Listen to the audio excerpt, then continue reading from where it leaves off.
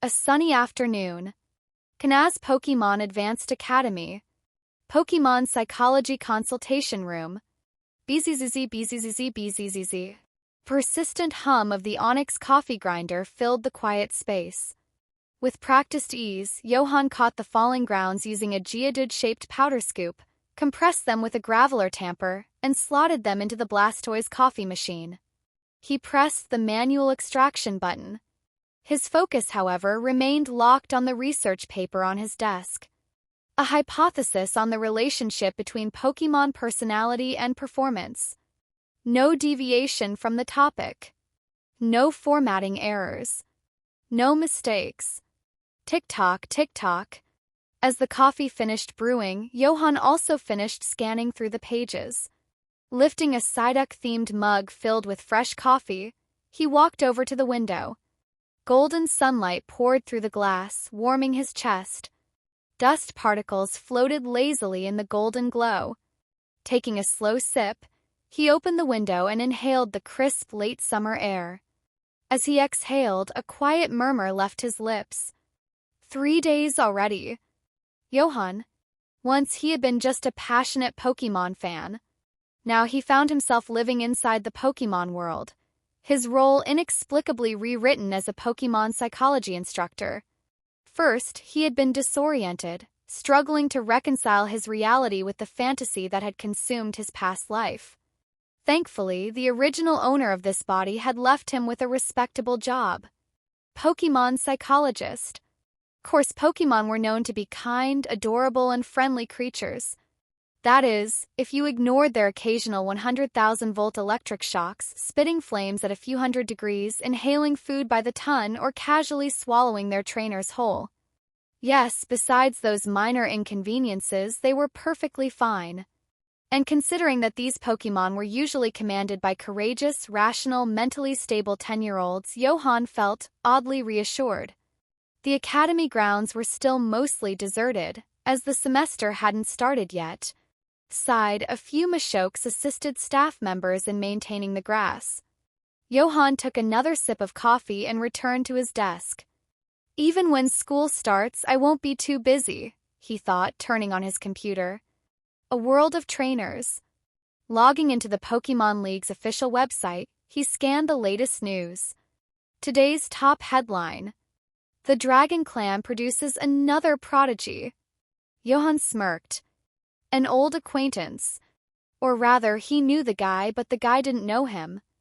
The article featured a promotional poster. A young man with reddish-brown hair stood in a deep blue investigator's uniform, a crimson cape draped over his shoulders. A Charizard roared beside him, a Gyarados coiling menacingly at his other side. Dragon Master Lance joins Kanto League Investigation Unit.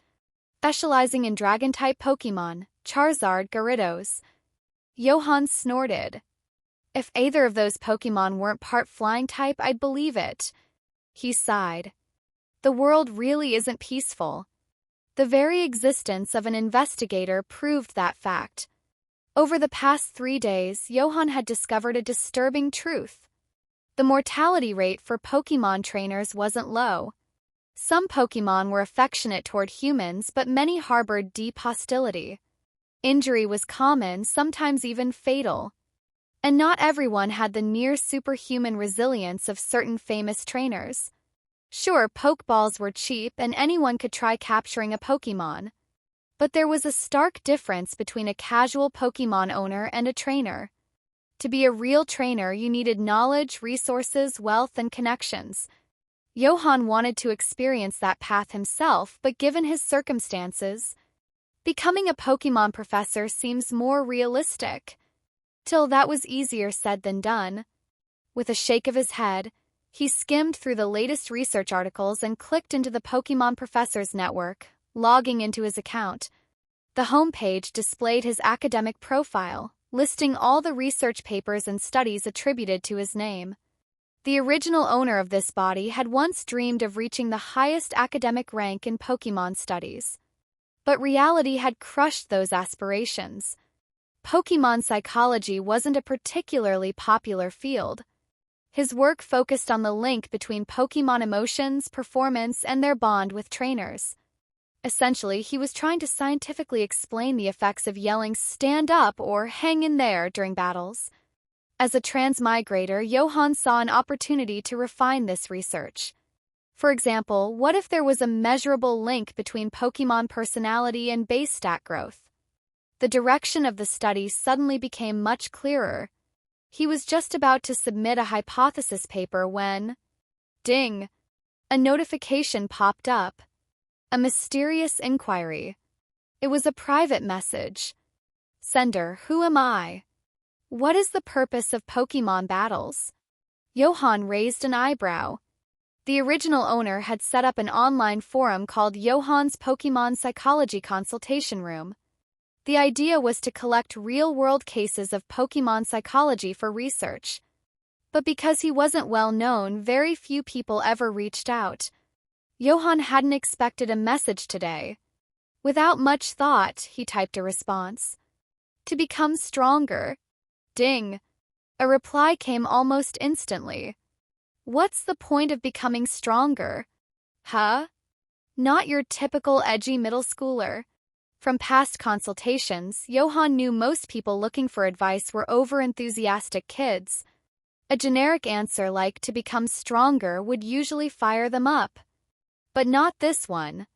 Another message arrived before he could reply. What if you're already the strongest? Johan frowned. That was an interesting perspective. Who could claim to be the strongest? Even future champions wouldn't say something so absolute. The username "Who am I" made things even more curious. After a moment of thought, Johan responded. There's no single answer. Some battle for strength, some for excitement, others for the bond they share with their Pokémon. It's a question only you can answer. The response wasn't instant this time. Then, he enjoys the superiority that strength brings. Johan blinked. He? A typo? Because of his experience writing academic papers, he was particularly sensitive to small details. Then that's his way of battling. But Pokémon aren't just for fighting. Try doing something together outside of battle to understand each other better. Like what? Sharing a favorite meal, watching a movie together, or even cooking? Cooking! Johan smirked. Before he could type anything else, another message arrived. I'll try talking to him. And then, the user went offline. Johan sat there, staring blankly at the screen. A creeping realization dawned on him. Wait a second. Was he just chatting with a Pokémon?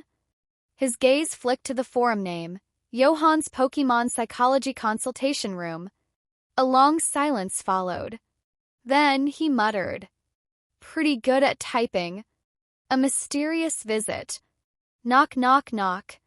A series of knocks echoed through the quiet consultation room. Come in. Johan was slightly surprised but answered nonetheless.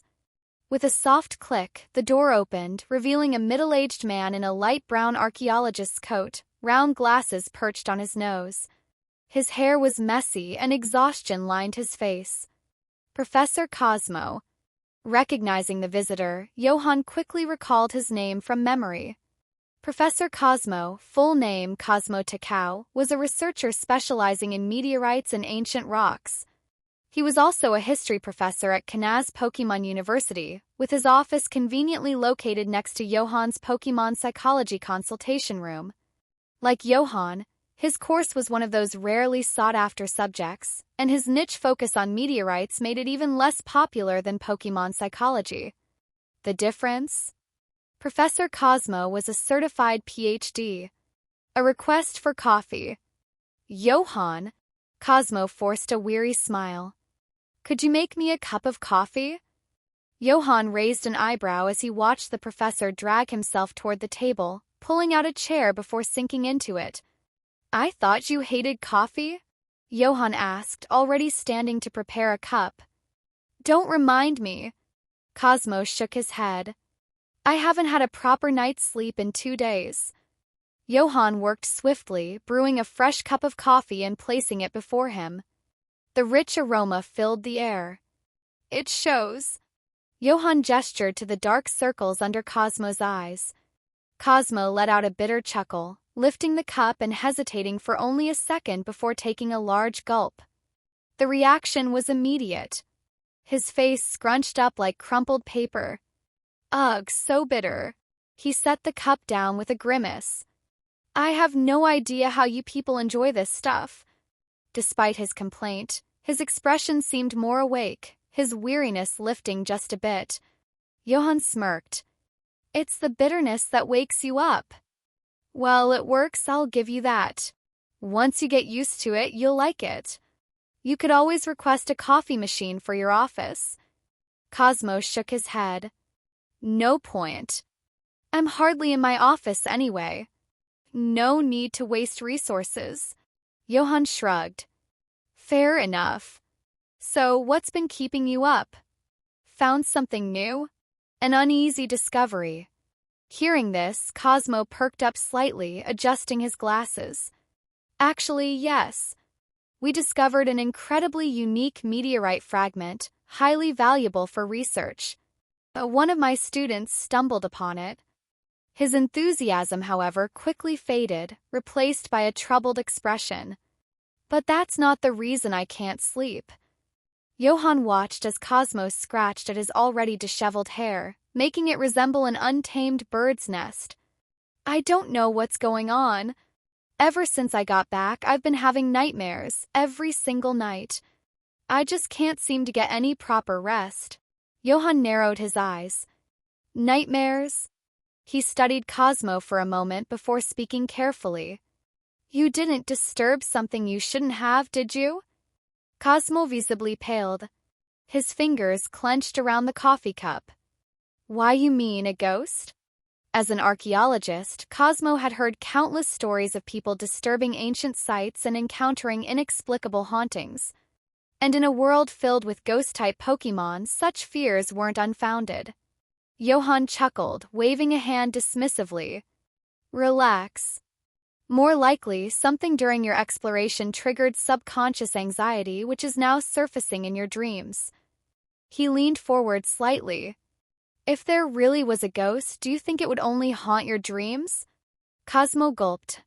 An offer to help. Johan stood, walking toward a particularly comfortable armchair in the corner of the consultation room. It was where he usually took his afternoon naps. He patted the chair. Want me to help you get some real rest? Cosmo hesitated for a moment, then shook his head. Slapping his cheeks lightly, he gulped down the rest of the coffee in one go. Maybe later. I need to finish my lesson plans before the semester starts. Johan smirked. Good luck with that. Cosmo muttered a thanks before striding out of the consultation room, his steps a little steadier than before. Johan leaned back onto the sofa, watching the rain tap gently against the window. An unsettling awakening. Ugh. When Johan groggily opened his eyes, the sky had already darkened. He sat up, rubbing his forehead. When did I fall asleep? Sighed, the once sunny afternoon had given way to an overcast, rain-soaked evening. Mist curled through the streets, rain drizzling steadily in the dim light, cast an eerie, mysterious atmosphere over the campus. Then, Johan! A low, raspy voice echoed softly in the silence. A chill ran down Johan's spine. His instincts screamed wrong. He shot up, muscles tense. Who's there? A figure stepped into the dim light. It's me, Cosmo. Johan exhaled in relief, rubbing the goosebumps on his arms. Damn it, that was creepy. Professor Cosmo still not off work? Cosmo sighed. Just finished. Even if I go home, I doubt I'll sleep. Since you're still here, I was hoping you could help me out. Johan glanced outside at the rainy evening. You're not heading home? Cosmo shrugged. Got used to it. Johan stood and stretched. All right, take a seat. Without hesitation, Cosmo lay down on the sofa, his hands clasped over his chest, eyes closed. Johan pulled up a chair beside him and began speaking in a calm, measured voice. Breathe in, hold, exhale. Now let yourself relax. Imagine lying on a soft green field, the warm sun overhead. His words flowed smoothly, like a gentle breeze drifting through the mind. Hypnosis. Cosmo was already exhausted, making the process easier. Within minutes, his breathing evened out. Johan leaned back, satisfied. Rest well. Carefully, he stepped out of the room and closed the door behind him. Time to clock out. A lingering presence. What Johan didn't see. The moment he left, a faint red glow flickered on Cosmo's chest. Wisps of black smoke curled and swirled above him, gathering into an eerie mass. Then, two glowing eyes opened within the darkness. They narrowed in displeasure. Then curiosity turned, shifting its gaze toward the closed door. The man, how did he do that? A low, garbled chuckle escaped the entity. Caca. Then, like a wisp of shadow, it slipped through the door, silently following after Johan. Hey, everyone! If you enjoy my quantum audiobooks, you can support me by becoming a Patreon member. Your support helps me keep creating, and you'll get exclusive perks. You can also access my audiobooks directly through Google Drive. Check out the link in the description. Now, let's get started. A warm breeze stirred the black velvet clouds, and fine strands of rain gently slid down the eaves. Small puddles formed in the narrow alleyway, reflecting the grayish-white night sky. A burst of steam, accompanied by a sizzling sound, floated from a small window, adding a touch of warmth and life to the cold night. Johan lived in an old apartment building not far from the school, just a 10-minute walk. After returning home, he rested briefly and then made himself a simple but tasty dinner. The somewhat worn-out sofa had the advantage of being soft and clean, making it perfect for someone to lazily sink into. With a blanket covering him, he pulled over his old second-hand laptop and started browsing the internet. Though Johan, as a longtime Pokémon enthusiast, was very knowledgeable about Pokémon, he knew very little about the actual Pokémon world. For example, modern Pokeballs were invented in the year 1925 of the League calendar by Professor Nishinomori from Celadon University. 1,000 years ago, a massive meteor struck the Hoenn region, eventually forming today's Setopolis city. It was during that event that humans in the Hoenn region first encountered the legendary ancient Pokémon, Rayquaza. More recently, several years ago, the Daisaken Holdings Company went bankrupt due to the cancellation of the Neomobile project, leading to the closure of C. Mauville. At the same time, Watson, the person in charge of the Neomobile project, resigned as one of the Elite Four and became the gym leader of Mauville City. Daisaken Holdings, huh? I seem to remember Professor Cosmo's father, Reizo Cosmo, was also part of that company, wasn't he? Johan mused. In addition to these tidbits, he learned quite a bit about current policies the League had regarding Pokémon trainers. For instance, how to become a registered League trainer, the benefits involved, and the responsibilities that came with it. He also browsed the benefits of being a researcher, especially those with independent research labs or even doctorate degrees. In summary, the benefits for ordinary researchers were similar to those of average trainers. However, researchers with independent labs or those with PhD degrees enjoyed perks far beyond those of typical trainers. It's really cold tonight. Halfway through his browsing, Johan felt that it was unusually cold.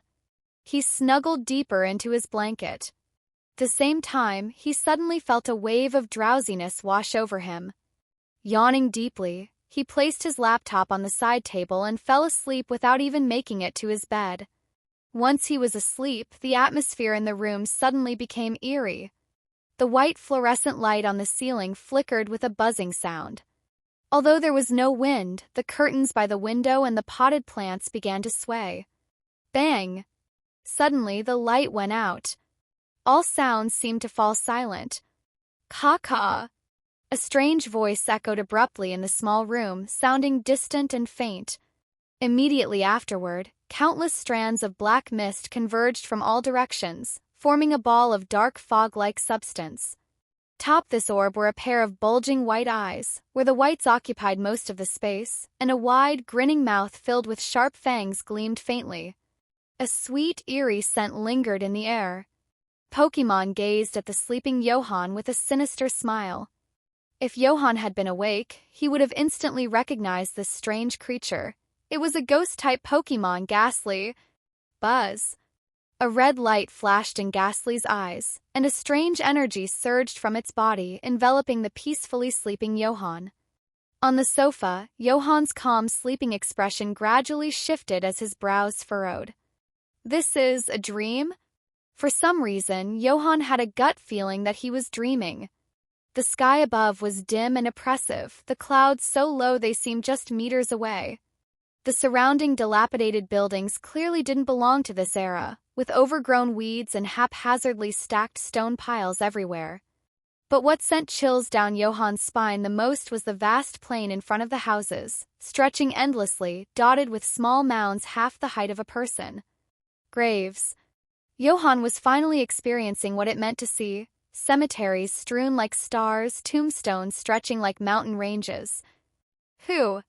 Suddenly, a low, haunting sound echoed from an indeterminate distance, carried by a bone-chilling wind. Johan couldn't help but shiver. It was his first time experiencing such a realistic dream. Pop! Out of nowhere, a mound of earth not far from Johan burst open, and a ghastly white hand shot out. Immediately after, as if triggered by some mechanism, all the mounds of earth around him started shifting. Hands, branches, and even heads began breaking through the soil. They were all ghost-type Pokémon. Duskull, Banette, Cofagrigus, Haunter, Sableye. The scene, combined with the environment and atmosphere, was enough to terrify anyone. Caw-caw! From behind a dead tree, Ghastly peeked out, watching Johan, whose face remained expressionless, and laughed in glee. This trick had scared Professor Cosmos so much that he hadn't dared to sleep for days. But for Johan, who had fallen asleep without Ghastly even using any moves or energy, it felt particularly curious. Ghastly licked its lips with its long, crimson tongue, smacking its lips in anticipation. This person's dream and the fear in it should taste quite delicious, right? However, the next moment, Ghastly froze. It realized that while Johan's face was still stiff, the initial fear in his eyes had been quickly replaced by contemplation. So many ghost-type Pokémon. Honestly, Johan was indeed startled at first. Despite seeing plenty of ghost types in the games, with many of them even being quite cute, encountering them in real life was an entirely different experience. The bone-chilling cold that pierced his very core made his hair stand on end. But after that initial fright, he quickly calmed down. For one, he could sense that this was a dream. Since it's a dream, what's there to be afraid of? Secondly, seeing so many ghost-type Pokémon, he had a thought pop into his head. Why isn't Giratina here? Giratina? Caw-caw! Ghastly heard Johan's mumbling and blinked in confusion. Shook its head violently. It must be a mistake. Yeah, definitely a mistake. Ghastly thought maybe the ghost types weren't scary or fierce enough. Caw-caw! Guess it's time to handle this personally. Licking its lips again, Ghastly took a deep breath and its body swelled visibly. Meanwhile, Johan, rubbing his chin thoughtfully, stared at the terrifying ghost-type Pokémon before him. Is this really a dream? It feels so real. Everything in front of him, every smell, touch, and sound was so vivid. If it's a dream, then let's test something. Johan began recalling something in his mind. At the same time, within the dark clouds above, a massive silhouette began to take shape. The figure was enormous, dragon-like, and grayish-white in color. Golden rings wrapped around its neck and back. 2 ghostly wings extended from its body, with claw-like structures at the tips. 6 thick, clawed legs extended from its body. Caw-caw! Confident, Ghastly floated toward Johan, wagging its long tongue and making a deep, eerie noise. However, Just as it got in front of Johan, it suddenly looked up. In the next instant, its expression froze. Caca, caca. Ghastly. Johan noticed Ghastly at this moment, following its gaze upwards. What he saw was a massive creature standing proudly in the clouds. Giratina. Johan blinked in surprise. Can this really manifest? So it really is a dream. Roar! A deafening roar swept down like a hurricane. The surrounding ghost-type Pokémon scattered like foam, and the enormous Ghastly rapidly shrank, the black gas around it seeming to blow away. Caw-caw! Ghastly jolted in shock. Crack. Suddenly, the scene in front of Johan shattered like a mirror. Cracks spread out like a web, until it finally shattered completely. In a distant realm, a massive dragon-like Pokémon, who had been stealthily peeking at something through a glass-like portal, suddenly lifted its head. Grah! Its blood-red eyes blinked in confusion. Remote login? Closed its eyes to sense carefully, but it seemed to have been a false alarm. Shaking its head, it resumed its sneaky peeking monitoring. Ugh. Back on the sofa, Johan slowly woke up, rubbing his temples. His head felt a little fuzzy. As his vision cleared, he noticed a stunned-looking Ghastly hovering not far from him, its eyes full of terror. Ghastly. Perhaps because it heard his voice, Ghastly gradually snapped out of its daze. Two stared at each other from barely a meter away. A few seconds later, caw-caw. Like a startled wildcat, Ghastly screeched. It rapidly backed away, as if Johan were the real terrifying ghost. Ghastly. Seeing the Ghastly and recalling the incredibly vivid dream he just had, Johan slowly put the pieces together. His nightmare was probably caused by this little guy, right? But judging by how Ghastly looked now, it seemed scared of him. Johan couldn't help but find the situation amusing. When he first encountered the ghost-type Pokémon in his dream, he had indeed been frightened.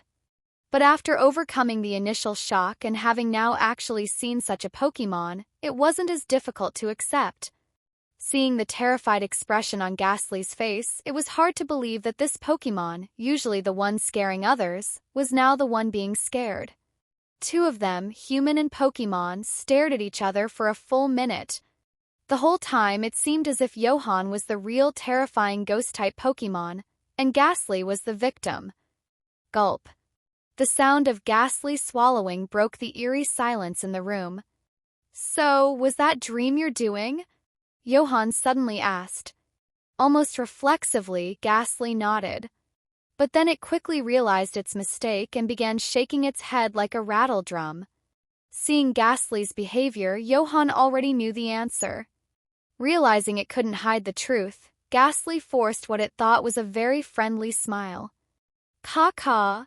Ghastly, being a gaseous Pokémon, wasn't confined by things like doors or windows. Normally, Ghastly would reside in graveyards or abandoned, dilapidated houses. While Johan's place was old, it wasn't the kind of place that should attract a Ghastly. However, as a Pokémon psychology instructor, Johan could clearly understand from Ghastly's expressions and reactions one crucial fact. Ghastly was afraid of him. Or more accurately, it was afraid of the Giratina it had seen in the dream. But it didn't really matter what exactly Ghastly was afraid of. What mattered was that it was scared. As everyone knows, the best way to capture a Pokémon is to weaken it and then use a Pokeball. Additionally, forming a bond or putting the Pokémon into a state of paralysis or fear also provides a good opportunity. And right now, Ghastly was in a state of fear and panic, almost like a reflexive response to stress. Johan slowly sat up from the sofa. Under Ghastly's watchful gaze, he calmly folded the blanket neatly to one side, smoothed the wrinkles on his clothes, and took a deep breath. His slow, deliberate movements and calm demeanor made Ghastly begin to relax as well. Maybe this human isn't so scary after all? Suddenly, Johan raised his hand abruptly. Look! Giratina. Caw-caw. The Ghastly, who had just managed to calm down, shuddered in shock and instinctively looked behind itself. At the same time, Johan pulled a red and white pokeball from some corner and threw it toward Ghastly. Buzz! A flash of red light enveloped Ghastly, drawing it into the pokeball. The room seemed to freeze in place, with Johan staring unblinkingly at the ball on the floor. He silently counted as it shook 3 times. Clink! The ball wobbled 3 times and, with a soft locking sound, came to a stop. Whew! Johan let out a long sigh of relief. A smile flashed across his face but quickly faded into indifference. So, this is what it feels like to capture a Pokémon? It wasn't as exhilarating as he had imagined. He stepped forward and picked up the Pokeball. This was a choice he had made after carefully thinking things through during that minute-long stare with Ghastly. There were 3 reasons behind his decision. First, while Ghastly seemed afraid of him, it would likely soon realize that Johan was just a human and had nothing to be afraid of. At that point, whether Ghastly would continue using hypnosis or simply leave was uncertain. Second, if Ghastly decided to act again, Johan, having ruled out the possibility of having a super rookie physique, knew that with the strength of an ordinary person, he stood no chance against a Pokémon, especially a ghost-type. Lastly, the opportunity was just too good. If ghost-type Pokémon weren't so creepy in real life, he probably wouldn't have hesitated for even a minute. But after thinking it over, if Ghastly could evolve into Gengar, it would be quite special. Ghastly, huh? Johan pressed the button in the center of the Pokeball and it opened. Caw-caw! A swirl of black mist gathered from the red light, forming the confused figure of Ghastly. Its large white eyes blinked, and its sharp teeth and crimson tongue were still there. Ghastly blinked twice, finally realizing what had happened. It stared at Johan with an expression that seemed to say, "I thought we were buddies, and you—" Caw-caw! A sharp, screeching cry, whether from anger or frustration, echoed through the room. Buzz! Johan, who had been prepared for this, immediately used the Pokeball again. A flash of red light, and Ghastly was once again sucked into the ball, silencing its cry. After a while, Johan released it again. Caw-caw! Recalled. Released. Caw-caw! Recalled. Released. After several repetitions, Ghastly. Caw-caw! Its voice was much calmer now, even showing a hint of appeasement. Let's talk, okay? There's no need for all this. Seeing that it had finally calmed down, Johan let out a sigh of relief. Turns out the idea that capturing a Pokémon instantly builds a bond is a myth, he thought. He was glad he had taken the initiative. Now that they could communicate, things would be easier. Grumble. Caw-caw! Ghastly looked puzzled. What was that noise? Ahem. Johan coughed into his fist. Looking away casually, he asked, Hungry? Caw-caw! 10 minutes later. Caw-caw! The small dining table sat 2 bowls of steaming hot instant noodles. Ghastly looked utterly amazed, as if it had never seen such a thing before. Stared at the bowl in front of it, inhaling the enticing aroma, and gulped. I've pretty much run out of groceries, so all I have left are 2 bowls of instant noodles. Johan explained. The mental effort of dealing with Ghastly, especially after that dream, had taken a bit of a toll on him. Ghastly nodded absent-mindedly, though it wasn't clear if it really understood. It just kept staring at the bowl of noodles, its misty form shifting around, unsure how to proceed. Well, let's dig in. Johan didn't say anything more, picking up his chopsticks and slurping up a mouthful of noodles. Slurp. The sound caught Ghastly's attention. It looked at Johan's movements and seemed to understand. A tendril of black mist extended from its body, forming a hand-like shape, which grabbed the chopsticks and reached for the bowl. But it seemed this was Ghastly's first time using such a tool, or eating noodles for that matter. After several attempts, it either failed to pick up the noodles or they slipped back into the bowl halfway through.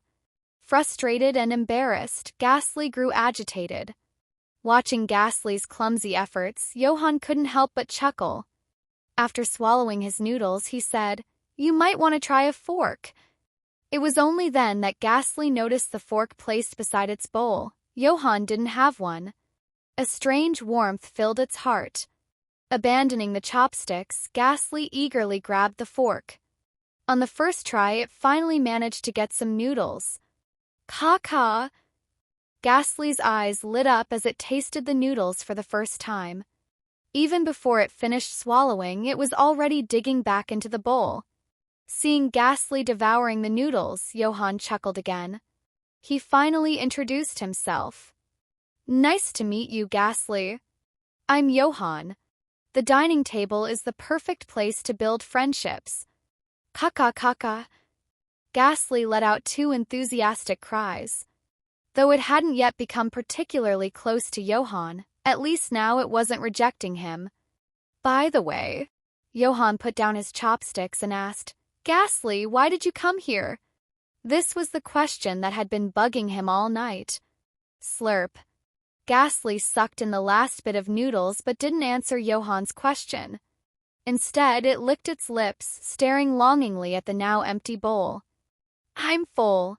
Johan pushed his half-eaten bowl toward Ghastly. Caw-caw. Ghastly stared at him blankly. Didn't you just say you were hungry? But this was the first time Ghastly had tasted something so delicious. And it was also the first time it felt like something warm was flowing through its heart. Johan smiled warmly. As long as you don't mind. Caw-caw. Ghastly floated over to Johan, and before he could react, slurp. Its long, crimson tongue gave his cheek a lick. Johan froze. Took him a moment to wipe the drool off his face. Have you brushed your teeth? So, the reason Professor Cosmo couldn't sleep and kept having nightmares before was because of you? A dim yellow lamp cast a flickering shadow on the wall. Johan, sitting at his desk, toyed with a jagged pitch-black stone that was oddly shaped and uneven. Although he didn't know much about stones, let alone fossils, it was clear that this one had some age to it. Most likely, this was the interesting stone Professor Cosmo had mentioned finding. What Cosmo didn't know was that this stone had a Ghastly sleeping inside. Caw-caw. Ghastly seemed to be in a good mood, nodding its head as it happily floated circles around Johan, occasionally making strange and goofy faces. So, you could be a Pokémon from decades, centuries, or even thousands of years ago? Caw-caw. That long ago? Ghastly had no idea. After all, it had been sleeping the whole time. Cosmo hadn't dug it up, it might still be asleep. As for why it had been sleeping inside the stone and its memories from before that, Ghastly had long since forgotten. That explained why it had never eaten instant noodles or why it seemed so curious about everything in the room. Amnesia, huh? In that respect, Johan felt like he could relate a little. Pulling the folded blanket from the sofa, he wrapped it around himself. For some reason, he felt cold. Perhaps it was because there was a ghost-type Pokémon like Ghastly in the room. Wait! Johan suddenly had a strange, stiff expression. He slowly raised his hand and wiped his already dried cheek. Does that mean you haven't brushed your teeth in 1,000 years? Caw-caw. Ghastly, oh. Johan. The next moment, a faint purple hue appeared on Johan's face. Caw-caw. Ghastly gasped, looking at him in surprise. Johan also noticed that something was wrong. Smacking his lips, he muttered, So? I've been poisoned? Poisonous saliva? Though Ghastly was a ghost-type Pokémon, it was also part poison-type. Still, Johan hadn't expected that just getting licked would result in poisoning. After all, Ghastly doesn't even know that many poison-type moves at its stage. Looks like you've got quite a knack for poison-type moves, Johan said as his lips turned a little pale. Caw-caw. Ghastly panicked and began flying in frantic circles around him, looking both anxious and clueless. What do I do? Don't panic. To Ghastly's surprise, Johan remained remarkably calm. Since it's your poison, you should be able to control it. Try to take it back. Caw-caw. Take it back? How? I don't know how. Is he going to die? He's going to die, isn't he? Die? Though Johan didn't have the superhuman resilience of a seasoned trainer, he could tell that his condition wasn't fatal. He was just feeling unwell. Even if Ghastly couldn't control the poison, he could always go to the Pokémon Center for treatment. That's why he remained calm. Think about how it felt when you licked me earlier, Johan said again. Caw. Perhaps it was Johan's calm demeanor, his lack of blame in his eyes or tone, that gradually made Ghastly calm down as well. Good, stay calm and then you can. Slurp. Before Johan could finish his sentence, Ghastly's long, red tongue shot out again and licked his face. Well, that's better, I guess. Wiping the saliva off his face, Johan forced a smile, almost as if trying to reassure himself. But soon enough, he noticed that the earlier discomfort had eased quite a bit. His eyes lit up slightly. With Ghastly looking at him, full of hopeful yet anxious anticipation, Johan nodded affirmatively. It worked. Caw. Ghastly let out a triumphant screech. It then squinted its eyes, smacking its lips and licking its tongue as it slowly approached Johan, giggling, Hee. That's enough.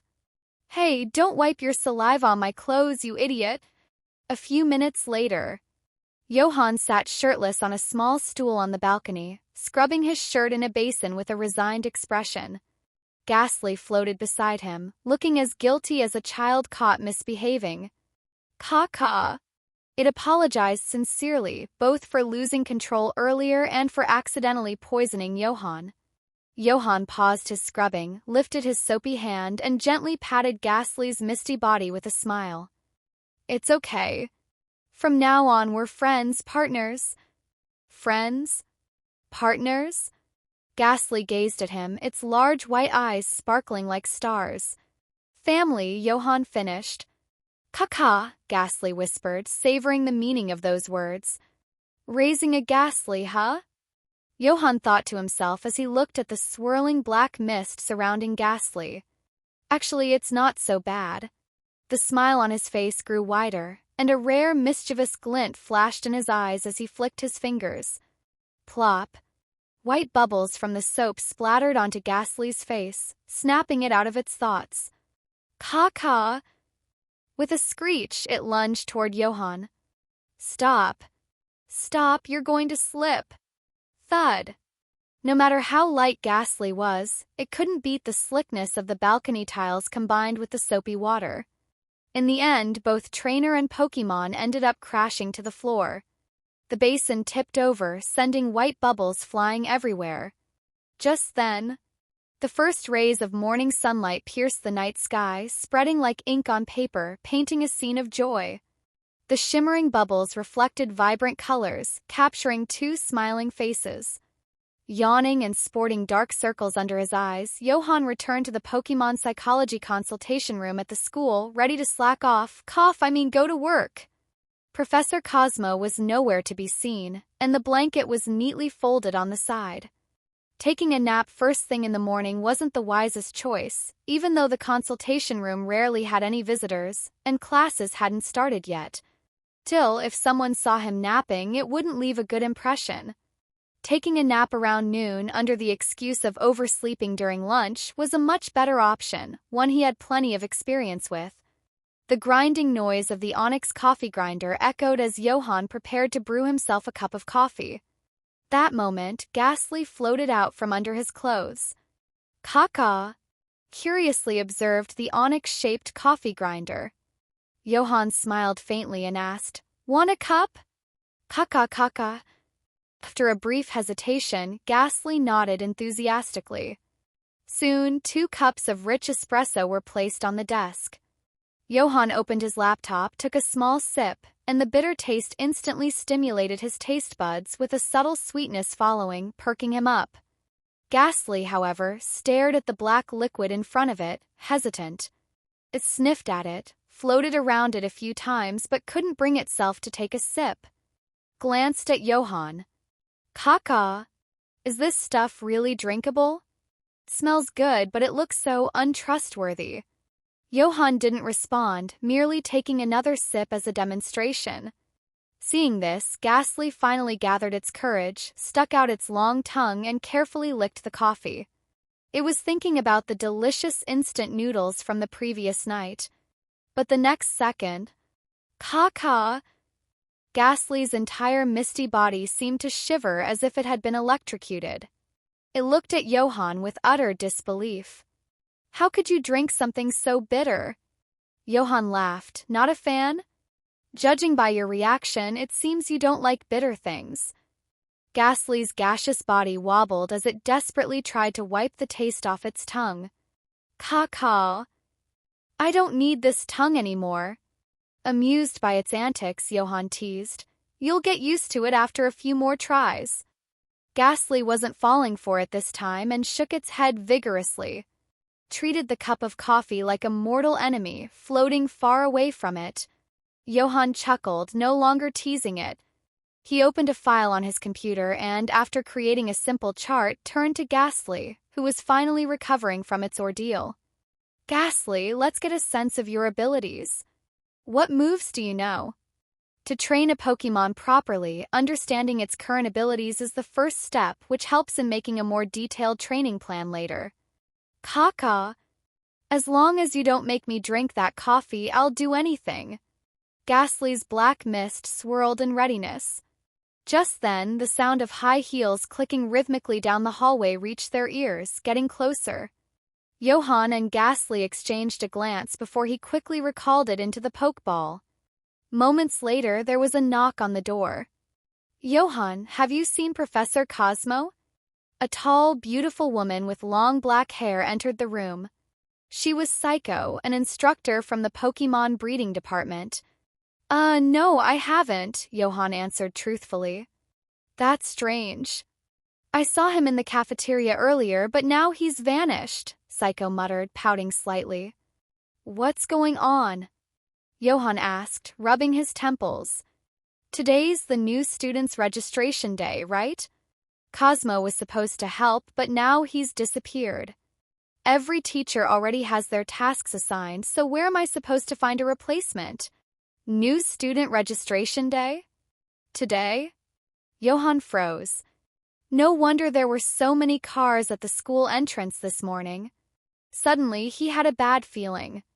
Sure enough, when he looked up, Psycho's bright eyes were fixed on him. "Johan, could you help out?" Johan walked toward the new student registration area, coffee in hand. Though he wasn't particularly eager to be there, he suspected that Professor Cosmo's sudden disappearance had something to do with the missing stone that housed Ghastly. Perhaps Professor Cosmo was off looking for it, and since Johan and Ghastly were partly responsible, he reluctantly took over his duties. Upon arriving at the registration desk, several teachers were already there, either organizing paperwork or chatting. The most eye-catching was a battle department instructor with a Kadabra, who effortlessly sorted through documents while laughing with a nearby female teacher. The Kadabra bent its spoon, and with a flash of its eyes, the files floated into neat stacks, though whether they were properly organized was anyone's guess.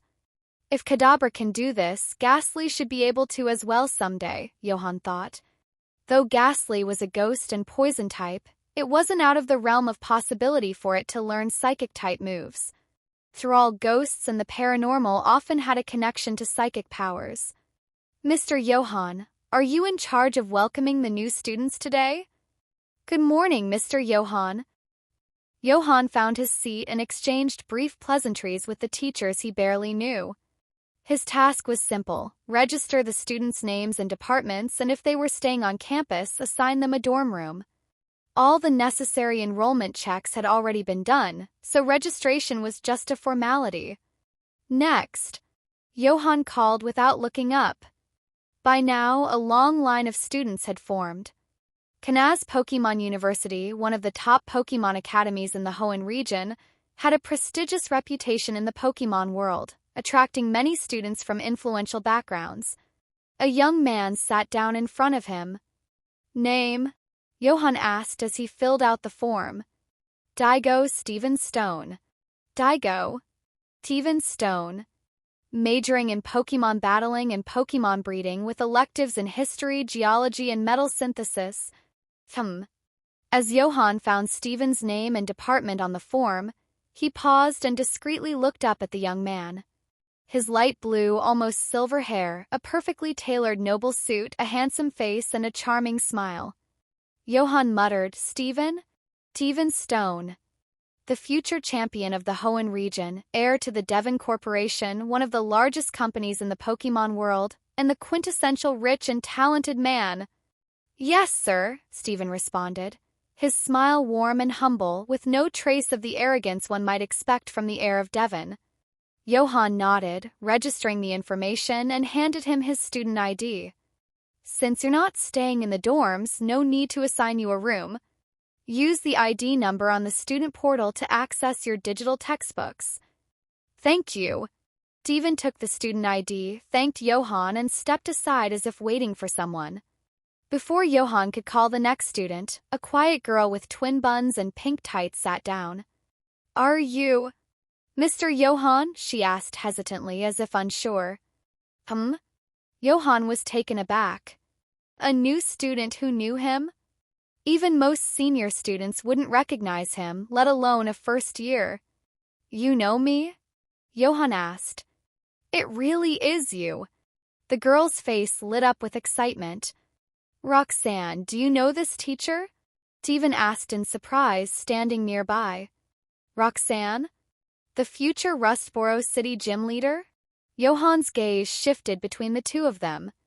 Roxanne nodded enthusiastically. Cousin, you don't know? Mr. Johan scored a perfect score in Pokémon theory and ranked first in the Hoenn region to be admitted into Kanto's Silver University. Perfect score in theory? First in Hoenn? Steven looked at Johan, who didn't seem much older than him, with newfound curiosity. With such outstanding achievements, why was Johan teaching at Kanaz Pokémon Academy? Even though Kanaz was the top academy in Hoenn, Silver University was in a league of its own. Johan cleared his throat and handed Roxanne her student ID. Roxanne, here's your ID. Please take care of it. Thank you, Mr. Johan. Roxanne took the card, hesitated briefly, then asked, Mr. Johan, which department are you a professor in? Pokémon Psychology, Johan replied casually. Neither Roxanne nor Steven had chosen to take that course. With a long line of students still waiting, the two didn't linger after receiving their IDs and left soon after. Johan completed the registration duties for the day and, feeling exhausted, dragged himself back to his consultation room. Caca! As Johan returned, Ghastly cautiously peeked its head out from the ceiling, grinning sheepishly. Johan's mouth twitched. Honestly, having a Pokémon that could phase through walls was actually kind of nice. At the very least, it added a little excitement to his life, right? Caca. It's fine. Click. Johan flipped the switch on the wall, and the room, previously dim, was flooded with the warm light from the incandescent bulb. The eerie atmosphere that Ghastly brought to the room faded a bit, though it was still noticeably cooler than the temperature outside. I guess I won't need air conditioning in the summer, Johan thought, rolling his eyes. You can leave the light on from now on, he added. Caca. Ghastly responded obediently. All right, let's continue from earlier. Show me what you've got. Having prepared itself, Ghastly's black mist began to swirl. The already cool room became even colder. Johan, rubbing his arms to fend off the chill, stared at Ghastly, waiting to see what moves it could use. But then, to his surprise, ghostly, transparent text suddenly appeared in front of him. Ghastly. Type Ghost Poison. Ability, Levitate. Moves, Confuse Ray, Lick, Hypnosis, Mean Look, Spite, Astonish, Curse, Will-O-Wisp. Mood, Happy, Anxious. Condition, Good, though still not fully recovered from long-term slumber.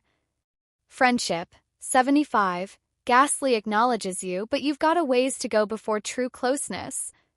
Is this Ghastly's status?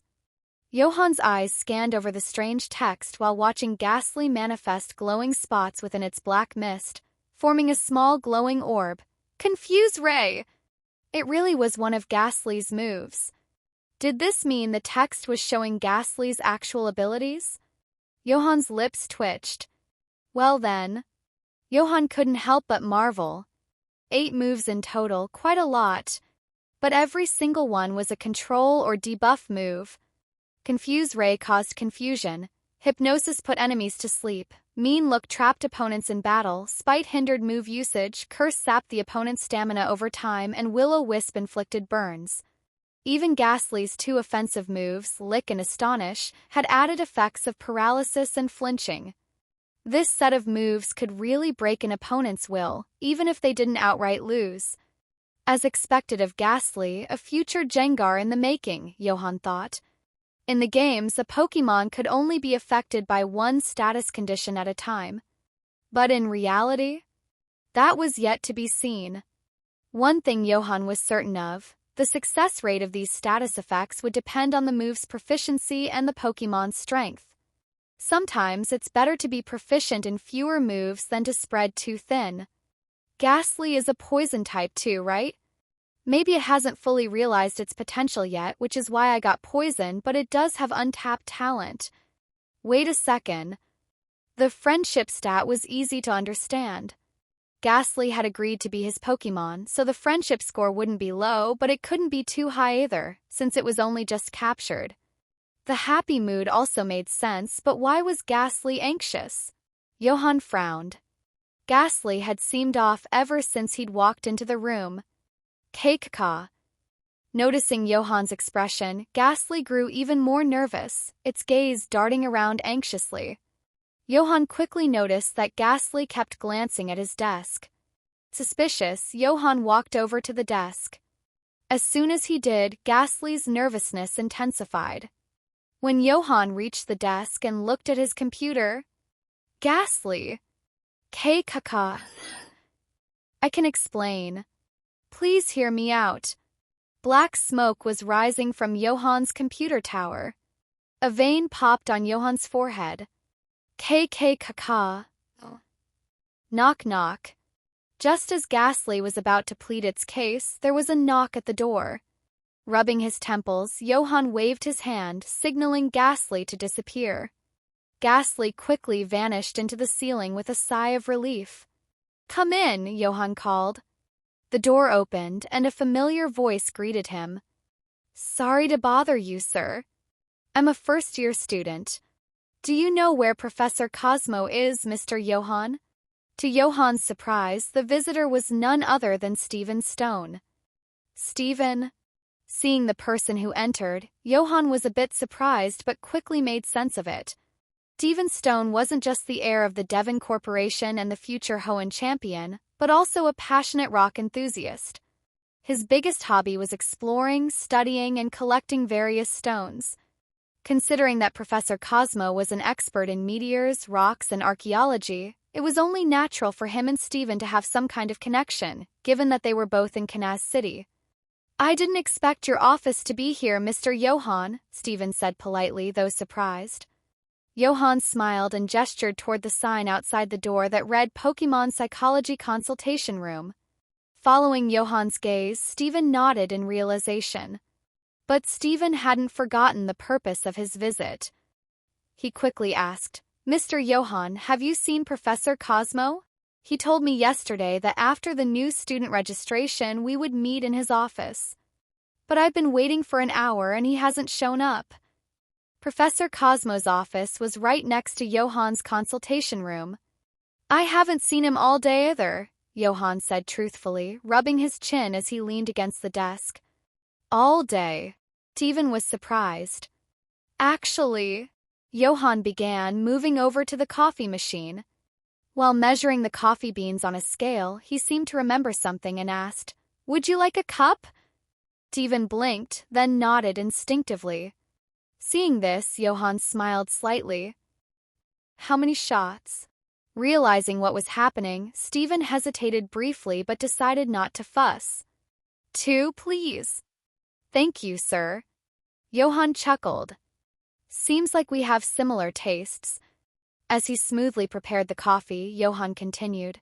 The truth is, Professor Cosmo was supposed to handle today's new student reception, but since he couldn't be found, I had to fill in. So...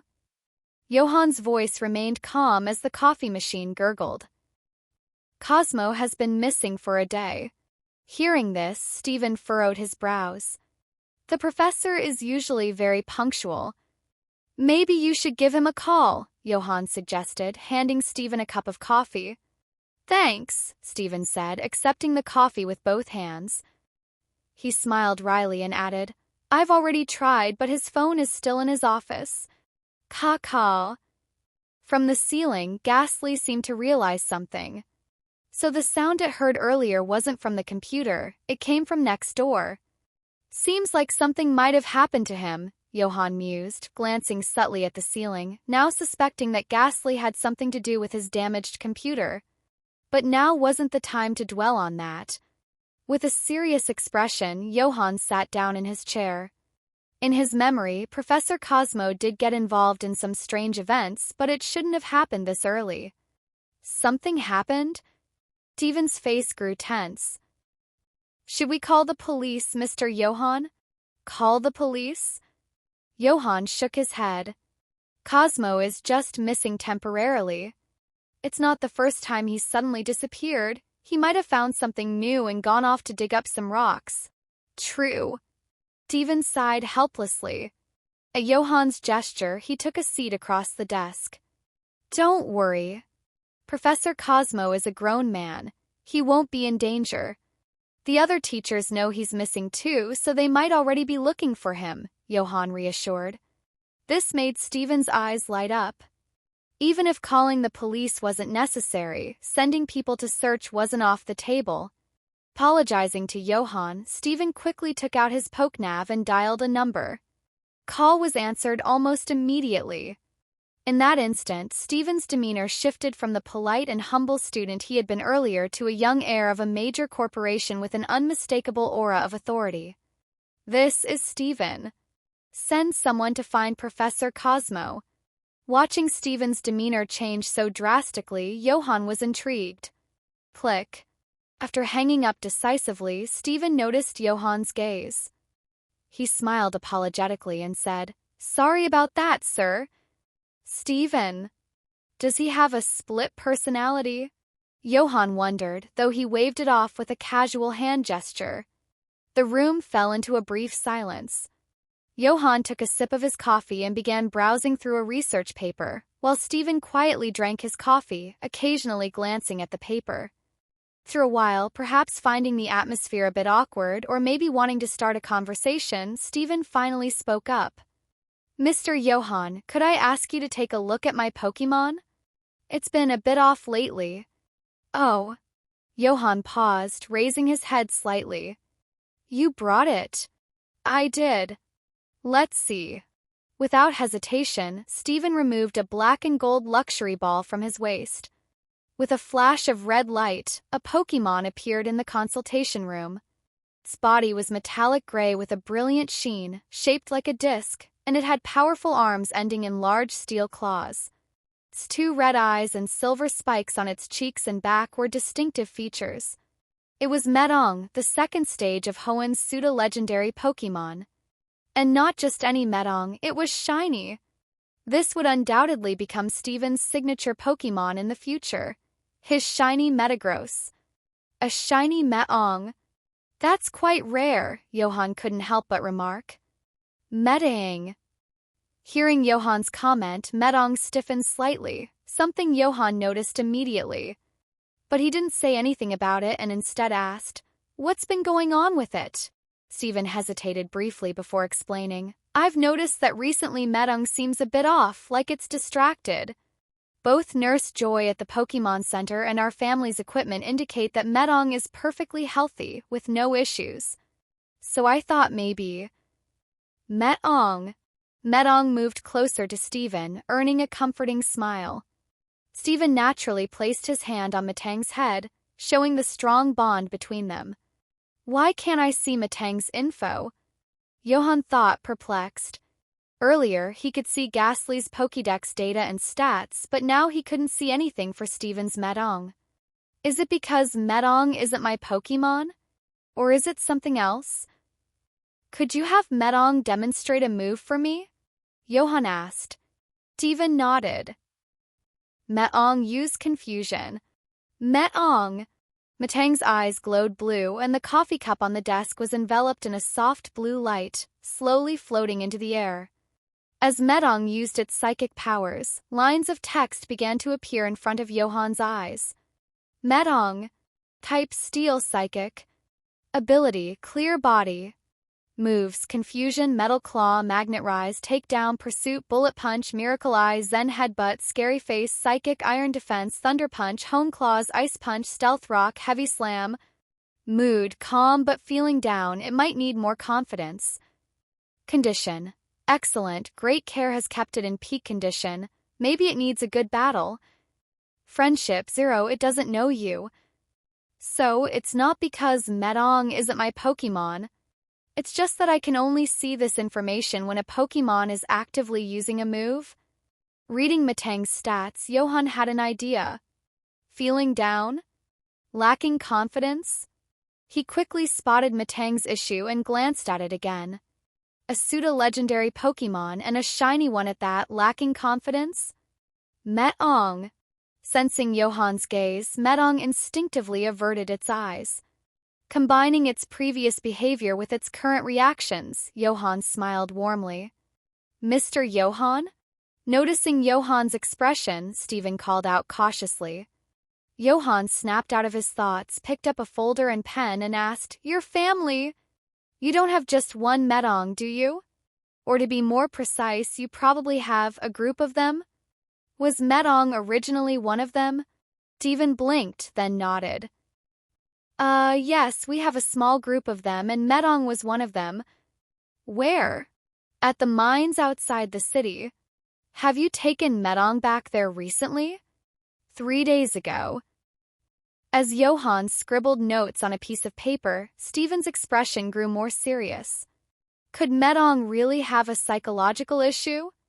Unable to suppress his curiosity and concern, Stephen glanced at the folder. To his surprise, Johan was seriously sketching a Metong standing at a fork in the road. The drawing, however, was a little... Does it look accurate? Johan asked, noticing Stephen's gaze. A bit abstract, Stephen said, struggling to keep a straight face. Johan laughed. Abstract, huh? You're being too kind. Cribble, scribble. Finally, Johan wrote a line of text under the drawing. Mild early-stage autism due to isolation from the group because of its shiny coloring. Autism? That was the last thing Stephen had expected. But thinking it over, it did make some sense. Other than Stephen, almost no one could get close to Metong. And when Stephen first caught it as a beldam, it had been somewhat ostracized from the rest of the group. This was a common issue for shiny Pokémon. While game players in Johan's previous world would hunt for shiny Pokémon, in this world being shiny wasn't necessarily seen as a good thing. Shiny Pokémon were often treated differently, sometimes even facing prejudice or strange looks. If not properly addressed, this could lead to psychological problems over time. Beep beep. Just as Stephen was about to ask what to do next, his Pokénav rang. After answering, Stephen smiled and quickly told Johan, Mr. Johan, they found Professor Cosmo. That fast? Johan was surprised. You must have mobilized quite a few people. No, Stephen shook his head, smiling casually. I just bought a few detective agencies. Johan. Classic Stephen. Police station? Half an hour later, Professor Cosmo sat in Johan's consultation room, looking troubled as he recounted the recent events. As it turned out, Professor Cosmo had slept in the consultation room the previous night, and when he woke up, he remembered that it was the day for new student registration, and he had some responsibilities. Since he hadn't slept properly for 2 days and hadn't changed clothes in a while, he decided to go home to freshen up, thinking he had enough time before heading back, as his home wasn't far from the academy. But when he got home, he found that his house had been broken into. Everything was in a mess. Naturally, his first move was to call the police. Officer Jenny took him to the Kanaz police station for investigation. Because he didn't want his phone to disturb his sleep, he had left it in his office the night before, assuming he would return quickly. But things didn't go as planned, leading to his disappearance for so long. "Did you lose anything?" Johan asked, handing Professor Cosmo a glass of water. Professor Cosmo took the water and smiled wryly. "That's the strange part. After looking around, nothing valuable was stolen, just a few rocks that probably wouldn't interest anyone else." "Rocks?" Johan was about to respond, but Steven interjected, his reaction a bit more intense. "Those rocks?" "Yes," Professor Cosmo replied. Some of the stones were indeed rare meteorites, but to most people they were just useless rocks. What kind of thief would go to such lengths for a few rocks? However, Johan had a growing suspicion. Could the thief have been after the stone that once held Ghastly? It wasn't impossible. If that were the case, and the thief didn't find the stone with Professor Cosmo, they might come after Johan next. Johan suddenly recalled that, in the original storyline, Professor Cosmo did get involved with both Team Aqua and Team Magma after discovering a meteorite. Could it be? Originally, Johan had intended to tell Professor Cosmo that he had the stone containing Ghastly and ask if they could make a trade. But now it seemed like that conversation would have to wait. At least, until he could figure out the real intentions behind the thief's actions. "As long as you're okay," Johan said, offering some comfort. "Thank you," Professor Cosmo replied gratefully. Whether it was for letting him sleep well the night before, covering for him during the student registration, or something else, Professor Cosmo seemed genuinely appreciative. Johan shook his head, indicating it wasn't a big deal. "Well, I need to stop by the administration office. I saw a lot of missed calls on my phone earlier," Professor Cosmo said with a bitter smile as he stood up. "I'll go with you," Johan said, also standing up. Seeing the puzzled expressions on Professor Cosmo and Steven's faces, he explained, "My computer's having some issues. I need to see if I can request a new one." "You don't need to go through the trouble. Just use mine for now. I hardly ever use it anyway. It might take a while for the new one to arrive, and when it does, we can switch it back," Professor Cosmo suggested. After a brief moment of hesitation, Johan agreed. "That works." Professor Cosmo left, and the consultation room was once again quiet, with only Johan and a thoughtful-looking Steven remaining. After a while, Steven seemed to remember something. They hadn't finished discussing Matang's issue. After thinking about how to phrase it, Steven spoke up, "Mr. Johan, about Metong." Johan snapped out of his thoughts and smiled. "Don't worry. Matang's issue isn't too serious. A little psychological guidance should fix it." Steven sighed in relief. He couldn't help but feel a bit guilty. If he hadn't been so preoccupied with his family's company recently and had paid more attention to Metong, maybe Metong wouldn't have developed this problem.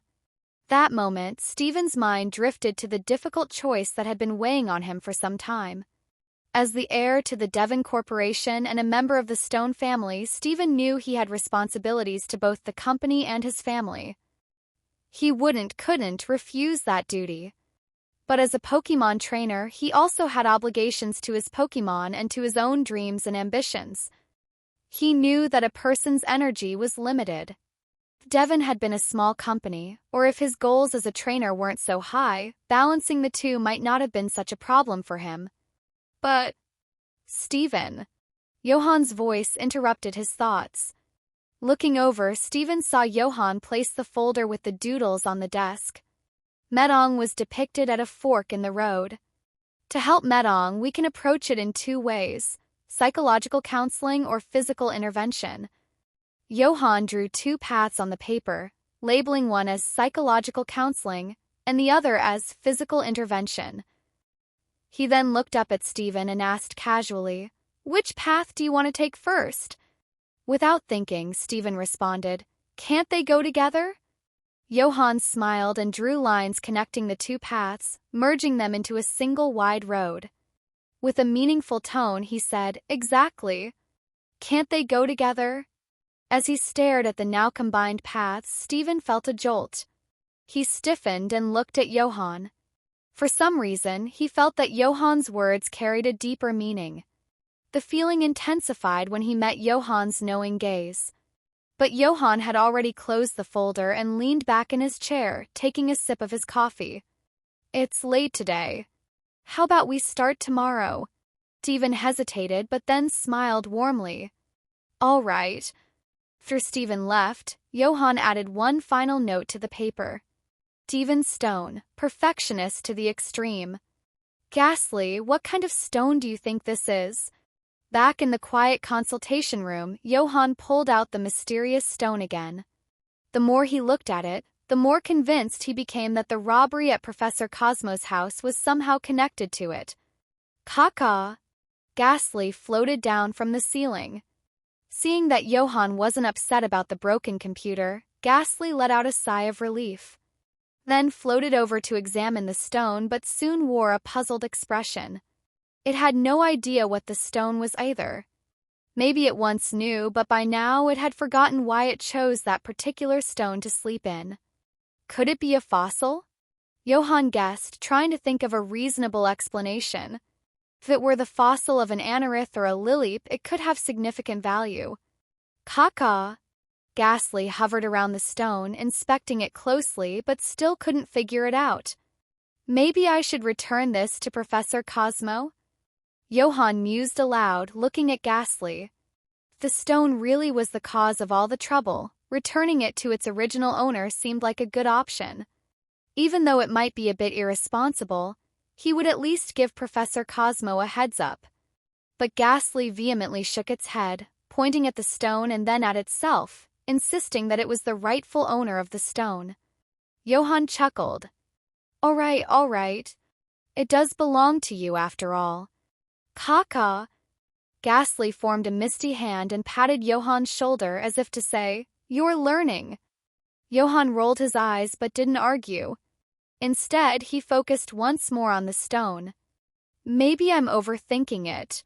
Maybe they've already taken what they wanted. Do you really believe that? Ghastly's eyes seemed to ask.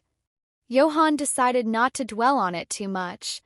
After all, he wasn't in control of the situation from the start. Ghastly, do you feel unwell at all? Johan asked, recalling that Ghastly's Pokédex entry had indicated that it wasn't in peak condition. Caca! Ghastly tilted its head in confusion. Unwell? Not at all. Johan frowned. Whether it was Pokémon or humans, the biggest issue was often when they couldn't feel that something was wrong with their own bodies. Though Johan had learned some basic Pokémon medical knowledge as part of his psychology studies, diagnosing hidden issues like this was beyond his expertise, especially with a ghost-type Pokémon like Ghastly, which required a different approach. Should I take it to a Pokémon center? But then Johan remembered how expensive it was for non-registered trainers to get treatment at a Pokémon center, and his head started to ache. Money. It wasn't just the cost of treatment. Raising Ghastly would also require a significant amount of money, and there was no real limit to how much could be spent. Johan sighed. Thankfully, he had a stable job. Raising Ghastly alone should be manageable, right? Let's pick up where we left off. Ghastly had only demonstrated the start of its moves earlier, before they were interrupted. Now they finally had time to continue. Caca! Ghastly floated up, eager to continue. Most of your moves are straightforward enough. But when it comes to hypnosis, I do have some tips. As for Will-O-Wisp, I believe it's more about subtlety than speed, though speed is important too. And with Confuse Ray, you should focus more on speed since it's harder to conceal. But maybe you can try combining Confuse Ray with Will-O-Wisp. Caca. In the consultation room, Johan sat at his desk, discussing his thoughts and noting Ghastly's progress.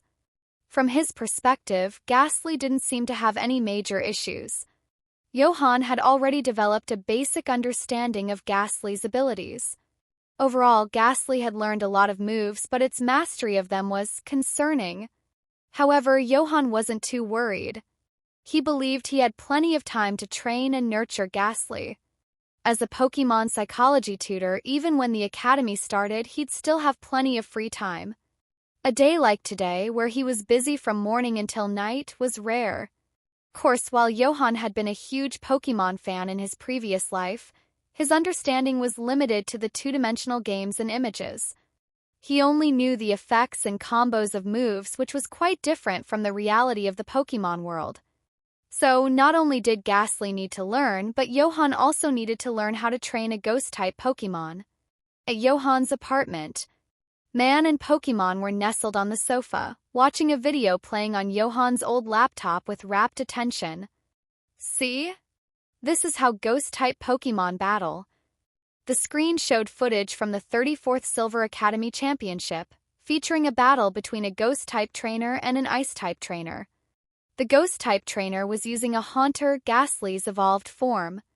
Ghastly blinked, its misty form transforming into a hand, pointing at the frozen Haunter lying on the ground. Caw-caw. But it lost. Ahem, Johan coughed awkwardly. That's only because its opponent was too strong, but its battle strategy wasn't wrong. The victorious Pokémon on-screen was a Lapras, and the Ice-type trainer was a tall girl with long orange-red hair, glasses, and a well-coordinated outfit. Her name was Lorelei, one of the future Elite Four of the Kanto region. Losing to her, Johan thought, was completely normal. In fact, the Ghost-type trainer had once been quite famous at Silver Academy. Caw-caw. Oh. Ghastly nodded, somewhat understanding. Johan turned off the video, revealing a long list of other Ghost Pokémon battle videos he had searched. You keep watching for now, I'll go make dinner. After setting the laptop on the coffee table, Johan donned an apron and headed for the kitchen. Soon, the sound of sizzling food filled the air. Caw-caw. Meanwhile, Ghastly floated in front of the laptop, its eyes darting back and forth across the screen. Quickly figured out how to use the mouse and clicked on a video with a high view count. The title? Agatha the Elite Four, I Am Fear. As the video began, Ghastly's eyes lit up at the sight of a Jengar. But as it watched, its expression slowly turned blank. Caw-caw.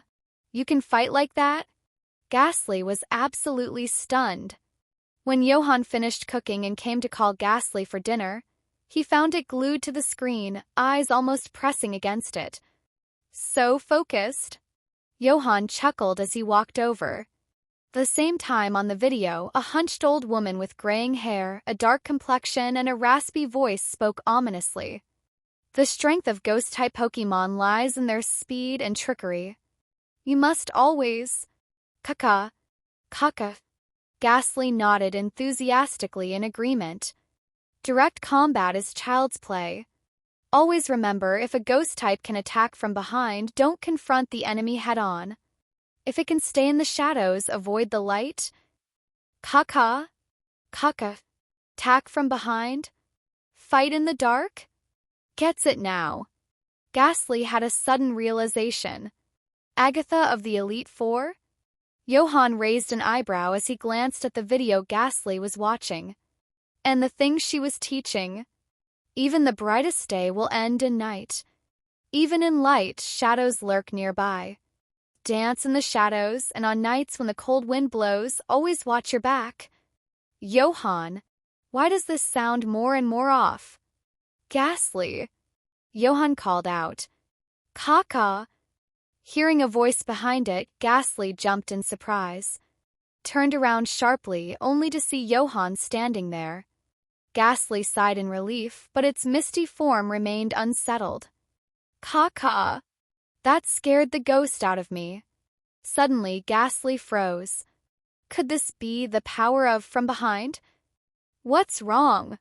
Johan waved his hand in front of Ghastly's face. Caw-caw. Ghastly quickly shook its head, pretending nothing had happened. The two sat down at the dinner table. Caw-caw. Ghastly sniffed the delicious aroma, looking excited but also a bit confused. Smelled something else besides the food. I'll buy you some poke blocks tomorrow, Johan said, not noticing Ghastly's confusion. Poke blocks? Ghastly's eyes lit up in excitement. Earlier, while watching the videos, Ghastly had heard a lot about poke blocks. Johan figured that maybe Ghastly's condition was due to nutrient deficiency from sleeping for so long. If the poke blocks didn't help, then they'd have to visit the Pokémon Center. Plus, raising Pokémon required the support of poke blocks. While regular food could provide basic sustenance, it wasn't enough for Pokémon to grow strong. Good thing the original Johan saved up some money.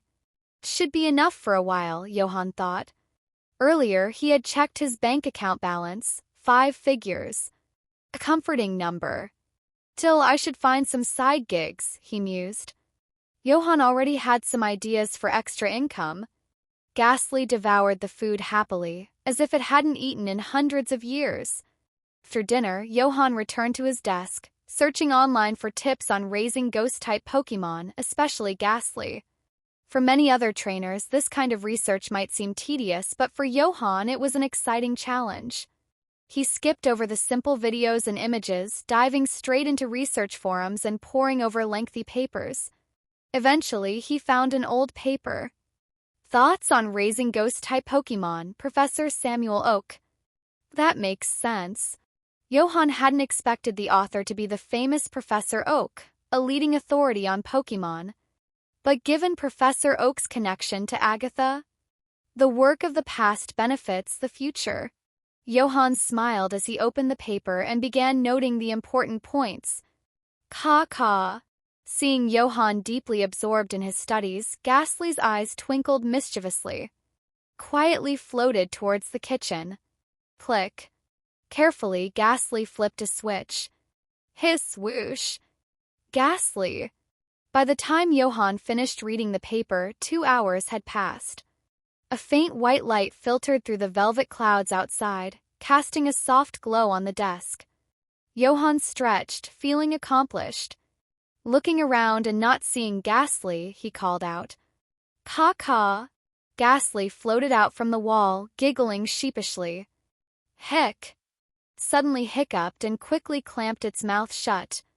Mega winky face. You seem... Johan eyed Ghastly from head to toe. Fatter. As a gaseous Pokémon, Ghastly's size wasn't fixed, but Johan could swear it looked bigger than before. Ghastly shook its head, avoiding Johan's gaze. Am I? No way. Must be your imagination. Its suspicious behavior didn't escape Johan's notice. But too tired to investigate further, Johan simply asked. Wanna watch an intense movie before bed? Caw. Ghastly responded excitedly, but as it opened its mouth, a strange smell wafted out. What's that smell? Johan wrinkled his nose. Gas? Realizing what had happened, Ghastly quickly inhaled, and the scent faded. Since Ghastly was a gaseous being, the smell must have come from it. Johan didn't think too much of it and said, Turn off the lights. Click. The room darkened. In the faint glow of the computer screen, man and Pokémon huddled together and started a movie. My Secret with Miss Magius. Ghastly! The next morning, Johan walked into the kitchen to make breakfast and saw the gas meter had hit 0. A vein bulged on his forehead. Now he knew what Ghastly had been up to in the kitchen last night. Caw. I swear it wasn't me. Ghastly blinked innocently with big eyes, trying to look convincing. On his way to work, Johan carried a bag of buns he bought from a convenience store. As he walked, he occasionally tossed a bun toward the wall of a nearby alley. Before the bun could hit the wall, Ghastly floated out from it and caught it in its mouth. Caw. Ghastly glanced at Johan with a guilty, pitiful expression. Johan knew exactly what was going on, but he was helpless. After all, trickery was part of Ghastly's nature. He couldn't suppress a Pokémon's instincts, even if it meant putting up with some mischief. Even Agatha of the Elite Four occasionally had to deal with pranks from her Jengar, though she'd long since learned not to fall for them. Plus, Ghastly's mistake with the gas wasn't really a prank, it was simply curious. No more going into the kitchen, Johan scolded the pitiful Ghastly with mock seriousness. Ka. Ghastly had hands, it would be swearing an oath right now. Seeing that Johan wasn't truly angry, Ghastly quickly dropped its act, happily enjoying its snack instead.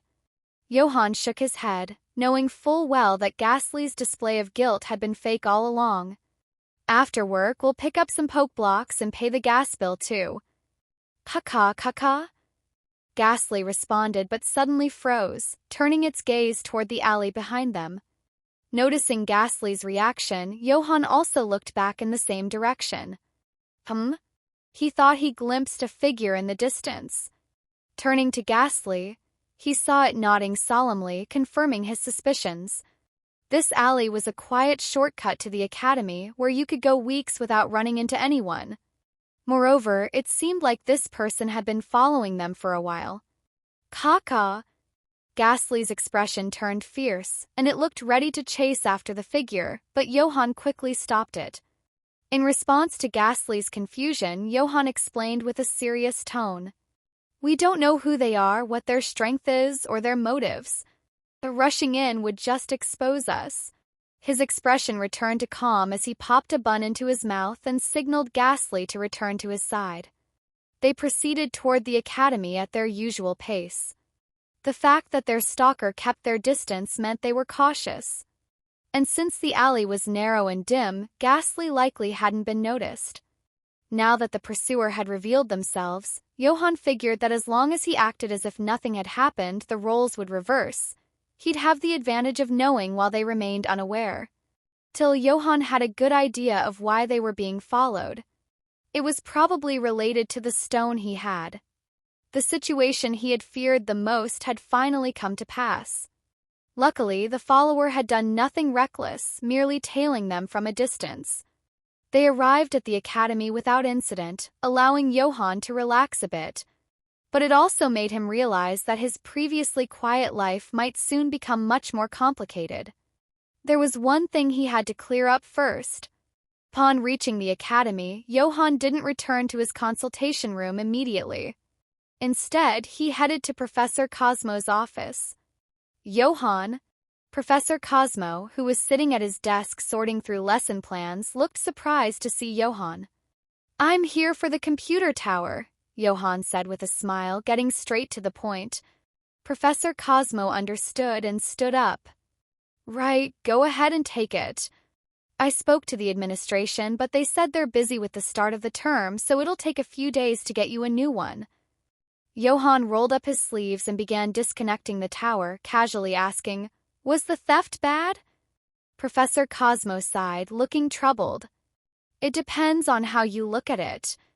They didn't take anything valuable in monetary terms, just some stones that are important to me. Rare finds, I imagine? Like the one you told me about the other day. Johan prompted. Exactly, Professor Cosmo said with a sigh. I barely had a chance to study it. In fact, I can't even remember if I left it at the academy or back home, but either way, it's gone. Did you and Steven find it together? Is it a fossil? Mentioning Steven seemed to brighten Professor Cosmo's mood. Yes, Steven's a remarkable kid, he said fondly. We've known each other for a long time, ever since his father worked at the Moss Deep Space Center.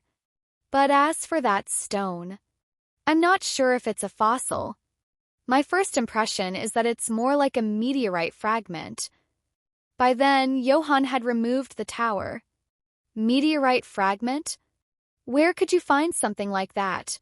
At Meteor Falls. Professor Cosmo replied without hesitation. Meteorites aren't as rare as you'd think. Meteor Falls itself was created by a meteorite impact, and Satopolis City was formed from the heat of another meteorite. I think I've heard that before.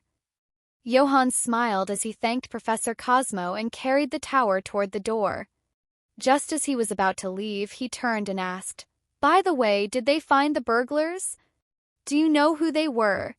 No, Professor Cosmo shook his head.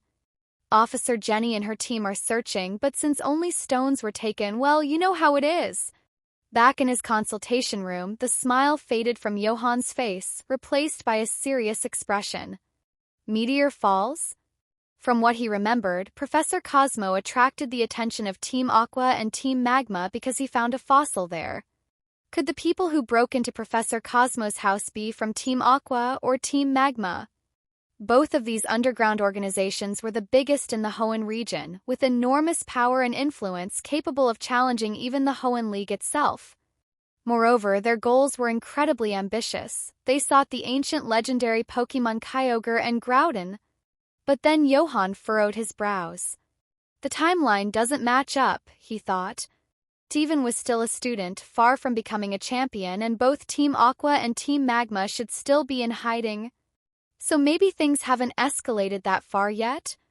Caw. Ghastly floated in front of Johan, waving its misty form to get his attention.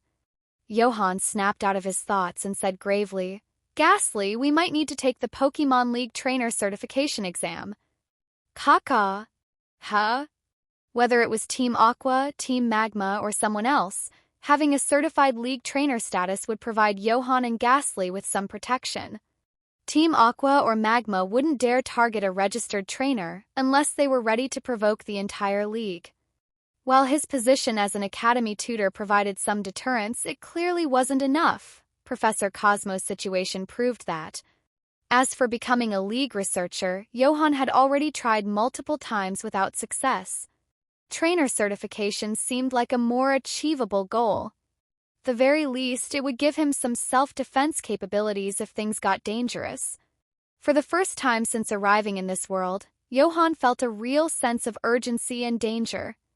It was even the first time the original Johan had ever experienced such a feeling. Yet, for some reason, Johan felt a twinge of excitement. "I guess adventure really does run in a man's blood," he mused. After Johan explained the situation, Ghastly didn't seem worried. In fact, it looked eager to take on the challenge. It had learned so much yesterday and was raring to put it into practice. Looks like it's not just men who crave adventure. After setting down the computer tower, Johan and Ghastly left the consultation room. One benefit of being a Pokémon Academy tutor was unrestricted access to the school's training facilities. Before long, they arrived at the Academy's training area, passing through corridors and across a lawn. Since classes hadn't started yet, the training room was mostly empty. Johan and Ghastly entered a private training room. Caw. Ghastly buzzed with excitement. "What are we going to train on? Sneak attacks? Shadow strikes?" Johan's brow furrowed in exasperation.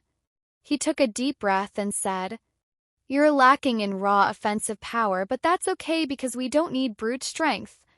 What we need is to improve your overall abilities and focus on mastering one or two key moves." As a longtime Pokémon fan, Johan already had a strategy in mind for training Ghastly. Caw. Ghastly nodded, still a bit confused. "So what's the plan?" Seeing its bewilderment, Johan patiently explained. They'd start with a curse, followed by a combination of sleep, confusion, paralysis, flinching, and burn. By the time the opponent recovered from these status effects, the curse would have drained most of their energy, or they'd already be defeated. Isn't that more practical than sneak attacks? Though sneak attacks do have their place in the strategy. Johan stroked his chin, thinking how perfect Ghastly was for a tactical approach. Caw. Ghastly floated back a bit, looking warily at Johan, who now had a dangerous gleam in his eyes. This man is dangerous. Now Ghastly understood why Johan didn't need Agatha's videos for strategy tips. Because in terms of danger, Johan was just as formidable.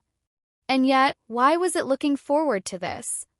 In Viridian City, Kanto region, inside a secret underground base, a stern-faced middle-aged man, his eyes sharp, walked step by step toward a chair. Behind him, rows of scientists in white lab coats stood at attention, along with soldiers who stood like statues, hands behind their backs. Normally, these people would look at the man with reverence and admiration. However, today there was something different, something strange in their gazes. The cause was simple. The middle-aged man was wearing an apron, the kind a housewife might wear, over his black suit. Contrast between the apron and his cold demeanor, as well as the somber surroundings of the base, was jarring. Yet, the man himself seemed entirely unbothered by this. He casually removed the apron, tossing it aside, revealing a fiery red R logo emblazoned on his chest. As he sat down, a soft, lazy purr sounded beside him. Meowth. Persian that had been lying next to the chair immediately approached the man, rubbing affectionately against him. The man began stroking Persian's head, eliciting a contented purr from the Pokémon. The man's gaze swept across the group of researchers in front of him. His voice was calm and emotionless as he spoke. Report. With just that one word, the room fell silent. The researchers exchanged nervous glances, beads of sweat rolling down their foreheads. The man remained quiet, continuing to pet his Persian. But the silence only intensified the pressure in the room. And the Persian, though seemingly relaxed, gave off a chilling sense of danger. Its cold gaze could freeze anyone in their tracks, ready to pounce if the man so much as gave the signal. Unable to bear the tension, the lead researcher wiped his brow and stepped forward. "B-boss, its metrics are all normal. In fact, its cognitive functions have become more active but far more orderly than before." The man's eyes narrowed slightly as he leaned forward. "Go on." The lead researcher took a deep breath, then gritted his teeth and continued. "In short, the cooking, He stole a nervous glance at the man, someone who could shake the entire Kanto and Johto underworld with a mere stomp of his foot. Truthfully, if someone had told him before that this man would ever try cooking, he wouldn't have believed it, not after witnessing that unusual scene. Greatly stabilized its previously chaotic mental state and emotions. The effect was very beneficial. "I see." The man's gaze softened and he leaned back in his chair. "In that case, the newly discovered island will be left to it to handle." Understood. 3 days later at Rustboro Pokémon Academy in the training room. "Take a break," Johan said to Ghastly. "Caw." Ghastly let out a huge sigh of relief, glancing at the floor littered with rubber balls before floating quickly back to Johan's side, putting on a pitiful expression. Circled around him expectantly. From Ghastly's perspective, "I've been such a good boy. Don't I deserve a little reward?" From Johan's perspective, I underestimated Ghastly's stamina. I can definitely increase the training load next time." That morning, Ghastly had been doing a special dodgeball training. Task was simple: dodge the rubber ball shot from multiple angles by machines. But with several machines firing at unpredictable timings and directions, it was far from easy. By the end of the morning, Ghastly was exhausted, but it had performed admirably, especially considering Ghastly's natural speed as a ghost-type Pokémon.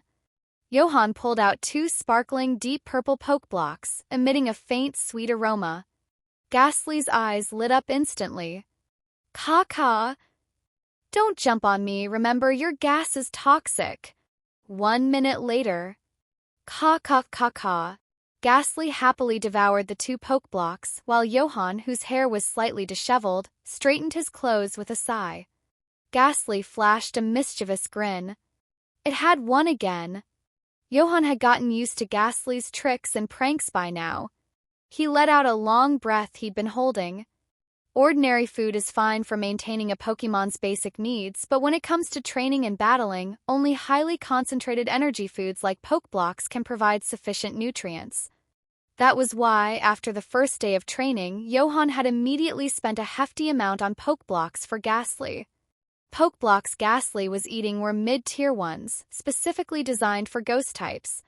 Each one cost 50 poke coins, not cheap by any means. With his salary, he could manage it. Through all, being a tutor at one of the most prestigious Pokémon academies in Hoenn paid well. But the problem was, despite Ghastly's small size, its appetite was much bigger than Johan had anticipated. Till the results spoke for themselves. With the energy boost from the poke blocks, Ghastly's training efficiency had noticeably improved. It made Johan realize just how much money a trainer had to invest into their Pokémon. Caw. While chewing on the poke blocks, Ghastly noticed Johan staring at his phone, frowning occasionally. Curious, Ghastly floated over. The phone screen was filled with dense lines of text, making Ghastly's head spin. He much preferred watching videos or looking at pictures. However, as Johan scrolled down, an image finally appeared, of more poke blocks. Caca. Already used to Ghastly's sudden appearances, Johan didn't look up as he explained. I'm reading up on how to make poke blocks.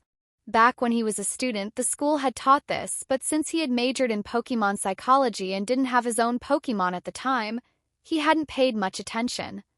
Now that he had Ghastly, and given how expensive poke blocks were, Johan had decided it wouldn't hurt to try making them himself. Ghastly's eyes turned into swirls of gratitude, tears welling up as it realized Johan was learning to make poke blocks just for it. Caca. Hey, don't get all emotional again, Johan said as he fixed his clothes and exited the training room. Ghastly didn't like staying inside its Pokeball, likely because of the trauma from being captured the first time. Johan didn't mind, though. In fact, having Ghastly around was like carrying a portable air conditioner. It wasn't a bad deal. Ghastly's training is going well, but training and actual battles are different things. The mindset in combat is harder to control, especially in dangerous situations.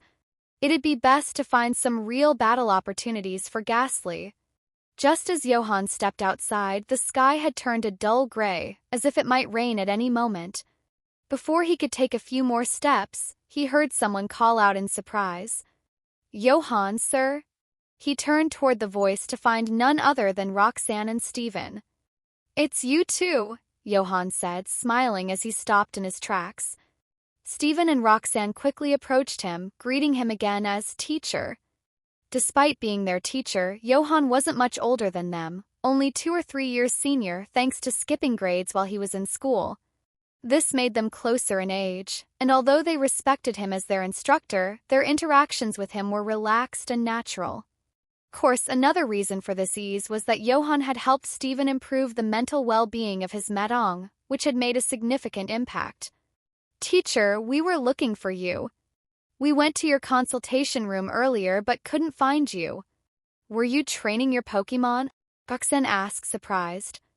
As a teacher at a Pokémon Academy, it wasn't unusual for Johan to have his own Pokémon. However, in her mind, Johan had always been known for his theoretical knowledge and hadn't been seen with a Pokémon before. Steven, however, knew more. He had seen Johan's Ghastly during the mental therapy sessions with his Medong. Yes, Johan replied with a smile. He didn't hide it and asked, Did you need something?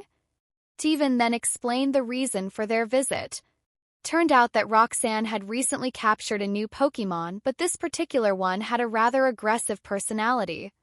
Pokémon had a wide variety of temperaments. Some were naturally calm, while others were prone to being irritable. Roxanne had initially thought that with time and proper training, her Pokémon's temper would calm down. However, instead of mellowing out, the Pokémon had only grown more unruly and even started disobeying her commands, which left her feeling quite frustrated.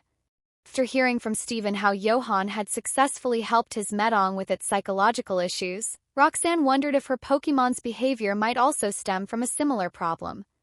After listening, Johan asked, So your Pokémon doesn't obey you? Did you battle and capture it first? Roxanne looked a little embarrassed and quietly replied, It's the offspring of my father's Pokémon. Johan understood now. He glanced around and said, Let's have a look. But this isn't the best place. The battlefields behind the training center should work, Steven suggested.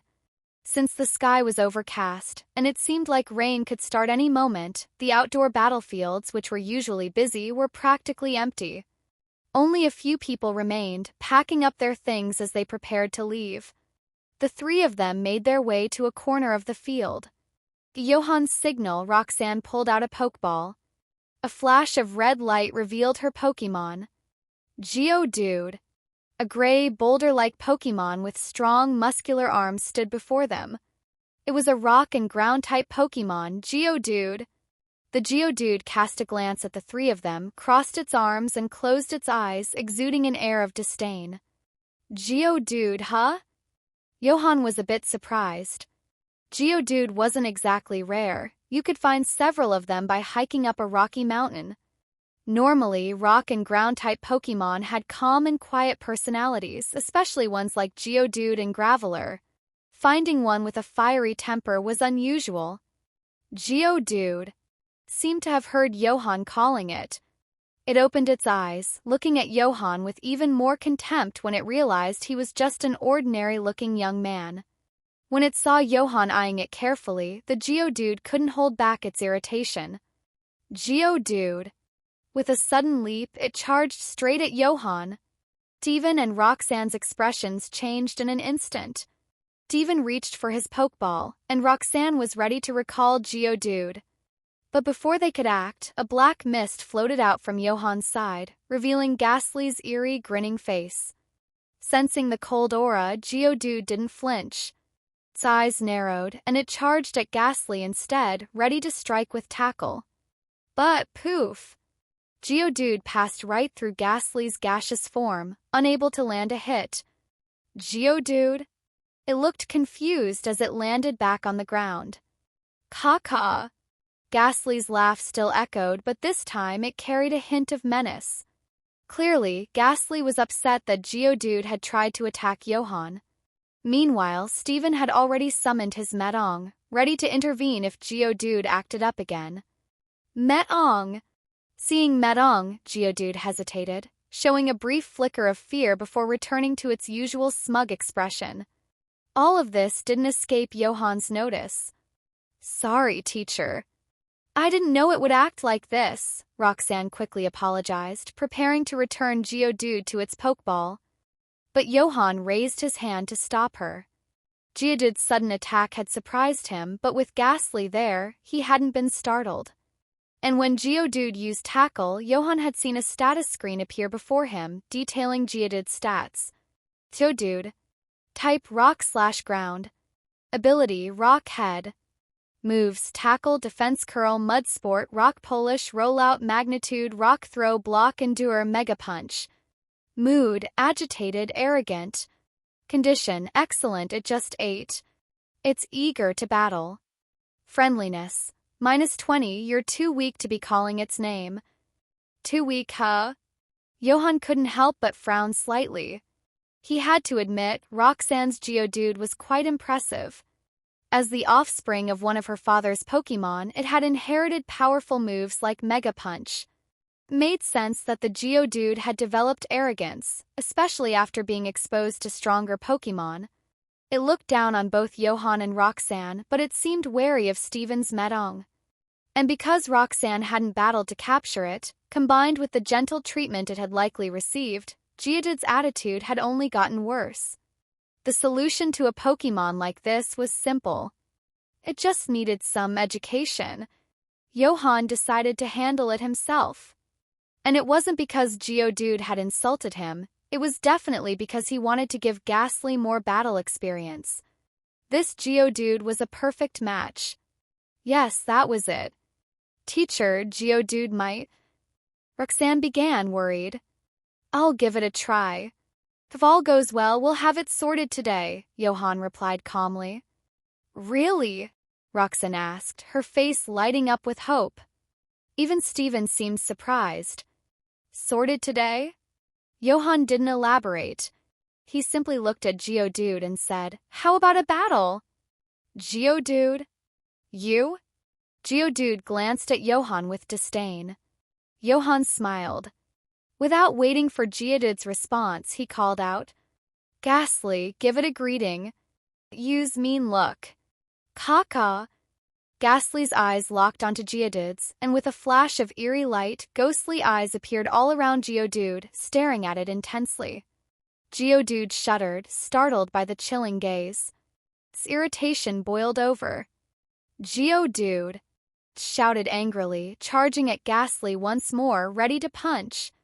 Don't dodge. Use Curse, Johan commanded, stepping back a few paces. Normal-type attacks couldn't hit ghost types like Ghastly, and clearly Geodude hadn't realized that yet. Ghastly laughed darkly, allowing Geodude's punch to pass harmlessly through its misty form. The unsettling laugh echoed in Geodude's mind.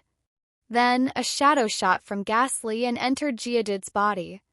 As the curse took hold, Ghastly's form flickered slightly, becoming less solid. Geodude landed, wide-eyed for a moment. Then it relaxed, realizing it hadn't been harmed yet.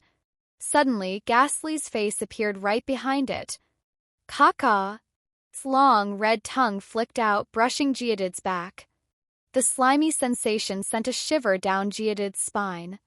Am I poisoned? Geodude felt weaker, its body not responding properly. It seemed luck was on Ghastly's side. Its lick had paralyzed Geodude on the first try. After that, things got even easier. Ghastly used Confuse Ray. Now, Hypnosis. And Will-O-Wisp. As Johan calmly gave his commands, standing off to the side, Steven and Roxanne exchanged glances. Roxanne, you didn't upset Mr. Johan, did you? Steven asked quietly. Hearing Johan's calm tone and Ghastly's mischievous laughter, Roxanne couldn't help but shiver. And no, I don't think so. But, Geodude may have kind of offended him. The battle, or rather the one-sided education, soon ended. Roxanne let out a sigh of relief. Finally, it was over. Or so she thought. Roxanne, do you have a healing spray with you? Johan asked. Why, yes, I do, she replied, somewhat confused. She looked at her Geodude, now lying on the ground, covered in status effects, having fainted from the accumulated damage. She figured it did need a good healing. But then Johan added, Good. Heal it up and we'll battle again. Roxanne. Heh. Geodude, Hess. The exhausted Geodude panted heavily, looking at Johan and his Ghastly as if staring at two grinning devils. Devils? That's what they were. It was supposed to be a battle, but from start to finish, Geodude hadn't landed a single hit on Ghastly. Its attack seemed completely useless against Ghastly, and though Ghastly didn't attack often, each move was far more tormenting than a direct strike. The worst part? Geodude couldn't even run away. Every time the thought of fleeing crossed its mind, it was paralyzed, unable to move. What had it been through? Paralysis, confusion, sleep, flinching, burns. Each time it broke free from one condition, it was immediately hit with another. Its energy drained away from the phantom pain before it even realized what was happening. Was this really a battle? No, this was pure torment. Every time Geodude thought about the battle with Ghastly, it shivered in fear. And that eerie laugh from Ghastly always showing up right behind it. And then there was Johan. He looked so weak and frail, as if his only redeeming feature was his good looks. Yet, one phrase he uttered had become seared into Geodude's mind. Heal it up and we'll battle again. Could any normal being say something like that? Geodude felt like its little rocky heart had been crushed. Compared to this, Steven's Medong seemed gentle, and Roxanne was clearly the best trainer in the world. Seeing Geodude's expression of surrender and defeat, Johan raised a hand to stop Ghastly. That's enough. Don't be too cruel, Ghastly. Caw-caw, Ghastly sighed, floating back reluctantly. Cruel? Me? Johan rubbed his chin, deep in thought, ignoring Ghastly's sulky look. To be honest, the outcome of the battle was exactly what he expected. Ghastly was simply too strong a counter to Geodude. Roxanne's Geodude had great potential, especially with its inherited move Mega Punch. However, the problem was that Mega Punch is a normal-type move. Without moves like Foresight or Odor Sleuth, normal-type attacks can't even touch a ghost-type like Ghastly. And Geodude simply wasn't strong enough to make up for that disadvantage. Not only that, Geodude had tried Tackle twice, another normal-type move, also completely ineffective against Ghastly. On top of that, Geodude was a rock/ground-type Pokémon, but Ghastly's ability was Levitate. This ability lets Pokémon like Ghastly avoid most ground-type moves unless they're affected by something like gravity. In short, Geodude's moveset was heavily limited. Of all the moves Geodude knew, only its rock-type moves could damage Ghastly. Moreover, Geodude's main strength was its physical defense, but its speed was lacking. Ghastly, on the other hand, excelled in special attack and speed. Complete dominance. As long as Johan and Ghastly didn't make a foolish mistake, there was no way for Geodude to win unless it was drastically stronger. That's why Johan decided to handle the battle himself instead of letting Steven and Metong step in. He wanted Ghastly's first battle to boost its confidence. Though, looking at Ghastly now, it seemed like the confidence boost may have been a bit too much. Till that was a minor issue. Geodude. Finally, as the battle ended, Roxanne ran into the field to check on her Pokémon, calling out softly. Geodude, no longer hearing Johan's calm commands or Ghastly's eerie laughter, now thought Roxanne's voice sounded like heavenly music. It immediately rushed to her side, pressing against her for comfort. Only after losing something do you realize how precious it is. Roxanne was momentarily stunned. Was this really the same Geodude that used to act so arrogantly? At Johan's signal, Roxanne quickly comforted Geodude. It was clear that after today, Geodude would behave much better. While it might still have some pride, it definitely wouldn't become a stubborn, unyielding Pokémon anymore. Devon and his Metong also walked over, their expressions a mix of surprise and contemplation. On one hand, Steven hadn't expected Roxanne's Geodude to calm down so effectively. On the other hand, he was now seriously reflecting on Johan's battle style and skills. Previously, when Steven learned that Johan had a Pokémon, he had asked if Johan could battle. Johan's answer back then was something like, "Battle? I don't know how to battle." But now, from the precise timing of his moves to the seamless combination and coordination of strategies, Johan's performance didn't look like someone who had no idea how to battle. Especially the way Ghastly used those status moves, it was just... Metong rubbed its eyes as if something was stuck in them. Before Steven or Metong could say anything, Johan, while inspecting Geodude's condition, muttered to himself thoughtfully.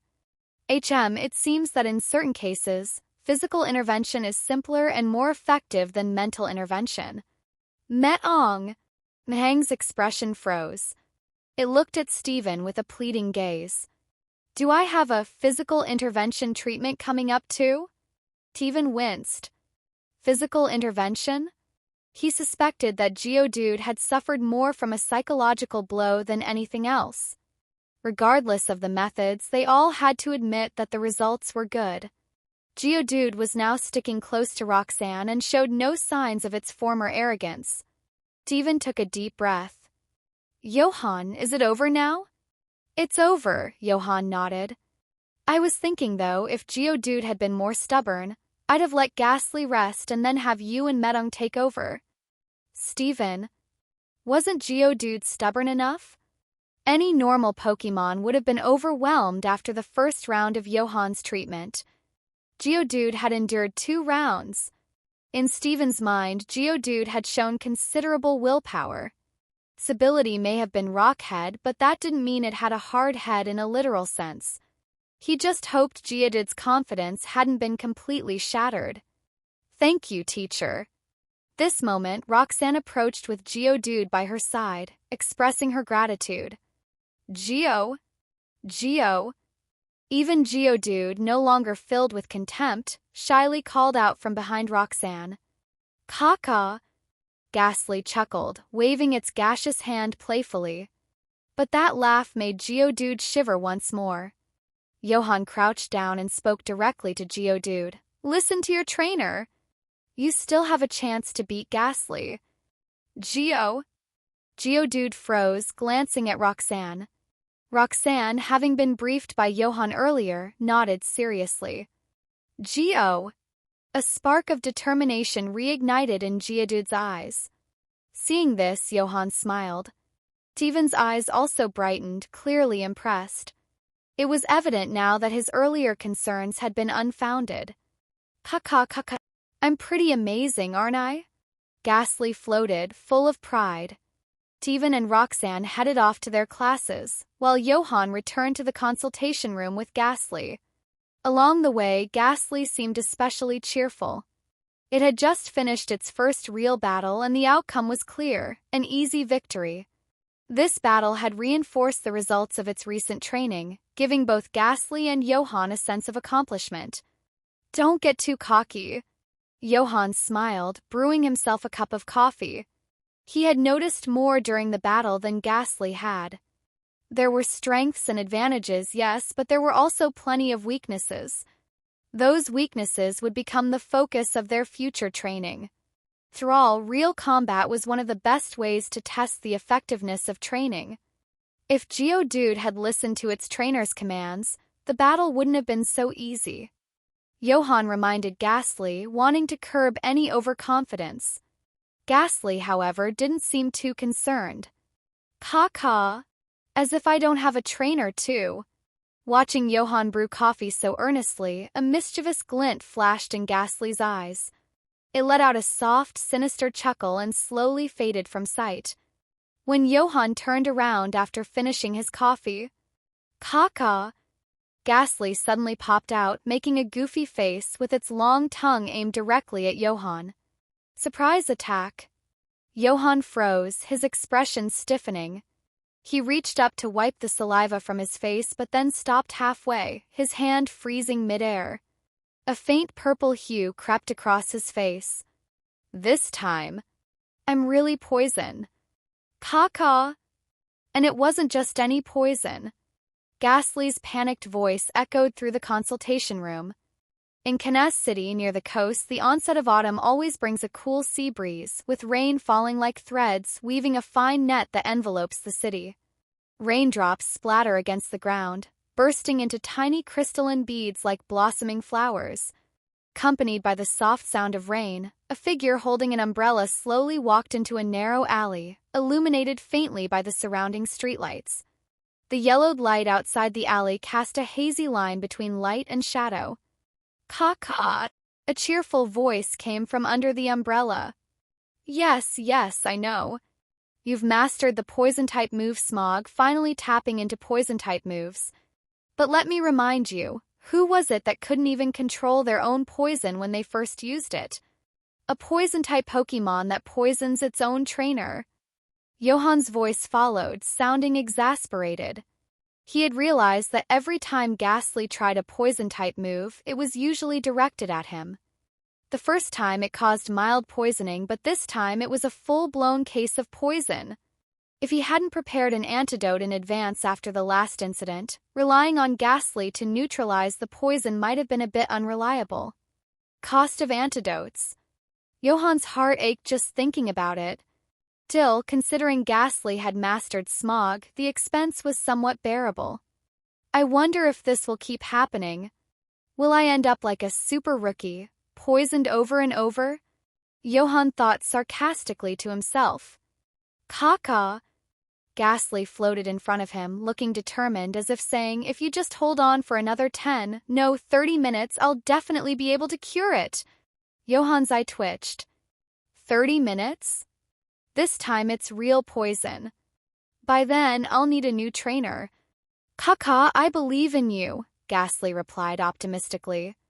I wish I could believe in myself. Johan muttered, his voice gradually fading. Click. A faint, sharp sound suddenly echoed through the alley. Ghastly seemed to notice something too, peeking from under the umbrella with a cautious gaze. In the shadows behind them, a fleeting figure darted past. Johan and Ghastly exchanged glances and kept walking as though nothing had happened, maintaining their pace. But just as they approached the corner, Johan quickened his step, vanishing into the shadows of the narrow alley in an instant. Ha! The figure in a black raincoat at the other end of the alley seemed surprised. Have I been spotted? His footsteps sped up as he pursued the direction Johan had disappeared in. Click. As the man reached the corner, another sharp noise rang out, as though he had stepped on something. The sound was faint but noticeable in the quiet, rainy night, though easily missed if one's attention was elsewhere. Hello. Before the man could even search for Johan, a voice, devoid of any emotion, called out right beside him. Startled, the man instinctively turned toward the source of the sound. What met him was a terrifyingly grinning ghostly face, with two large white eyes swirling with eerie hypnotic rings. Hypnosis. Caca! The sound of Ghastly's voice echoed faintly in his ears, growing more distant by the second. The man felt his eyelids grow heavy, his body weakening as if drained of all strength. Drowsiness overcame him, and all he wanted was to sleep.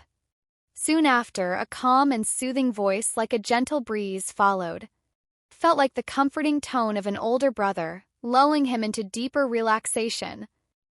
You're tired, you're lying on a soft, comfortable bed, your eyelids are getting heavier, just let go slowly. Before long, the man stood motionless in the alley, his eyes closed, breathing evenly as if he were fast asleep. Caca! Ghastly waved its misty hand in front of the man's face, but the man didn't react. Johan emerged from behind Ghastly, his expression serious. However, thanks to Ghastly's hypnosis, the process had gone far more smoothly than he had anticipated. Hypnotizing a person typically requires several complicated steps, the most crucial being establishing trust between the hypnotist and the subject. The subject must be fully relaxed, without any defenses. But Ghastly's hypnosis helped bypass many of these tedious steps, as an ordinary person has little chance of resisting a Pokémon's power. Who are you? Johan asked softly, his tone calm but serious. Divki.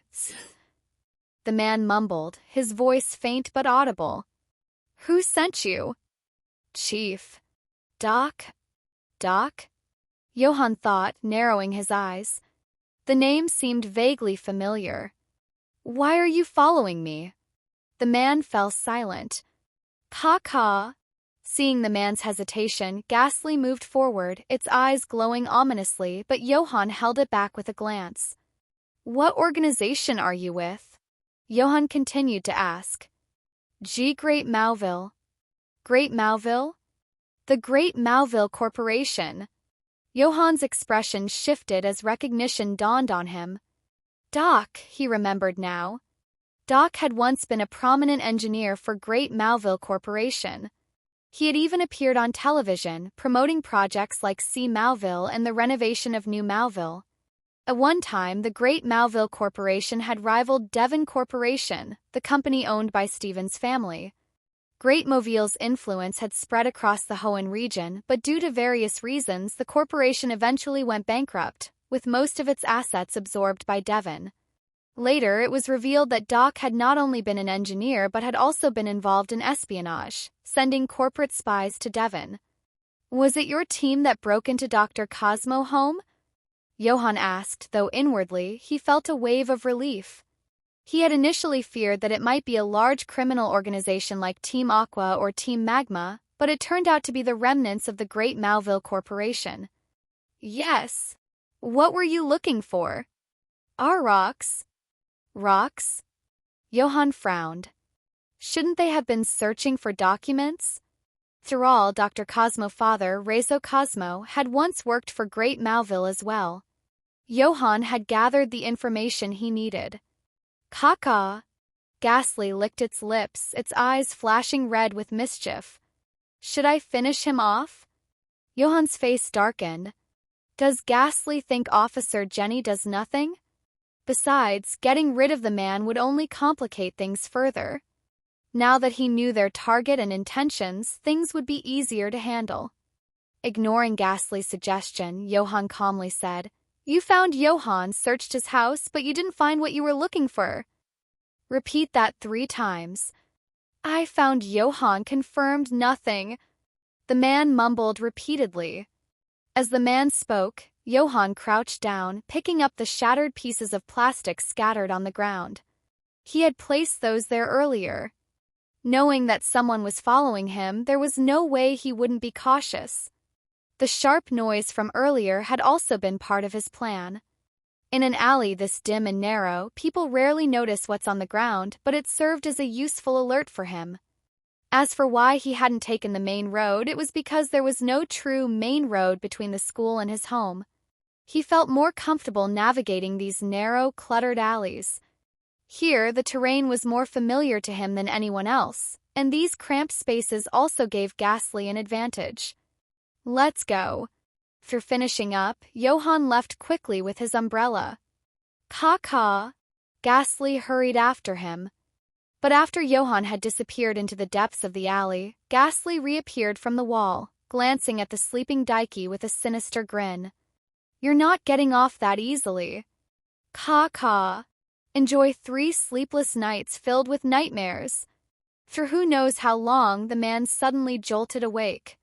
His eyes were bloodshot, his body trembling slightly, his lips pale. How did I end up here? Terror in his eyes lingered, but his mind slowly began to clear.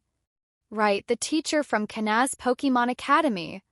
As the thought surfaced, another realization hit him. We didn't find it on him. I need to tell Doc right away. The only one left is Devon's heir. Flash. Johan shook the rain off his umbrella and quickly stepped inside, shutting the door behind him. Phew.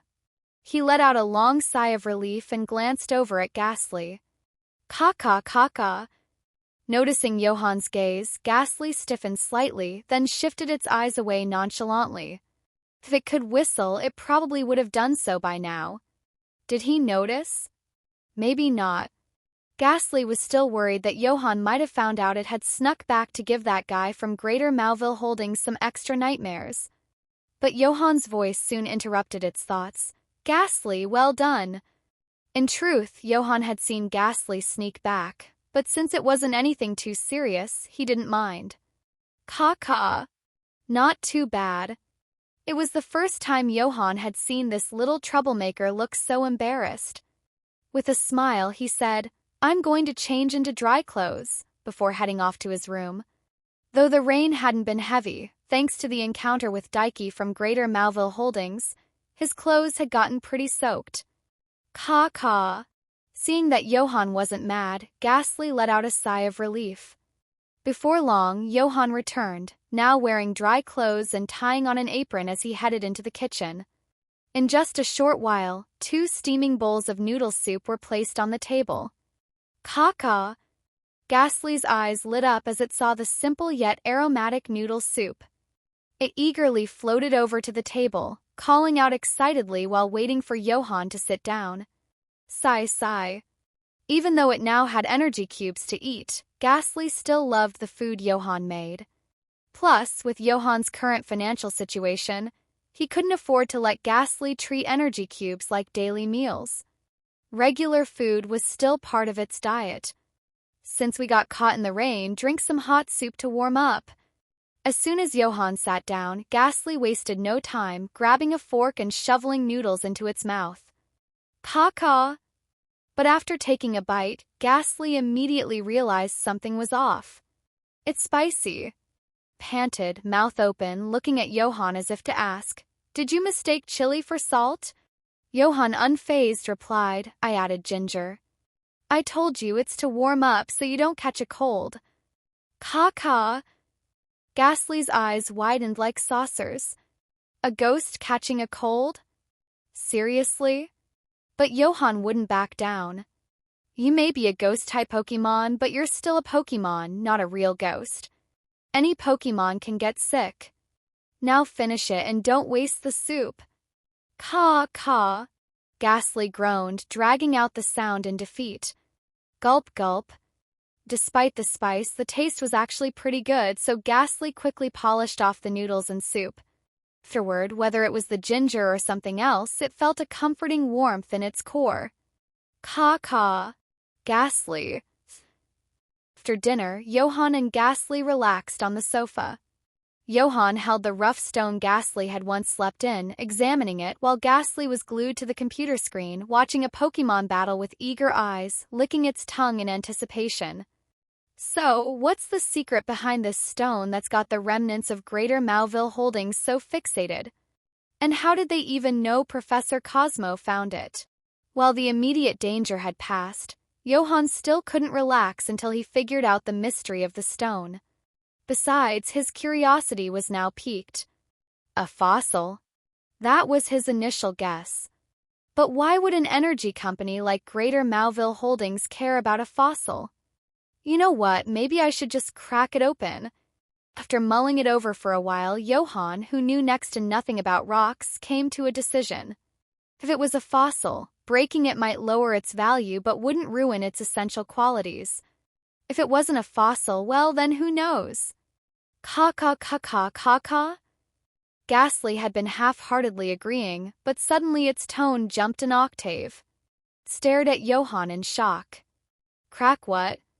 The stone. Caw. Ghastly's head shook back and forth like a bobblehead. No. Johan didn't argue. He raised 3 fingers. 3 energy cubes. Caw. Ghastly hesitated, but after a brief pause, shook its head even more vigorously. Nope, still not enough. To Johan, this might just be a valuable rock, but to Ghastly, it was the place where it had slept for nearly 1,000 years. It wasn't just a rock, it was its bed, its home. Its only possession, really. More money. Seeing Ghastly's refusal, Johan furrowed his brow slightly. He raised 2 more fingers. 5 cubes. That's my final offer.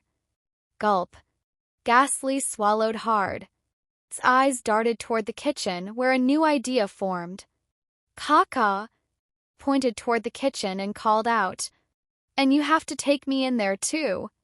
Johan's face darkened and he let out a deep breath. 1 minute. That's the max. Or the deal's off. Caw. Deal. Ghastly. Satisfied with the terms, Ghastly grinned mischievously and waved its misty arm, signaling Johan to go ahead and crack it open. Soon Johan and Ghastly were on the balcony. Johan placed the stone on the ground, holding it steady with one hand while lightly tapping it with a hammer. Tock. However, the stone was tougher than expected.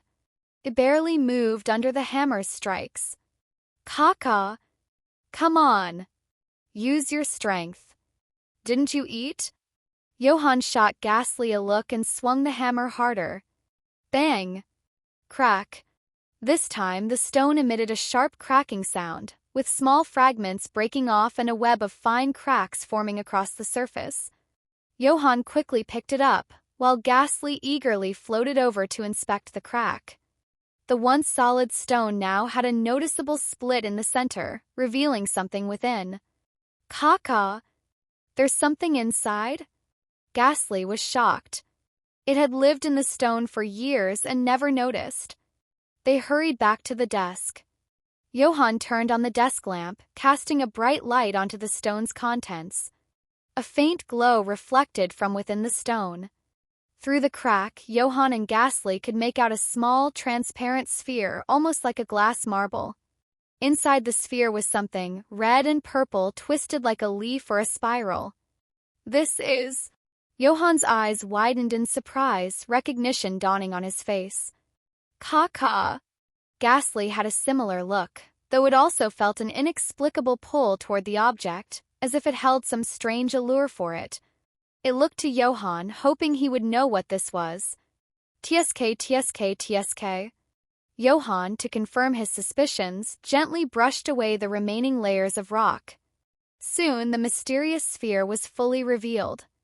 The transparent orb glowed softly with red light and a faint purple hue. Johan leaned back in his chair, exhaling slowly. It really is a megastone. Caw. Ghastly circled around the megastone in Johan's hand, curiosity all over its face. A megastone? What was that? If I'm not mistaken, this should be your megastone, Johan muttered softly as he ran his fingers over the smooth surface of the orb. Caw. Mine? Ghastly blinked in confusion. So what is this thing? It's a megastone, Johan smiled, seeing Ghastly's bewildered expression, and began to explain. As most people know, most Pokémon, aside from a few exceptions, can evolve once or twice. Take Ghastly, for example. It evolves into Haunter after its first evolution, and then into Gengar after its second. Gengar is its final evolutionary form. After that, no matter how much its strength or level increases, its appearance won't change much. However, if a Gengar holds a Gengarite, a megastone specifically for Gengar, and the trainer possesses a keystone and has a strong enough bond with their Jengar, it can undergo a process known as Mega Evolution, transforming into Mega Jengar. That's the power of a Mega Stone. Caw. Mega Jengar? Ghastly swallowed hard, its eyes gleaming with excitement. Even the name sounds super strong. Mega, how cool is that? First, you'll need to evolve into Jengar, Johan interrupted Ghastly's daydreaming with a bucket of cold water. Caw. But Ghastly wasn't discouraged. It nodded with serious determination. It looked like it was ready to train hard. Seeing this, Johan chuckled, surprised that the Megastone could have such a motivational effect. During regular training, while Ghastly didn't exactly slack off, it did have a mischievous and cunning nature. If Johan wasn't keeping a close eye on it, Ghastly would always find ways to laze around. Johan had never really figured out how to deal with that. But now, with the temptation of the Megastone and the allure of Mega Jengar, Ghastly might finally start taking its training more seriously. However, while Ghastly was daydreaming about its future, Johan's thoughts went a bit deeper. Why had the Megastone ended up in Professor Cosmo's hands? And why was Greater Mauville Holdings so eager to get their hands on it? There are two theories about how Megastones came to be. The first is that some special stones like fire stones or water stones were exposed to the energy of the ultimate weapon, a device powered by Xerneas and Yveltal roughly 3,000 years ago. This caused many Megastones to scatter across the Kalos region. The second theory is that a massive meteorite struck the Hoenn region over 1,000 years ago, creating the modern-day Setopolis city. Encased within the meteorite was a giant keystone, and the Megastones and keystones scattered throughout Hoenn are fragments of that meteor. So, finding a Megastone in Hoenn isn't all that surprising. But the problem remains, why would an energy company like Greater Mauville Holdings be after a Megastone? And how did they even know Professor Cosmo had one? Unless Johan figures out the answers to these two questions, even though he'd fended off Daiki, as long as he held on to this Jengarite, he was likely to be targeted again. Wait a minute. Johan pulled out his computer. He started digging into the histories of Devon Corporation and Greater Mauville Holdings. Before long, thanks to his understanding of the Pokémon world, he found a crucial connection: infinity energy. Also known as living energy, this was an idea proposed by the grandfather of the current Devon Corporation president. It was inspired by the ultimate weapon from 3,000 years ago and had taken generations of work to perfect. Devon Corporation, originally a manufacturing company, developed the technology to convert life energy into infinity energy. Combined with some internal issues at Greater Mauville Holdings, this led to the energy company's eventual bankruptcy. This same energy also helped Devon Corporation become the giant it is today, rivaling even the Sylph Company in Kanto. Given the origins of Megastones, which trace back to the ultimate weapon, it's likely that they too are a form of living energy or infinity energy. That would explain why Greater Mauville Holdings is so keen on acquiring Megastones. They're after infinity energy. With this theory, many things start to make sense. After reading up on this information, Johan leaned back in his chair, rubbing his chin in thought. Now that he had a better understanding of the situation, he had a few ideas on how to deal with this problem once and for all, but he'd need to plan carefully. Fortunately, after dealing with Daiki, the remnants of Greater Mauville Holdings likely wouldn't come after him again anytime soon. That gave him some breathing room. Ghastly, let's continue working on your hypnosis technique, Johan called out. Caw. To his surprise, Ghastly's voice came from the kitchen. Accompanied by the smell of gas, a slightly puffier-looking Ghastly floated over to him, grinning sheepishly. It was only 3 seconds, just 3 seconds over. The two stared at each other for a few moments. Hiccup. Johan. The next day. Dressed in a more formal outfit, Johan stepped out of the house with Ghastly in tow. Today, he had a Pokémon Psychology class to teach. With autumn setting in, the weather in Rustboro City had cooled significantly, especially after the rainstorm the day before, which had brought a welcome relief from the lingering heat. Even wearing a shirt, vest, and fitted blazer, Johan didn't feel too warm. Since his class was second period, Johan spent some time relaxing in his office before it began. While he prepared coffee and reviewed his lesson plans, Ghastly watched videos on the computer. Lately, Ghastly had been glued to Johan's laptop, watching videos, and surprisingly, it had picked up a few useful tricks from them. When the bell rang to signal the end of first period, Johan packed up and headed to the classroom with Ghastly.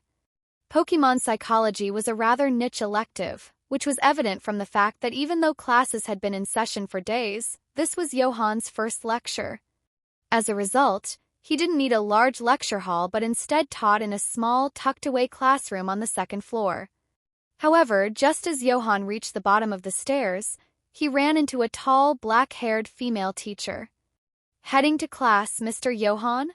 The woman, dressed in a light blue dress, greeted him warmly, though her smile seemed a little distant. "Yes, I didn't expect you to remember me, Miss Shelley," Johan replied. "You're too modest, Mr. Johan. We weren't seated too far apart during the last faculty meeting. But I'll let you get to your class. We can catch up later." "Sure."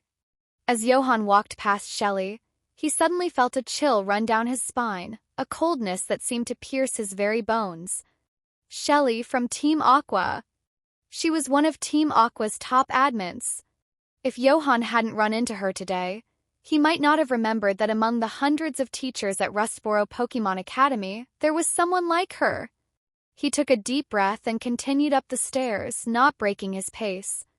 Right now, Team Aqua was still lying low, and Steven hadn't become the champion yet.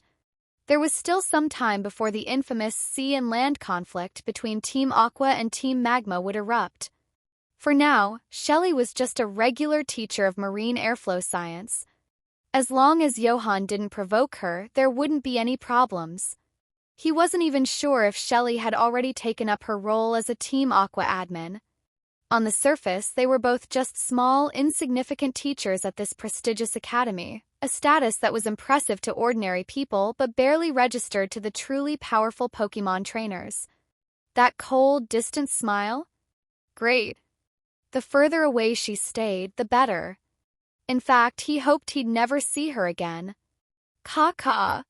Ghastly peeked out from behind Johan's coat, narrowing its eyes as it watched Shelley walk away. Who does she think she's looking down on? It licked its lips mischievously. Johan had thought running into Shelley would be the only surprise of the day, but that notion was quickly proven wrong. "Good morning, Professor Johan."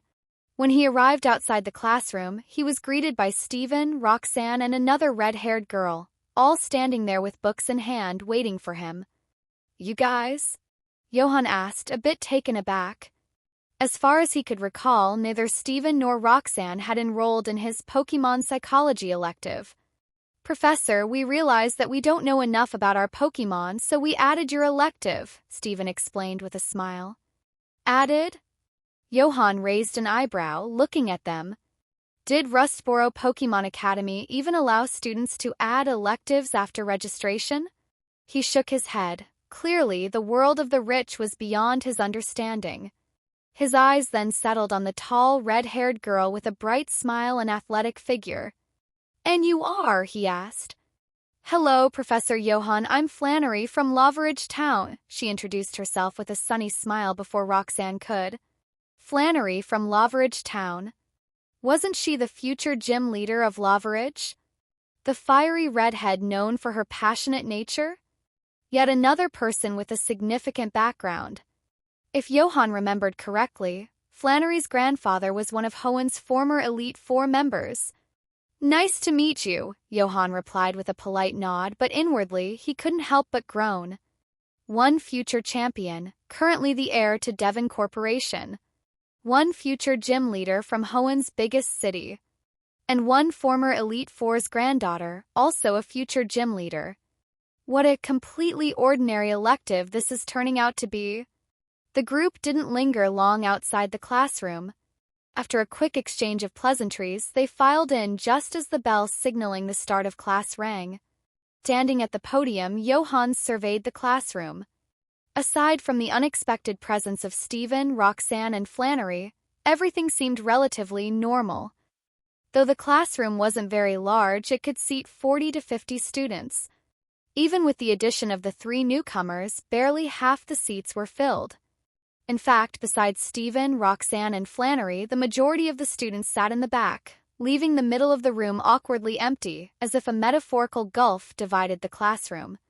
For most students, Pokémon Psychology was simply an easy elective, a niche subject where getting credits wasn't too challenging. As long as they attended and didn't cut class, their grades would benefit from participation marks, making it easier to pass. In reality, past Pokémon Psychology courses had been treated as such. The Academy didn't place much emphasis on the subject, leaving most decisions to the individual instructor. This was partly why Johan, despite being from Hoenn, had chosen to attend Silver Soul University in Johto. He began the class with a brief introduction, picking up the textbook to start his lesson in a standard step-by-step manner. Although the course was called Pokémon Psychology, at its core it was still psychology, a subject dense with theory and rote memorization. The material could get incredibly dull, so much so that even the students seated in the front like Stephen, Roxanne, and Flannery began to furrow their brows after just a short while. Especially Flannery, the normally fiery and energetic girl, was stifling yawns, her earlier enthusiasm nowhere to be found. To be honest, Johan had suffered through the same dry, repetitive material during his own studies. Memorizing every single theory word for word was merely the key to unlocking the door of psychology. Without thoroughly understanding the content, it was as good as learning nothing at all. But, being the first class of the semester, the students were still relatively disciplined. No one openly dozed off at their desks just yet. For the few students who were clearly struggling to stay awake, with their eyelids drooping, Johan decided to help them out. Suddenly, a tall, lanky boy sitting in the far corner of the room shot to his feet. His forehead glistened with sweat, and his pupils were dilated as he panted heavily, as if he had just woken from a nightmare. "Is there something you'd like to ask?" Johan asked with a calm smile, showing no surprise at the boy's reaction. "And no, sorry, Professor," the boy stammered, hastily sitting back down and wiping the sweat from his brow. His reaction drew curious looks from the nearby students, who whispered among themselves. After some low murmurs, it was revealed that the boy had nearly fallen asleep, only to have a terrifyingly vivid nightmare the moment his eyes closed, jolting him awake. This didn't happen just to that boy, it affected 2 other students as well. So, unexpectedly, Johan's first Pokémon Psychology lecture went remarkably smoothly. No one dared fall asleep, which, for a psychology professor, was already a success. When the bell rang to mark the end of class, Johan snapped his book shut, announced "Class dismissed," and promptly walked out of the room without a backward glance. Punctual to the second. As for staying afterward to answer questions, not a chance. This was university. If students wanted to learn, they needed to take the initiative. Knowledge wouldn't just walk into their heads on its own. For most of the students, this was a huge relief. But for Stephen and Roxanne, who had actually taken an interest in the subject, was this really all there was to Pokémon Psychology? Flannery let out a long yawn, wiping away the tears that had formed in the corners of her eyes as she complained. "Roxanne, this is the amazing professor you mentioned? Honestly, he seems just like every other teacher. No, worse. He's even better at putting me to sleep." Roxanne closed her notebook and pursed her lips. "You're only seeing the surface." Devon nodded in agreement. "Didn't you notice? Despite how sleepy you felt, not a single person actually fell asleep in class," he pointed out. Back in the consultation room, Johan closed the door behind him and let out a long yawn. He couldn't really blame the students. Even as the one teaching the dry, tedious theory, he'd been fighting the urge to doze off himself. He decided to make himself a cup of coffee. Caw. As the grinding of coffee beans filled the room, Ghastly floated out from Johan's clothes, its face twisted into a mischievous grin. "Need some help waking up?" Johan glanced at it, unimpressed. "You mean with your hypnosis? You sure that'll wake me up?" Caw. Ghastly's face turned pale as it remembered the first time it had used hypnosis on Johan, and the terrifying figure it had encountered in his dreams. Quickly shook its head, laughing sheepishly. Johan chuckled to himself but couldn't help sighing inwardly. It had only been a few days, yet the energy cubes he had bought for Ghastly were almost gone, and on top of that there was the gas bill. It was all adding up, and his funds were running low. With his current salary, it was already becoming difficult to keep up with the costs of raising even just one Ghastly. He was seriously considering opening his own psychology clinic outside the school. After all, it wasn't unusual for academy professors to have side businesses. Take Professor Cosmo, for example. Despite his constantly frazzled, disheveled appearance, he actually owned a company. However, setting up a clinic in a city like Rustboro wasn't easy. Finding clients was one thing, but just renting a space would cost a fortune, which gave Johan second thoughts. Knock knock. A staff member from the administration office entered suddenly, placed a piece of paper on Johan's desk, and left without a word. Professor Johan, here's this semester's teaching schedule. Caw. Ghastly immediately floated over with the paper, handing it to Johan. Taking a sip of his hot coffee, Johan scanned the paper quickly. Nothing out of the ordinary. He was about to set it aside when something caught his eye. Huh? An autumn field trip? The destination was the chimney and the hot springs at Loveridge Town? And it was co-ed? Rustboro Pokémon Academy, being the largest Pokémon Academy in the Hoenn region, naturally offered a rich and diverse curriculum. In addition to frequent wilderness expeditions for the battle classes, there were also annual spring and autumn outings. These outings were not only meant to enrich the students' extracurricular activities but also to enhance their practical battle skills. The ongoing debate between the Academy and Traveler styles of Pokémon training was one of the major issues plaguing the Pokémon League. The Academy faction looked down on the Traveler faction, considering them a bunch of reckless brutes. Academy students believed that embarking on a journey with little to no theoretical knowledge was the main reason behind the high death rate among rookie trainers. On the other hand, the Traveler faction held the Academy students in low regard, thinking they were full of book smarts but lacked the practical experience needed to survive. Sure, they could win battles in official matches, but if they encountered danger in the wild, they would be clueless about how to handle it. The Academy's wilderness expeditions and spring/autumn outings were designed to address this gap. Ordinarily, these outings didn't concern Johan all that much. But this time, he found himself on the list of teachers accompanying the autumn outing. More troubling, however, was the fact that he had been assigned to accompany the first-year battle class. Of course, he wasn't the only teacher assigned. Primary responsibility lay with a battle class instructor named Duff, and in addition to Johan, there were two other teachers on the trip. The issue, though, lay in who those other two teachers were. One was Psycho, a breeder class instructor who Johan got along with fairly well. But the other was Shelley, the oceanic air currents instructor. Though it was still unclear whether Shelley had already joined Team Aqua, or if she had but was simply lying low because of Team Aqua's dormant state, just seeing her name was a constant reminder to Johan. Hoenn would not be peaceful in the future, and neither would the entire Pokémon League. All Johan had ever wanted was to quietly live his life as a teacher, maybe earn a researcher's or professor's title if he got lucky, catch a few more Pokémon, and just be an ordinary trainer. But fate seemed to have other plans. It was one thing if he didn't know what was going to happen. Problem was, he knew all too well. Soon, Hoenn would be thrown into chaos by Team Aqua and Team Magma. The legendary ancient Pokémon would awaken.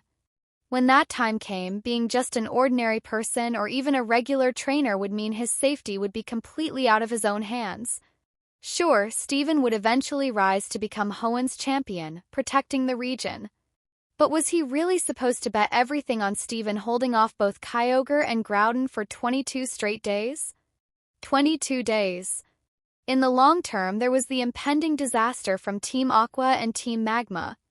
In the short term, the remnants of Greater Mauville Holdings wouldn't be sitting quietly either. And even if he wanted to flee to another region, where would he go? Not to mention he would lose his job, but the crises awaiting other regions weren't any less troubling than what was looming over Hoenn. The bottom line was, if he wanted to protect himself, he needed strength. Sigh. Johan let out a deep sigh. The sense of tension that had momentarily eased after outwitting Doc, and the remnants of Greater Mauville Holdings returned in full force. Caw. Ghastly floated over to Johan, noticing his troubled expression. Isn't an autumn outing supposed to be fun? We get to go to hot springs, so why does he look so worried after seeing that paper? Come on, time for training, Johan said, taking a large gulp of coffee to shake off his unease. Yesterday, your timing with Will-O-Wisp was still off. Caw. Ghastly drifted into Johan's coat, surprisingly without any protest against the idea of more training today. In the afternoon, after a simple lunch at the Academy's cafeteria, Johan returned to the consultation room with Ghastly, intending to take a nap before starting the afternoon's training session. Pokémon weren't machines or tools. Overtraining could have adverse effects, and Johan was smart enough to know that proper rest was just as important as hard work. Caw. Since Johan needed his computer, Ghastly cheekily asked to use his phone instead. It eagerly scrolled through the screen with its tongue, planning to finish watching the adventures of Gengar that it had started earlier. Callow's photo collection? Nope. Cynthia's swimsuit show? Nope. Huh? How did all these strange video recommendations show up after just a few days? What garbage websites? Spit. Meanwhile, Johan leaned his head on one hand while moving the computer mouse with the other, browsing the requirements to become a registered trainer with the Pokémon League. An explosion occurred on an unnamed island in the Kanto region's seas. No casualties reported, and the cause is under investigation. Unova announces plans to build the Royal Unova, set to be the largest luxury cruise liner. Through skimming through some news headlines, Johan clicked into the section for trainer qualifications. The Pokémon League's requirements for registration weren't exactly strict. If you had a recommendation from someone with sufficient standing in the league, you could register directly. If you needed an initial Pokémon, you'd have to pay a hefty fee, a route more suited for trainers with some backing. But for those from more ordinary backgrounds, it wasn't as easy. They had to pay a significant fee and pass several difficult assessments, which included a written exam, battle tests, and even a psychological evaluation. The fee alone was steep, and if you failed the assessment, there were no refunds. This system prevented many impulsive would-be trainers from making rash decisions and reduced the workload for the Pokémon Association. Ding! Just as Johan was browsing, his long quiet chat window blinked to life. Opening it, he saw that it was, as he expected, from the user, "Who am I?" Through all this time without any contact, Johan had thought he had successfully brushed off the user during their last conversation. It was surprising to see them online again. This time, though, the first message they sent completely stumped Johan. "Who am I?" Johan glanced at the username and felt his eye twitch. Shouldn't you be the one to answer that? Before he could type a response, another message popped up. Who am I, really? Was this an existential crisis? Johan paused, his hands hovering over the keyboard. He decided to wait and see. Given the user's current state of mind, it seemed like they would explain further without needing prompting. Sure enough, Johan's patience paid off. Who is it? Why does it keep appearing in my mind? What is the connection between us? Johan rubbed his chin thoughtfully. Could this be dissociative identity disorder? His interest was piqued. Pokémon with multiple personalities were exceedingly rare. This would be his first time encountering such a case. After a moment of silence, during which the user didn't send any more messages, Johan finally began typing. First, I need to know what kind of Pokémon you are. Second, if possible, please describe what you see when you think of it. He hit enter and leaned back, his eyes glinting with curiosity. This time, the response took much longer than usual. But Johan wasn't impatient. He waited quietly, giving the other person time. Ding! When the next message finally came, Johan's calm composure shattered. He shot up from his chair with a start, eyes wide. On his screen, a single sentence stared back at him. They call me Mewtwo. Caca. Ghastly was thoroughly enjoying the show on Johan's phone when the sharp screech of a chair sliding across the floor interrupted it. Curiously, Ghastly turned to look at Johan. Is he still acting strange? Seeing that Johan wasn't in any immediate danger, Ghastly quickly refocused its attention back on the phone. What Ghastly didn't know was that Johan had just experienced something truly mind-boggling. As a psychology scholar, Johan prided himself on his mental composure. But when he saw the word Mewtwo pop up in the chat window, he couldn't help but freeze for a moment. Mewtwo. There isn't a single Pokémon fan who doesn't know that name. In his previous life, as Pokémon games developed and introduced regions like Kalos, Alola, Galar, and even Paldea, more and more powerful and terrifying legendary Pokémon emerged. While claiming Mewtwo to be the strongest Pokémon may be a bit presumptive, there's no denying that in the hearts of many die-hard Pokémon fans, Mewtwo occupies a special and crucial place. Unquestionably, Johan was one of those fans. He knew Mewtwo's story well. Mewtwo, the Psychic-type legendary Pokémon, was artificially created by Team Rocket using Mew's genetic material. Mewtwo possesses immense power and destructive capabilities, yet it constantly grapples with its sense of purpose, wondering about the meaning of its existence because it was created, not born. Encountering Mewtwo in a game would surely be an exciting experience for Johan. But meeting Mewtwo in the real world, that's a completely different story. With Mewtwo's abilities, wiping out a person, a Pokémon, or even an entire city would be a trivial task. More importantly, Mewtwo's constant existential crisis makes it a difficult Pokémon to deal with. Mewtwo is a Pokémon that is both confused and stubborn, grappling with its purpose, and when it gets trapped in its mental struggles, there's no stopping it. In terms of psychological issues, if Mewtwo claims second place, there isn't another Pokémon in the world that could claim first. Johan's thoughts quickly shifted to the earlier conversations he had with this user. Who am I? Suddenly, everything started to make sense. Wait a minute. Johan's expression became even more peculiar. Judging by Mewtwo's current state of mind, it was likely recently created. Which means it had just been manipulated by Giovanni and joined Team Rocket, becoming their tool for capturing wild Pokémon and looting resources. So, when Mewtwo mentioned that person before, it must have been referring to Giovanni. And Johan had suggested that Mewtwo and Giovanni try cooking together. In Johan's mind, the image of Giovanni, the infamous Team Rocket leader, wearing an apron while cooking stirred up, an absurd, comical picture. Cough, what a bizarre thought. Who? After taking a deep breath, Johan calmed down and sat back at the computer. Staring at the chat window, Johan felt a slight headache coming on. Sure, now he knew that the other person was Mewtwo and understood its symptoms, but figuring out how to treat Mewtwo was not something any Pokémon psychology expert could easily tackle. But despite the daunting challenge, Johan couldn't help but feel a surge of excitement. This kind of case was unique. There would never be another like it in the entire Pokémon world. Johan placed his hands on the keyboard, his mind racing as he typed. So, who do you think you are? He didn't dwell on the name Mewtwo, nor did he express surprise or pay it any attention. As a Pokémon with immense power and a complex psyche, Mewtwo had always been in search of normalcy. It longed to be like other Pokémon, to be a regular Pokémon, rather than a one-of-a-kind Mewtwo. It was as if a child born into unimaginable wealth and privilege wanted nothing more than to live as a normal person. Despite being born at a level others could never hope to reach, this child yearned for simplicity. But no matter how hard they tried, they could never truly experience what it meant to be normal.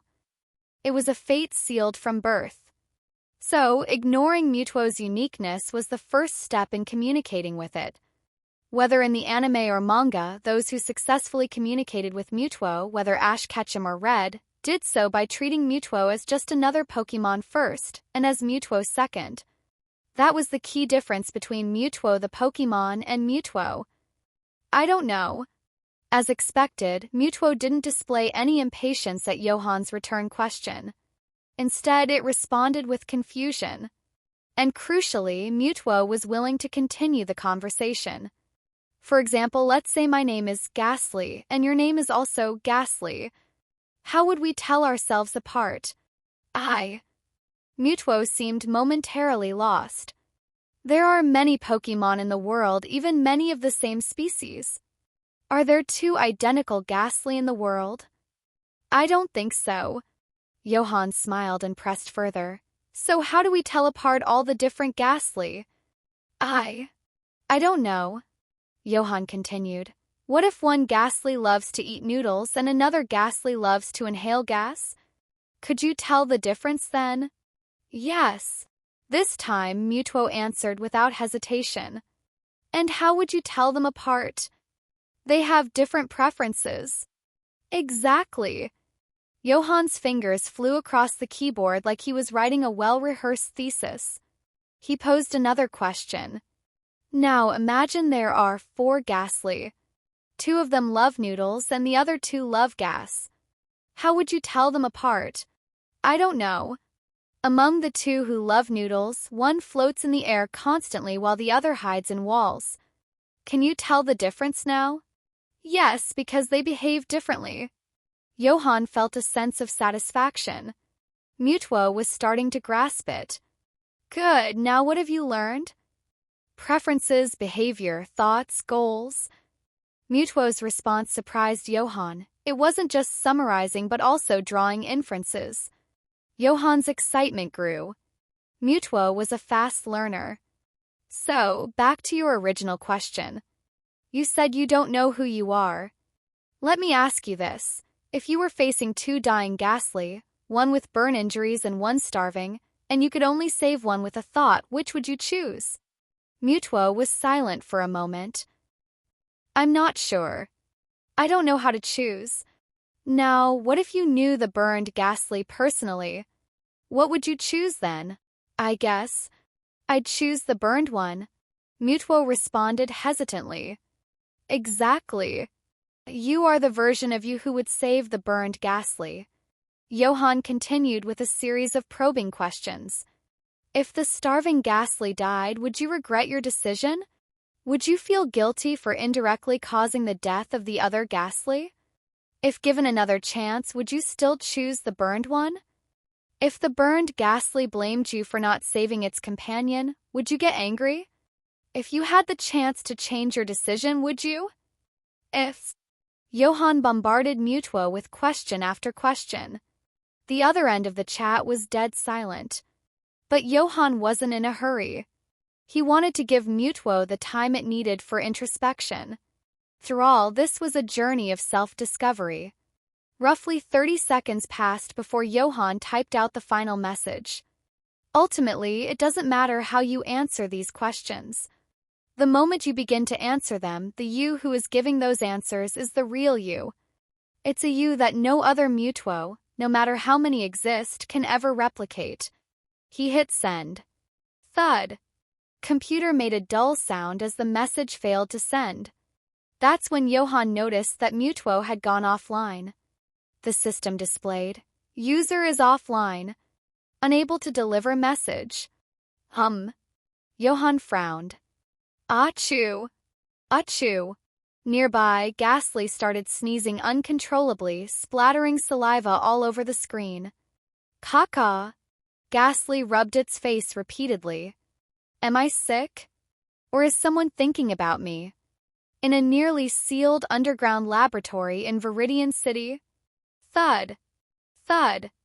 Thud! The alarm lights on the walls flashed frantically, casting the entire lab in an eerie red glow. The center of the laboratory stood a Pokémon clad in sleek, modern armor. Its eyes were closed, its expression tense as it stood completely still. From the back of its armor, a network of cables and wires, data cables, power lines, and control lines extended outward. Dozens of researchers in lab coats scurried about like ants in a hot pan, furiously working at computers and control panels. Most of them were in a state of panic. Damn it, what's happening? Did we get hacked? The entire network is down. Hacked? Are you kidding me? Do you think Team Rocket's Porygon Firewall is a joke? Porygon Firewall? Take a look at Porygon. It's passed out cold. And what the hell does ghastly even mean?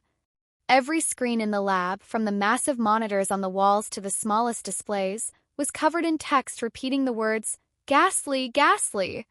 The words were endless, filling every inch of the screen. Ghastly.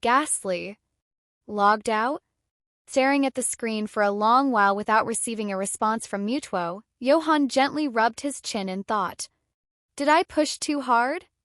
Johan was confident that he could help Mewtwo understand concepts such as the ID, ego, and superego. Only by gaining a clear understanding of these concepts would Mewtwo truly grasp the meaning of I, that it's not just a name or a label. Once Mewtwo understood this, it might realize that while it was indeed unique, every Pokémon in the world had its own distinct qualities. The difference lay only in the magnitude of that uniqueness. Being a time traveler with foreknowledge of Mewtwo's background, Johan was in a unique position to offer targeted therapy. It was like shooting an arrow and then drawing the target afterward. It was bound to hit the mark one way or another. But with Mewtwo logging out so suddenly, Johan felt like he'd thrown a punch only for it to land on soft cotton. Forget it. Johan shook his head after sitting there for a while. Whether Mewtwo could accept his guidance or not, he had already done what a Pokémon psychologist should do. And surely Mewtwo, still under Team Rocket's control, wasn't going to track him down via the internet to take revenge, right? Clearing his thoughts and taking a brief break, Johan led a sneeze-filled Ghastly to the training hall. What Johan didn't know was that his therapy had caused Team Rocket, the largest underground force in Kanto and Johto, and its notorious nigh-unbreachable network, to crash for an entire day. In Viridian City within Team Rocket's base, the dim lighting cast eerie shadows throughout the dark hall, barely illuminating the large red R symbol. In the refracted light, a figure could be seen sitting on a chair, stroking the head of a Persian. Beside him stood a woman in a secretary's uniform and glasses, respectfully giving her report. Boss, that's the general situation. Mewtwo seemed to have accessed the network without anyone's knowledge, but it appears to have been provoked by something, which triggered an explosion of its psychic powers. As a result, the entire Team Rocket network collapsed, and even Porygon couldn't withstand it. The estimated losses. Provoked. A low, magnetic voice interrupted her. Yes. Based on the data retrieved before the system crash, Mewtwo's psychic output reached 3 times its usual levels, with an unknown upper limit. As Giovanni's secretary Domino, aka Black Tulip, reported the facts clearly. The hand stroking Persian's back paused. Meow. Persian opened its eyes, puzzled by the sudden stillness. Can we trace who Mewtwo contacted? Giovanni resumed stroking Persian, but his tone carried a sharp edge. Domino's expression turned awkward. That might be difficult. Due to Mewtwo's power surge, the network is still down and much of the critical data was overwritten, nearly wiping the database. So, though the Pokémon League couldn't breach Team Rocket's network, Team Rocket also couldn't easily penetrate the League's systems. Wiped? Giovanni raised an eyebrow, surprised. Team Rocket's database could rival the League's, and yet it was full? Domino pursed her lips, her expression turning odd as she replied awkwardly. The entire database was filled with the phrase ghastly. It was as if someone pulled back the covers at night only to find nothing but ghastlies beneath. Giovanni remained silent for a long time before uttering a single word. Investigate. Yes, sir. Achoo. Back in the training room, Ghastly suddenly halted mid-training, letting out a loud sneeze. Immediately, a thick, dark purple gas erupted from its body, drifting toward Johan. Johan's expression tensed as he hurriedly dodged to the side. It was the poison-type move, Smog. After narrowly avoiding the attack, Johan took a deep breath. Every training session with Ghastly seemed to come with its fair share of accidents. As a result, not only did Ghastly need training, but Johan also found himself honing his reflexes. Lately, his dodging skills had become noticeably sharper. Caw. I didn't mean to. Ghastly looked at Johan with wide, guilty eyes. If you had hidden that oops expression a little better, I might have believed you, Johan said with an exasperated sigh as he dusted off his clothes. Caw. Ghastly sighed internally. Being the Pokémon of a psychology expert was tough. Nothing escaped Johan's eyes. But Ghastly truly hadn't meant it. It was just confused about why it had been sneezing so much today. All right, it looks like you're not in the best shape today. We'll stop for now. Training should be done in moderation. Johan pulled out a shimmering purple energy cube. Caw. Upon seeing the energy cube, Ghastly instantly forgot all its troubles, devouring it with delight and showing a satisfied grin. With training done, Johan decided to leave work early. After all, the academy didn't strictly monitor when teachers clocked in or out. He'd heard that Professor Cosmo next door disappeared for 2 or 3 days at a time, and no one bothered him. In fact, many teachers at the academy took on side jobs to earn extra income. For example, some of the battle instructors worked as coaches at battle clubs, where they earned far more than their teaching salaries. However, instead of heading straight home, Johan took Ghastly to the center of Rustboro City. They were almost out of energy cubes, and it was time to stock up. Plus, they needed more groceries for the house, so Johan decided to do a bulk shopping trip. Taking Ghastly out shopping wasn't an easy task. Having slept for nearly 1,000 years, everything in Ghastly's eyes was new and fascinating. Whether it was poking around here or investigating there, Ghastly could cause damage Johan couldn't afford to pay for. Calming down the lively Ghastly wasn't easy either. In the end, Johan had to pay a hefty price of 3 energy cubes just to get through a relatively peaceful shopping trip. And the constant caw ringing in his ears wasn't exactly helping either. Till things went relatively smoothly. When Johan finally left the energy cube shop, his wallet significantly lighter, he at least had enough food to keep Ghastly fed for 2 weeks. Though, in all honesty, Johan doubted it would last the full 2 weeks. Last time, he had calculated the amount of cubes needed for 2 weeks, but Ghastly devoured it all in just one.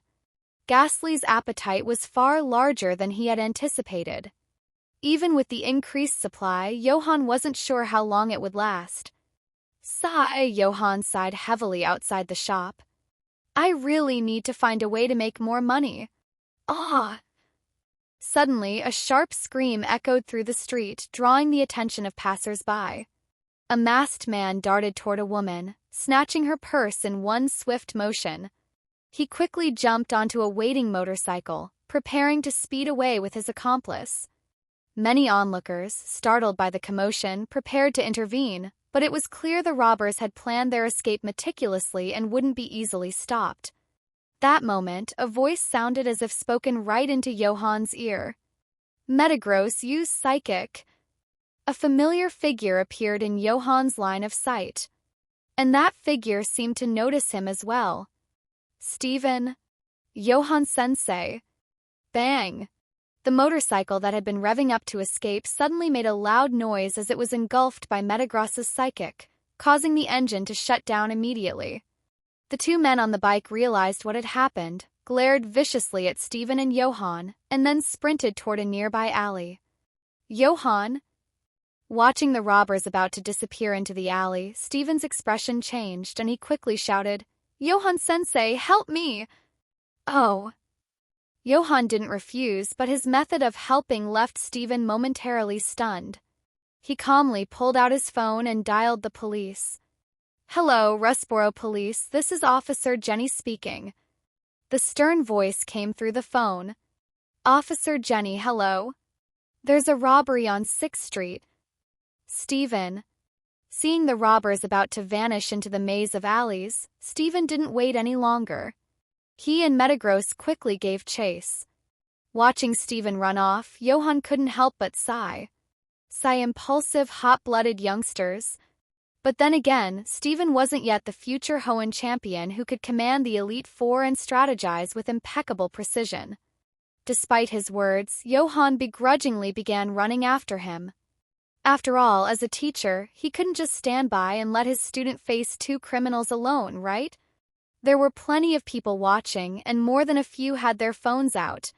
If it got posted online, he'd probably become famous by the next day. Both of them chased the robbers into the alley. "Johan-sensei," Steven said, his face lighting up with relief, as if he had known all along that Johan wouldn't abandon him. But Johan didn't respond to him. Instead, his attention was focused on the direction the robbers had disappeared. "Ghastly. Kaka." Understanding Johan's signal, Ghastly floated out from him, turning into a mist and slipping through the walls. "Kaka." Before long, Ghastly's voice echoed back, prompting Johan to pick up his pace. They quickly reached the first corner but saw the robbers vanish in another direction. This cat-and-mouse game continued as they weaved through 3 or 4 more alley turns.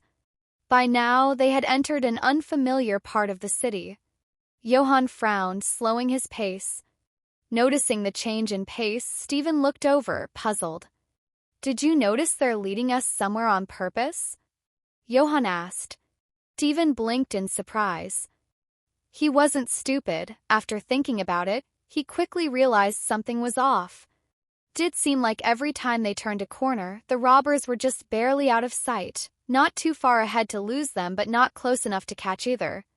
And the robbers were clearly more familiar with this labyrinth of alleys than they were.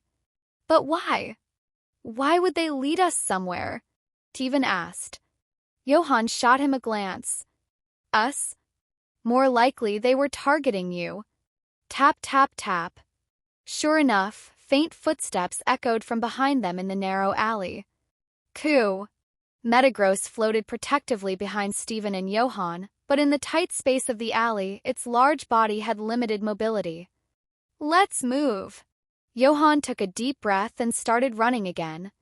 This place was too restrictive for Steven's Pokémon, which put them at a disadvantage.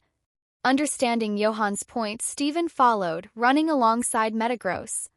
Instead of continuing to chase after the robbers, they ran in the opposite direction from where the robbers had fled. At the same time, "Damn it!"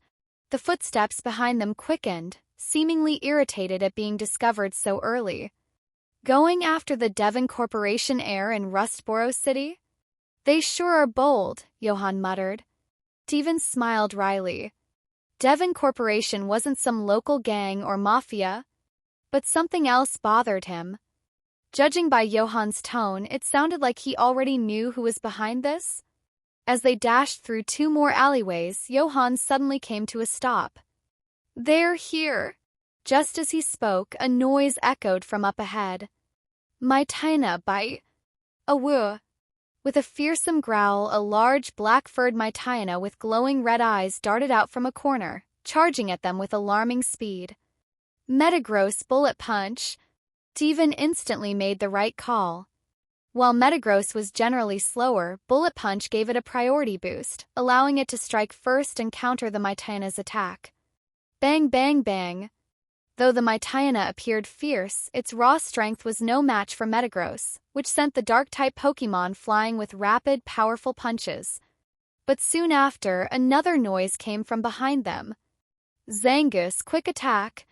A Zangoose, marked with a crimson slash pattern, dashed toward them, leaving a trail of silver light as it zoomed straight for them.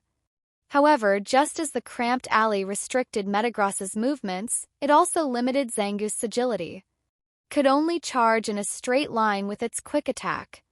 Reacting just as quickly, Johan gave his command. "Ghastly! Kaka!" A swirling black mist emerged from the wall, forming a grotesque ghostly face with a wicked grin and a long crimson tongue darting toward the approaching Zangoose. Scary face. In a tight, dark alley like this, Ghastly's massive, sudden appearance was genuinely terrifying. But the quick attack was already in motion, and Zangoose slammed right into the ghostly face. Pop! A hole ripped through the spectral face, but it quickly reformed, unaffected by the impact. The long tongue lashed out in front of the Zangoose. Zangoose's pupils shrank, its fur standing on end as it let out a startled yelp. A flinch? No normal-type moves couldn't touch a ghost-type, and the reverse was true as well. But while the physical effect was nullified, the psychological impact, thanks to the environment and the element of surprise, was amplified. Johan glanced at Steven but said nothing. He didn't need to. Steven had already realized what to do. Metagross lunged forward with Bullet Punch, striking Zangoose squarely and knocking it out cold. "Caca!" Ghastly chuckled mischievously before dissolving into the wall once more as its ghostly face faded. While the narrow alley limited the movement of both sides, it was Ghastly's playground. Following Johan's directions, Ghastly had already mapped out the surrounding area. And now it had found the weakest point in the enemy's formation. "Caca!" Hearing a faint sound, Johan's spirits lifted. "This way." He darted off in the same direction Zangoose had come from. Without hesitation, Steven followed Johan, trusting him implicitly with Metagross in tow. As they rounded a corner, Steven saw two men collapsed on the ground, foaming at the mouth and twitching slightly. One of them appeared to be Zangoose's trainer. "Steven!" "Caw caw caw caw." Ghastly's eerie laughter echoed from the wall. Those videos hadn't been a waste of time. Turns out Agatha had the right idea. Why bother fighting a Pokémon when you can take out the trainer? Their adversaries clearly hadn't expected such a wild card like Johan to ruin their ambush. They quickly passed through two more alleys until the neon lights of the main street came into view. But then, a deep, guttural voice boomed from behind them. "Camerupt Flamethrower." In the dim alley, a small flame flickered to life like a star, growing brighter and brighter as it surged forward. The entire alley was soon bathed in a fiery orange glow. "Coo!" Metagross tensed up. Could sense that this Camerupt was far stronger than the previous Mytiana and Zangoose. "Wee-woo, wee-woo."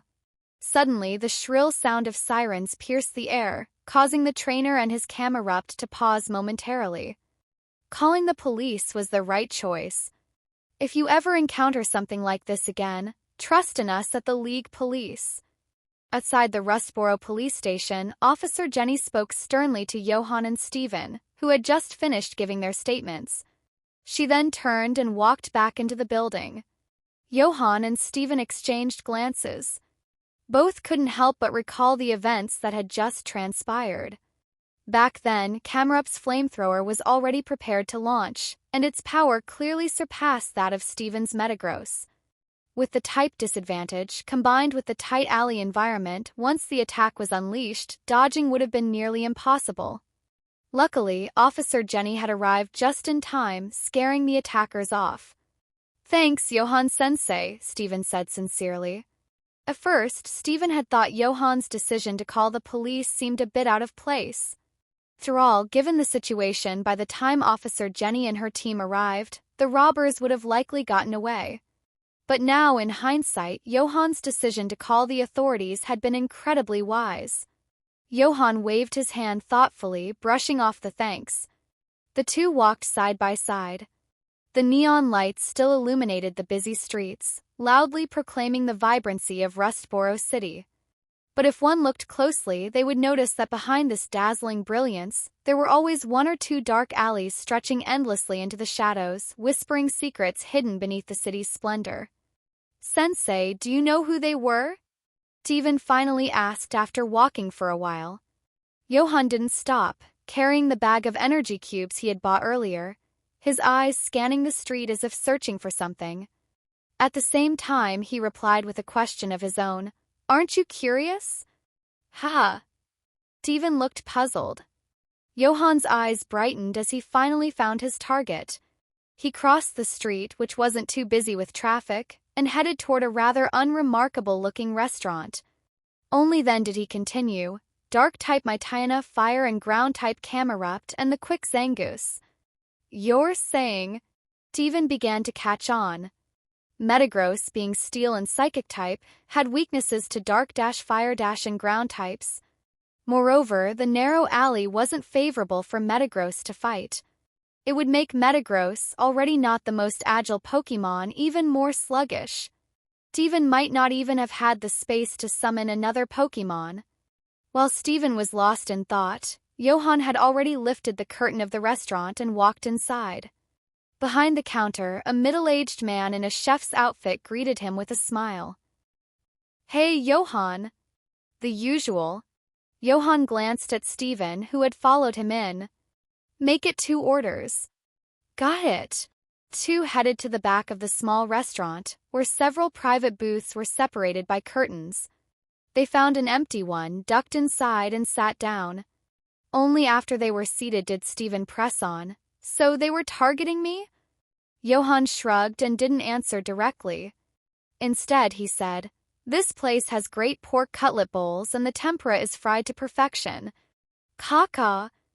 Ghastly floated out from Johan's clothes, holding a fork it had somehow gotten its hands on, and looked eager to dig in.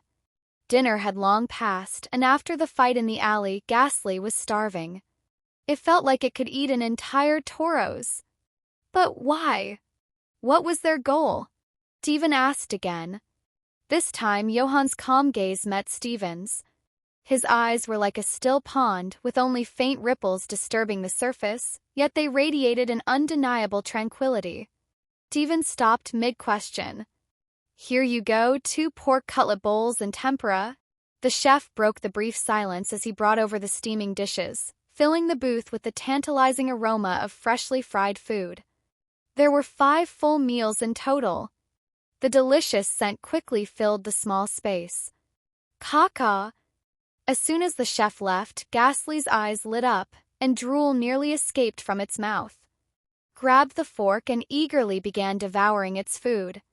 Johan also started eating. After a few bites, he noticed that Steven hadn't touched his meal. "Not to your liking?" "No, it's fine," Steven snapped out of his thoughts, quickly assuring Johan as he picked up his chopsticks. He hadn't eaten dinner either, and though he usually ate more gracefully, tonight was different. By the time Johan had finished 1 meal, Ghastly was already on its 3rd bowl. What surprised Johan even more was that Steven had also finished his portion fairly quickly, and cleaned his plate spotless. There was no trace of the typical Devon heir's demeanor. He even neatly placed his chopsticks on the plate when he finished. Burp. Ghastly let out a loud burp, flopping lazily onto a cushion, its eyes swirling in satisfaction. It was clear that the little ghost was in absolute bliss. "The food is really good," Steven admitted, finally letting go of his earlier concerns. He couldn't help but praise the meal. For Steven, a lover of high-quality food, to compliment the chef's cooking showed just how skilled the restaurant owner was. Afterward, Steven turned to Ghastly and said earnestly, "Thanks for your help tonight, Ghastly." Without Ghastly scouting the area and knocking out several enemies, they wouldn't have gotten through the night so smoothly. "Caca." Ghastly froze. Was I just thanked? It was the first time anyone besides Johan had thanked Ghastly. The little ghost felt shy. "Caca." The black mist around Ghastly swirled, unsure whether it was blushing or boasting. "I, Ghastly, am the god of alley fights." "Ghastly." What? Both Johan and Steven burst into laughter. "Sensei, I've thought it through," Steven said seriously after the laughter died down. "Those people were clearly after me. I've never made enemies, so it must be because of my last name, or more specifically because of Devon. Other than Camerupt, the rest of their Pokémon weren't particularly strong, but they clearly knew a lot about me." It was only now that Steven realized Johan's earlier silence had been deliberate, giving him time to think for himself. And from Steven's perspective, Johan had been dragged into this incident. He should have known more than Johan about who their enemies were as the primary target. Steven's analysis was methodical. His final conclusion was that whoever had set this trap likely had a grudge against Devon Corporation, but there wasn't enough information to pinpoint exactly who. "Well done." Johan smiled, standing up and patting Steven on the shoulder. "Steven, you have great potential. You know a lot about Pokémon, people, and even different kinds of stones.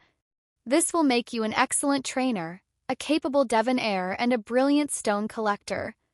Johan propped his hand against the doorframe, lifting the curtain as he stepped out. His words filled Steven with pride and joy. But you don't know yourself well enough yet. You don't realize how great you can be.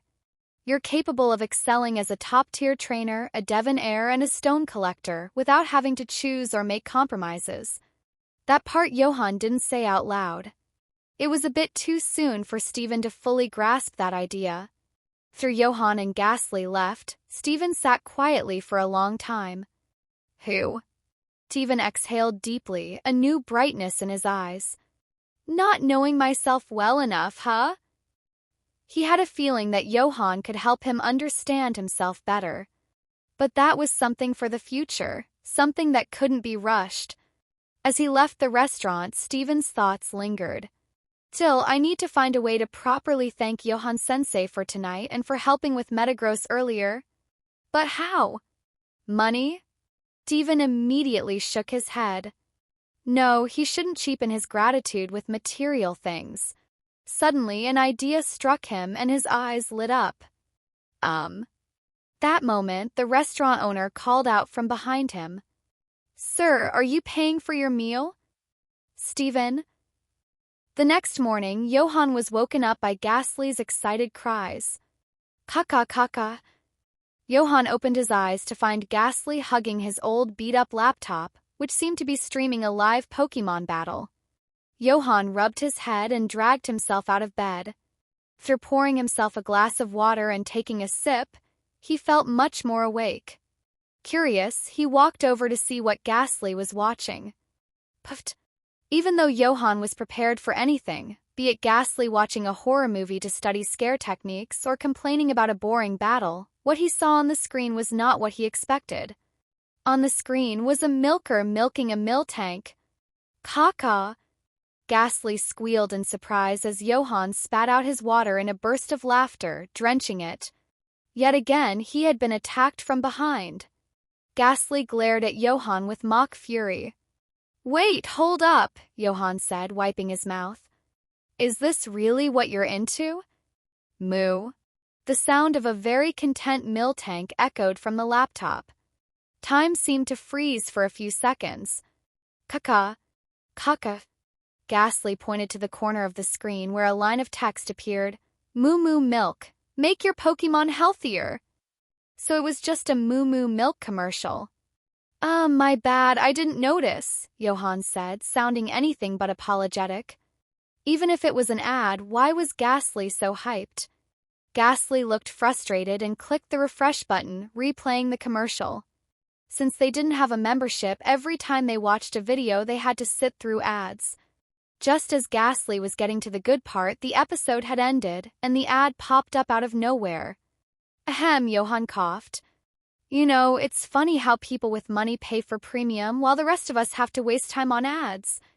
Isn't that a waste of time for those without money? Kaka kaka. Ghastly immediately latched onto the new topic, nodding seriously in agreement. Exactly. But then, being the crafty Pokémon it was, Ghastly quickly redirected the conversation. Caw-caw. It made a dramatic spitting motion, criticizing Johan for spitting water on it without brushing his teeth first. All right, Johan raised his hands in surrender. You just want to try Moo Moo Milk, right? I'll order some for you. After spending so much time with Ghastly, Johan knew its little tricks by now. Ghastly, Omega. Shaking his head, Johan pulled out his phone and quickly scrolled through some options, stopping when he reached his bank account. Guess I gave Steven too much credit. He couldn't even catch the obvious hint. Yesterday, he had praised Steven for understanding others, but when he accidentally let Steven dine and dash, it was his way of hinting that he was broke and could barely afford food. Caw-caw. Why didn't you just tell him directly? Johan chuckled.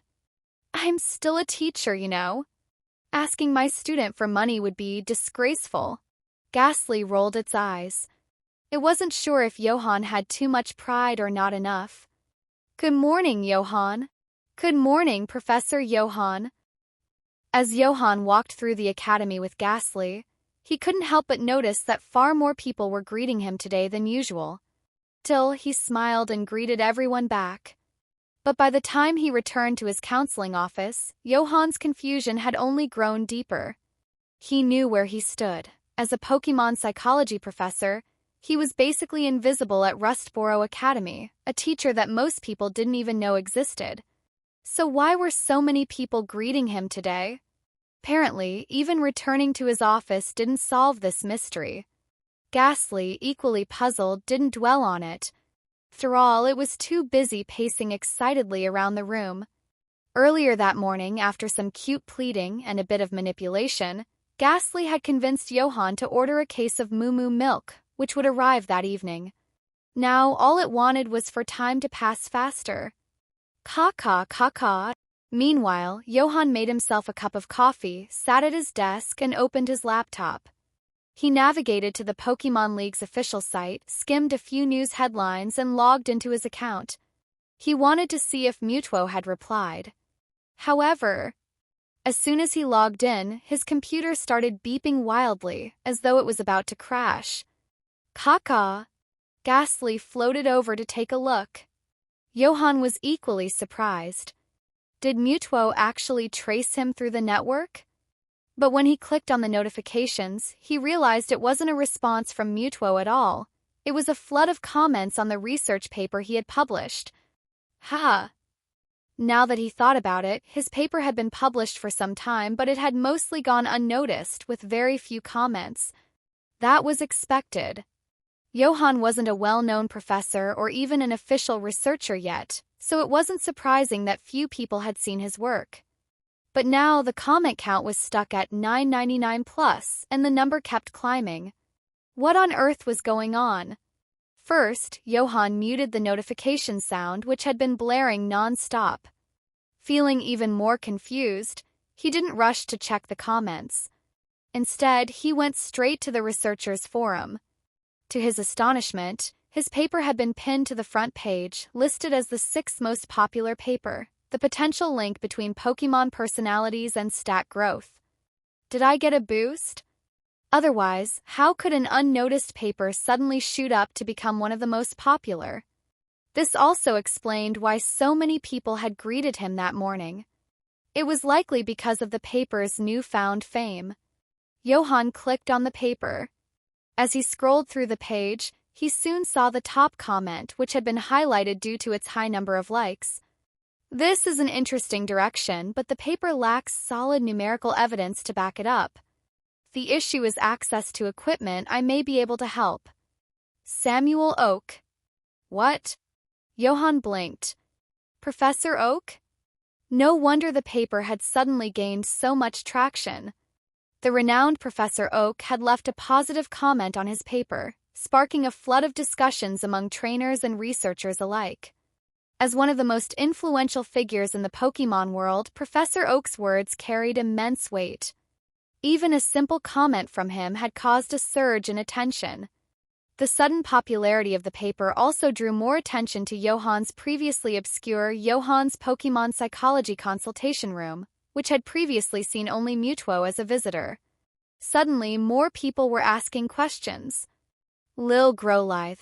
My Pokémon isn't eating. Is this a psychological problem?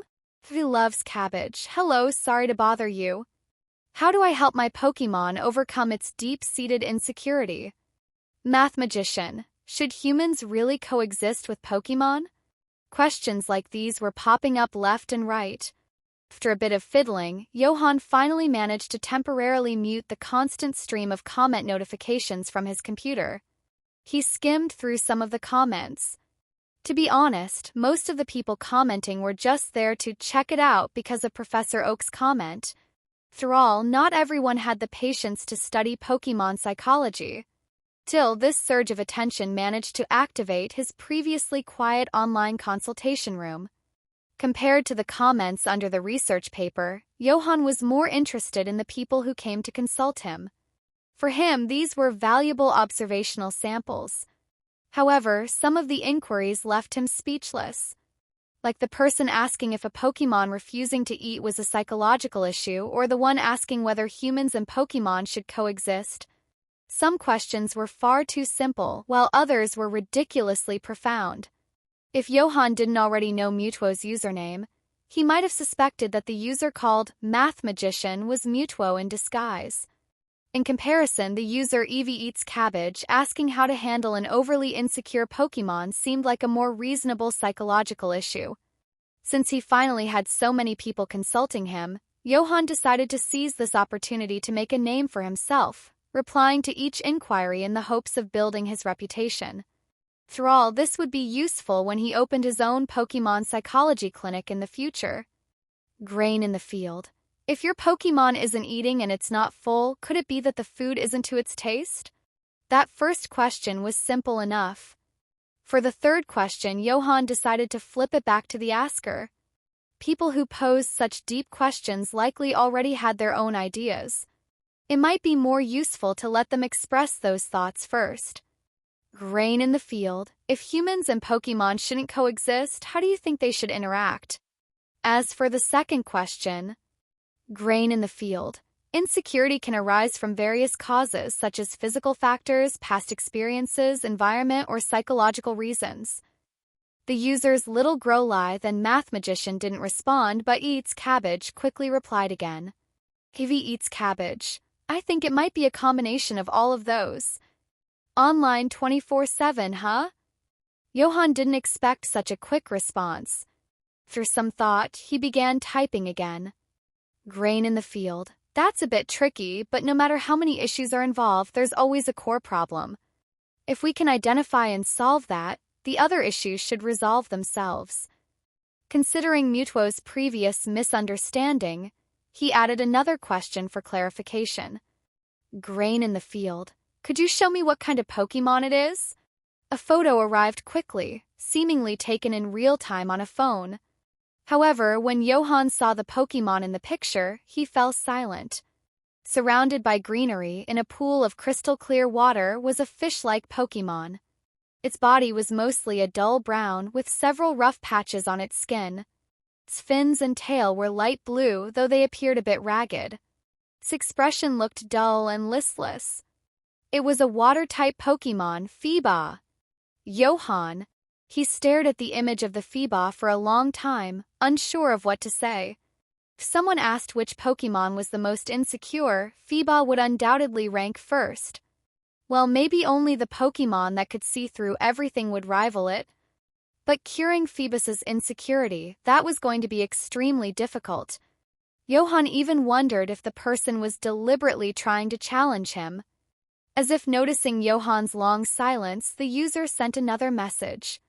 Evie Eats Cabbage. Is there a way? Johan took a deep breath. Grain in the field. Yes. Evie Eats Cabbage. Really? Grain in the field. It will be challenging. It'll require a combination of psychological treatment and physical intervention. But considering your situation, we'll have to focus on physical methods first. Try feeding it a bitter-flavored berry like an apricot berry, and observe its reaction before we decide on the next step. Evie Eats Cabbage. Got it, thanks. The user quickly logged off, likely to search for an apricot berry, leaving Johan massaging his temples. Curing Phoebus's insecurity? There was really only one way to do that: evolve it. In the games, Phoeba could evolve in two ways, by increasing its beauty stat to 170 or by holding a prism scale and being traded. But in the real world, considering how difficult it was to obtain a prism scale, and unsure of the user's financial situation, Johan chose the more reliable method, increasing Phoebus's beauty stat. The reason he suggested using the bitter-tasting apricot berry was that improving beauty required feeding Phoeba bitter poke blocks or poffins. Johan needed to see if this Phoeba could tolerate bitter flavors first. Ghastly definitely couldn't tolerate them. Moreover, using the method of slowly increasing beauty would feel more like a gradual treatment. If things went well, perhaps Johan could even write a paper on the topic, on Phoebus's evolution into Milotic? Ding ding. Just as Johan was about to log off and take Ghastly for training, a new message popped up. Evie Eats Cabbage. Sorry, I forgot to ask about the consultation fee. Consultation fee? Johan's eyes brightened. Right, he wasn't offering free services to academy students here. This wasn't volunteer work. However, since the effectiveness of this treatment was still unknown, Johan hesitated. He didn't want to ruin his reputation before he even had the chance to build it. Evie eats cabbage. I found your account info. Sorry, money's a bit tight recently, so it took a while. I hope this amount is enough. If not, I'll send more next time.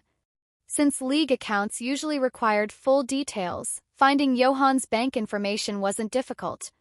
Johan stared at the message on his phone. Your account has received 20,000 poke dollars. Your remaining balance, 45,000 poke dollars. Silently, he deleted the message he had typed out saying, let's wait and see how things turn out first.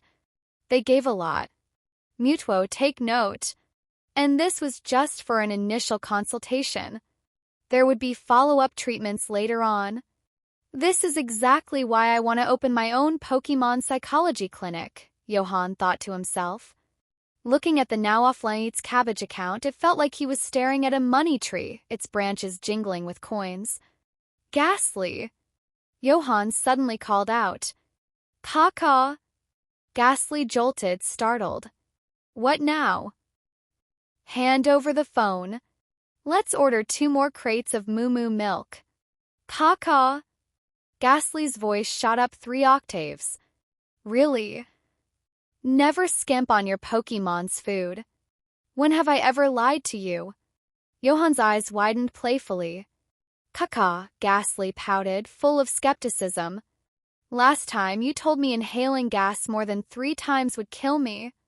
Johan, was that really a lie? It wasn't until Johan placed the order for 2 more crates of Moo Moo milk that Ghastly finally believed him. Caw-caw, did you win the lottery or something? Johan just smiled without answering. Come on, time for training. Ghastly was brimming with enthusiasm. Indeed, for Pokémon who love to eat, food was one of the greatest sources of motivation. Not bad.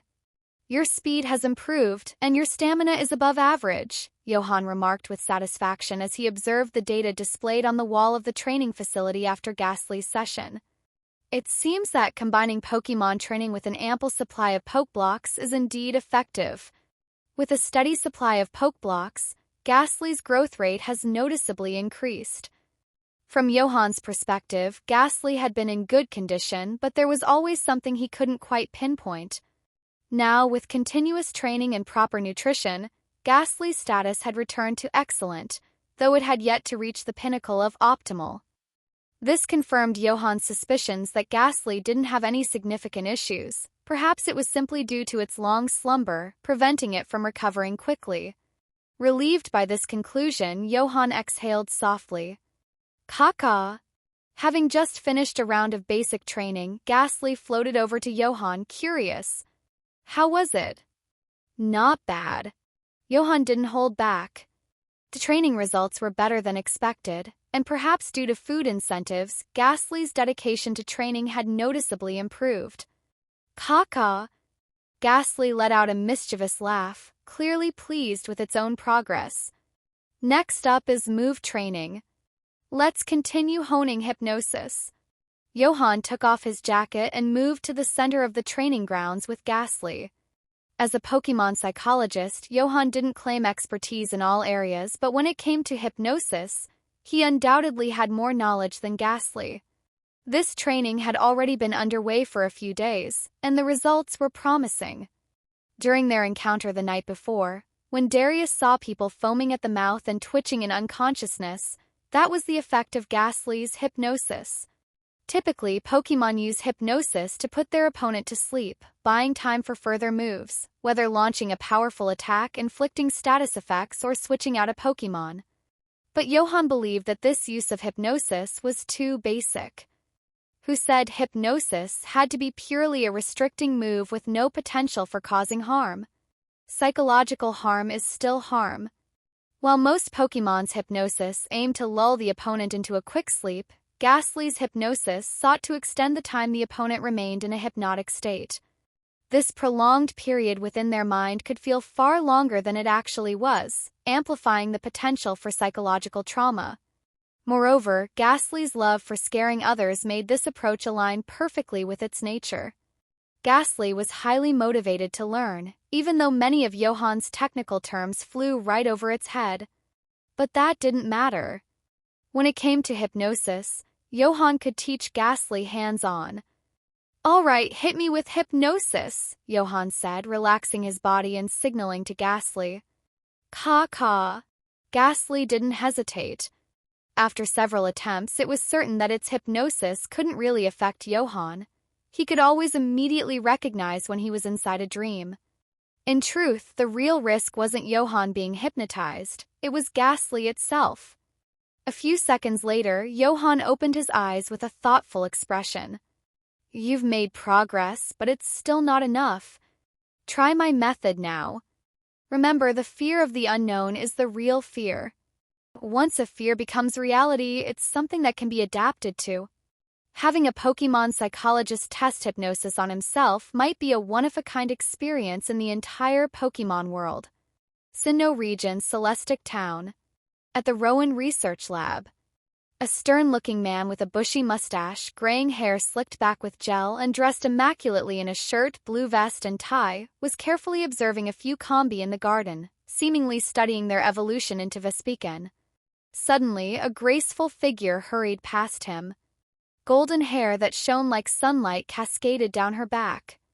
A sleek black coat hugged her figure, accentuating her curves, and her sharp eyes gleamed beneath a flawless face. Walking by her side was a shark-like Pokémon, Garchomp, who kept pace with her every step. "Cynthia?" The elderly Professor, Rowan called out, surprised to see her in such a rush. It wasn't often that Cynthia, usually calm and composed, showed such urgency. Normally, she was the type to take her time with everything, even spending an hour deciding on an ice cream flavor. "Professor Rowan," Cynthia stopped abruptly, bowing slightly in respect. "I'm sorry, I didn't see you there." Professor Rowan waved it off, unconcerned but curious. "I thought you had a battle today?" "It's already over," Cynthia replied. Rowan glanced at his watch. 11:33 a.m. The battle had started at 11 o'clock sharp. Considering half an hour for travel and miscellaneous things like entering and exiting the stadium, the whole battle had lasted 2 minutes? Or just 1 minute? A 3-on-3 battle? He looked at Cynthia's Garchomp again, shaking his head. No, it was probably a 1-on-3. What's this about? Rowan's attention finally landed on the basket Garchomp was holding. Inside were several gleaming, translucent apricot berries. "Well," Cynthia briefly explained how she had consulted with a Pokémon psychologist online named Grain in the Field about treating her Phoebus's insecurity. "Oh." Professor Rowan was intrigued. As Sinnoh's foremost Pokémon professor, he had never heard of a treatment for Phoebus's insecurity. A Phoeba that wasn't insecure, would it even be a Phoeba anymore? Curiosity piqued, Rowan followed Cynthia to a small pond in the research lab's backyard. Clearwater was home to many Pokémon, Piplup, Bibarel, Shellos, Poliwag, Marill, and more. But in the corner of the pond, a lone Phoeba floated quietly, its expression dull. Noticing Cynthia's presence, the Phoebus's eyes lit up briefly, but upon seeing Rowan nearby, it quickly lowered its head again. Cynthia had caught this Phoeba during her first journey as a child, back when her Garchomp was still a Gibble. Many had advised her to give up on training Phoeba, but Cynthia remained steadfast in her decision. Over the years, she'd tried various ways to treat Phoebus's insecurity, but no one could provide a real solution. So when she heard from Grain in the Field about a potential treatment, she couldn't wait to try it out.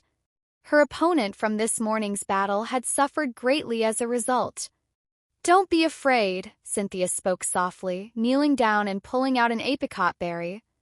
"Try this." Bloop, bloop. Under Cynthia's gentle encouragement, the Phoeba slowly emerged from the water, blowing a few bubbles before taking a small bite of the berry. The tart flavor immediately filled its mouth, causing it to shudder. "It might taste a little bitter, but stick with." Cynthia's voice trailed off as her eyes widened in surprise. Phoeba, usually timid and reluctant, actually appeared pleased by the berry's flavor. It even took another small bite of the sour apricot berry. Could this really be working? Cynthia glanced at Professor Rowan for confirmation. Professor looked deep in thought. Sensing her gaze, Rowan finally spoke. For now, I can't say whether this will completely cure Phoeba's insecurity. But it's clear that Phoebe doesn't dislike the apricot berry. On the contrary, it seems to enjoy it. Plus, it already seems more lively. As a renowned expert in Pokémon evolution, Professor Rowan's assessment was always precise and measured. But even he couldn't hide his surprise.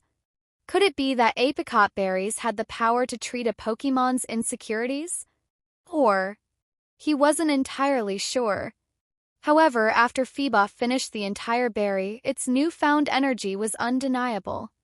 This change was already a significant improvement for Cynthia, dispelling any lingering doubts or skepticism she might have had. "Oh, right," Professor Rowan suddenly said. "What was the name of that person you consulted with?" "Grain in the Field. They recently published a paper that even Professor Oak commented on," Cynthia explained. "Caw. I am fear. I am the end of the world." Gulp, gulp, gulp. With a giant gulp, Ghastly downed a large mouthful of moo milk. Johan watched this scene with exasperation. If only he could hit Ghastly, he'd definitely give it a flick on the head. Unlike other Ghastly, which were lethargic during the day and lively at night, his Ghastly snored louder than him at night and became incredibly hyperactive by morning.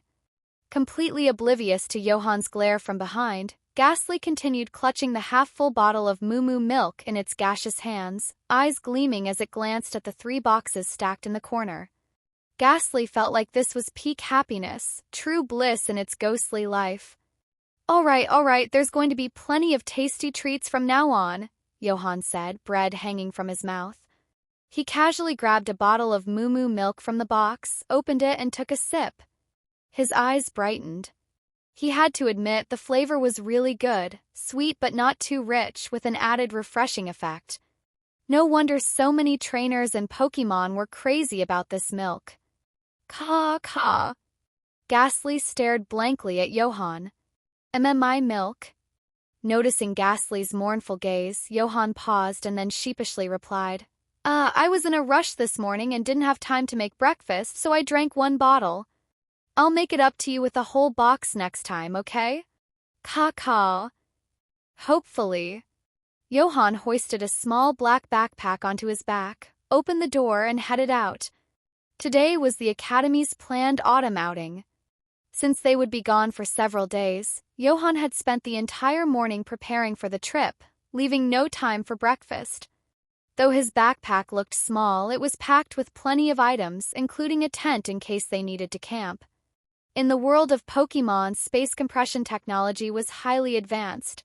From Pokeballs to backpacks, the technology had become quite sophisticated. Even Johan's seemingly unremarkable, lightweight bag could hold a lot of things. Caw. Ghastly quickly finished off the remaining milk and floated after Johan. Rustboro Pokémon Academy. Several well-kept buses were already parked at the entrance to the academy. While students hadn't arrived yet, many of the teachers were waiting. Mr. Johan, a muscular middle-aged man with a buzz cut and a tight vest, approached Johan with a smile. Mr. Dolph. Johan responded with his standard smile, nodding in acknowledgement. This brawny man was Dolph, the homeroom teacher for first-year Class 1 in the battling department. Dolph was once quite well known, having participated in numerous tournaments, including the Ever Grande Conference, though his rankings weren't particularly high. Miss Shelley, Johan greeted the 2 female teachers who were joining them. Both responded politely. Psycho seemed familiar with Johan and greeted him warmly, while Shelley appeared more reserved. But Johan didn't mind. He preferred Shelley's cold indifference. The less attention he got from her, the better. He had no intention of getting on Team Aqua's radar. "Here are the travel itineraries and some important reminders," Dolph said, handing over several sheets of paper to the 3 of them. He went on to briefly explain the details before smiling. "I hope we can have a smooth collaboration." The four of them were the teachers in charge of Class 1's autumn outing from the battling department. Soon, the students began arriving. Johan's task was simple, checking off the names of students as they boarded the bus. Mr. Johan. Mr. Johan, I didn't expect to see you here. Devon and Roxanne, who arrived together, were visibly surprised upon spotting Johan. Johan stared at Stephen for a few seconds. Seeing that his surprise seemed genuine, Johan abandoned the idea that Stephen might have influenced the arrangement. It appeared that Johan's participation in the autumn outing was purely the Academy's decision, a stroke of bad luck that placed him in the mix. Get on the bus, Johan waved them aboard. Two quickly complied. But just as Stephen was about to board, Johan suddenly called out, Stephen, thanks. Stephen paused for a moment, then quickly caught on, flashing a bright smile. I should be the one thanking you, Mr. Johan. Roxanne looked confused, but Johan and Stephen both understood. The rapid rise in popularity of Johan's academic paper, even earning a comment from Professor Oak, was no accident. Someone had definitely boosted it, and the one responsible was undoubtedly Stephen. Of course, Stephen hadn't blindly boosted the paper. He'd read it first and believed it was insightful and innovative. Otherwise, even with a spike in attention, the hype would have fizzled quickly. Professor Oak's comment only further validated the merit of Johan's research. That was the true reason it gained so much attention. Mr. Johan, are all the students accounted for? Dolph asked from the bus, noticing other buses had already begun to leave. One more, Johan replied, scanning the list. No sooner had the words left his mouth when... Wait for me! Clip-clop, clip-clop. The rapid sound of hooves approached. A red-haired girl rode up on a flaming pony. It was Flannery and her Ponita, the last to arrive. Johan checked off the final name on his list. The bus slowly pulled away. Their destination, Loveridge Town, nestled beneath Mt. Chimney in the heart of the Hoenn region. With Rustboro City and Loveridge Town being quite a distance apart, it would take several hours to get there. Class 1 wasn't very large, so there were plenty of empty seats on the bus. Johan chose to sit in the back. This allowed Ghastly some room to move around without disturbing others. Where's Ghastly? Johan had just settled into his seat when he suddenly realized Ghastly was missing. Meanwhile, on top of the bus, caw, too windy. Ghastly. I'm shrinking. Johan. By the time Ghastly floated back inside, it had shrunk to 2/3 of its usual size. Grinned sheepishly at Johan. Caw. As a gaseous Pokémon, 95% of Ghastly's body was made up of toxic gas, allowing it to slip into almost any space. But in the face of strong winds, if it couldn't gather enough gas, its body would shrink. Fortunately, Ghastly would be back to its full size after resting for a while. At least no one had noticed Ghastly's blunder. Silently, Johan stuffed the ghost back into his pocket, pulled out his phone, and casually browsed the news. Jubilife TV's Jubilife tournament wraps up as trainer Cynthia takes the crown. Garchomp dominates with a clean sweep. Video link. A massive graveler discovered outside Mewtwo City, suspected to be Mewtwo City? After dealing with the remnants of Greater Mewtwo Holdings and the plot against Stephen, Johan had become a little sensitive to anything related to Mewtwo. Mewtwo City isn't too close to Mt. Chimney or Loveridge Town, though. As Johan pondered, he noticed the website's chat feature blinking. Curious, he opened it. Evie eats cabbage. Phoeba seems more energetic after eating the apricot berry. Phoeba video attached. It's good it doesn't mind the sour taste. That makes things a bit easier. Johan stroked his chin thoughtfully and then replied. Grain in the field. In that case, try making poke blocks or poffins with apricot berries. The effects should be even better. But keep in mind that with only physical treatment, this could take a while, and might cost a lot. Be prepared for that. Considering the person had casually transferred 20,000 poke dollars, they probably wouldn't mind spending a bit more on poke blocks. After a moment, Steven suddenly came over from the front of the bus and sat down next to Johan. "Mr. Johan, are you planning to go to the hot springs tonight?" Hoenn region, Lavaridge Town. One by one, the buses parked in front of the Lavaridge Town Pokémon Center. Under the supervision of the teachers, the students slowly disembarked and began moving their luggage inside. As per the school's arrangements, the students would stay at the Pokémon Center for the first night. Each room would house 2 students, and this applied to the teachers as well. However, since there was an odd number of students in the first-year battling class, Steven made a request for Johan to share a room with him, instead of the original arrangement where Johan would have bunked with their homeroom teacher, Dolph. Truth be told, Johan wasn't entirely thrilled about sharing a room with another man, but since it was the school's arrangement, and even the Devon Corporation heir Steven had no objections, Johan decided he should set a good example as a teacher. Besides, compared to the muscled-up Dolph, it was much easier to accept sharing with Steven. In addition, Johan was much closer in age to Steven than Dolph. Once everyone settled into their rooms, Dolph announced that the afternoon and evening would be free time, much to the students' delight. Of course, free time meant they could only explore Lavaridge Town itself. If anyone wanted to leave town, they needed the teacher's approval. As noon approached, the students grouped up and left the Pokémon Center to find food. Johan, too, was invited by Steven, Roxanne, and Flannery. "Mr. Johan, would you like to join us for lunch?" Roxanne asked, still holding a book in her arms, even during the autumn outing. Before Johan could decline, she added, "Flannery knows a great restaurant. It's one of Lavaridge Town's specialties." Flannery was a native of Lavaridge Town, and her grandfather, a former member of the Hoenn Elite Four, was currently the town's gym leader. Caw-caw. Ghastly, still shrunken down and not fully recovered from earlier, popped its head out, its eyes gleaming with interest. In the end, faced with the expectant gazes of Steven, Roxanne, and Flannery, Johan agreed to join them.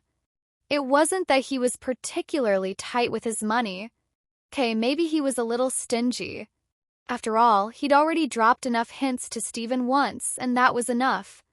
Even though these 3 students were likely wealthier than him as a teacher, it didn't feel right to let the students pay for his meal. Seeing Johan agree, Flannery exchanged a sly glance with Steven and Roxanne, satisfied with their little success. Once they stepped out of the Pokémon Center, the heat hit them like a wave. A few more steps, and they could see a towering mountain in the distance, none other than a chimney, one of Hoenn's iconic landmarks. Chimney, a 1,500-meter-tall volcano located in the heart of Hoenn, hadn't erupted in many years, but it continued to emit high temperatures, remaining a dormant volcano. From afar, dark volcanic ash could be seen drifting down like black snow. As it fell to a certain altitude, the ash seemed to resemble large black feathers swirling in the wind. Carried by mountain breezes, it drifted toward the northeast. It was easy to imagine how the thick volcanic ash could impact the surrounding environment. However, despite being located at the base of Empty Chimney, Lavaridge Town was on the southern side of the mountain. Thanks to the mountain winds, the ash rarely reached the town, causing minimal disturbance. Instead, the high temperatures from the dormant volcano had given Lavaridge Town its famous volcanic hot springs, attracting many visitors. "Is that where the non-flying one sleeps?" Johan thought as he gazed at the towering, cloud-wreathed mountain. If that beast ever awoke, it would be... But he quickly dismissed the thought with a wry smile. How unlucky would someone have to be to run into Groudon on a casual trip to Mewtwo? Besides, Groudon was still slumbering. Without the red orb, it wouldn't wake up even if someone danced on its head. "Mr. Johan?" Devon, Roxanne, and Flannery had walked a bit ahead when they noticed Johan standing still, staring at Mewtwo, lost in thought. Snapping back to reality, Johan adjusted his jacket and followed them at a leisurely pace. He had to admit, Ghastly was incredibly useful in this sweltering environment. Thanks to Ghastly, Johan's body temperature was at least 5 degrees cooler, making the heat far more bearable. "Caw-caw. See how great I am now?" In a small, relatively secluded restaurant in Lavaridge Town, Ghastly lay comfortably on a soft cushion, letting out a satisfied burp after the meal. Johan, who had just returned from paying the bill, couldn't help but twitch at the sight. Ghastly had eaten the most out of anyone. Second place went to Flannery, who had insisted they come to this restaurant, followed by Stephen and Johan, with Roxanne eating the least. But even Johan had to admit the food here was quite good. Especially the hot spring egg rice bowl made with genuine volcanic hot spring eggs. Now that we're full, what should we do this afternoon? Flannery leaned back in her chair, her gaze bouncing between Johan, Stephen, and Roxanne, looking slightly bored. It was pretty clear what Flannery wanted to suggest, especially with the not-so-subtle glances she kept throwing at Stephen and Roxanne. Stephen sighed, while Roxanne turned her head away, pretending not to notice. "How about we head up empty chimney?" Flannery suddenly slapped the table, full of energy as she continued her act. "Caca!" Before Johan could react, Ghastly, who was feeling sleepy from the big meal, was startled out of its daze. It glared at Flannery with a suspicious look. This girl had been the one who fought the hardest over the food earlier. "What do you think?" "I know a great spot on the chimney, and there are plenty of wild Pokémon there too." Flannery pressed on, eager to show off her local knowledge. Seeing Flannery so enthusiastic, Stephen and Roxanne felt bad about shooting her down, so they turned their hopeful gazes toward Johan. Johan, however, remained unfazed. He calmly sipped his tea before replying, "The free activity zone is limited to Loveridge Town. Any chimney isn't included. As long as we get your approval, we're good to go." "That's why I'm asking you, Mr. Johan," Flannery pleaded, still hopeful. "No." Johan's refusal was swift and firm. "I promise it's not dangerous." "No. It's not far from Loveridge Town. I used to go there all the time when I was younger." "No." No matter how much Flannery begged, Johan's answer remained a calm but unwavering no. Her stubbornness was clearly starting to wear thin. "I'll introduce you to my best friend. She's super pretty." Flannery finally resorted to her trump card. "No, wait, what?"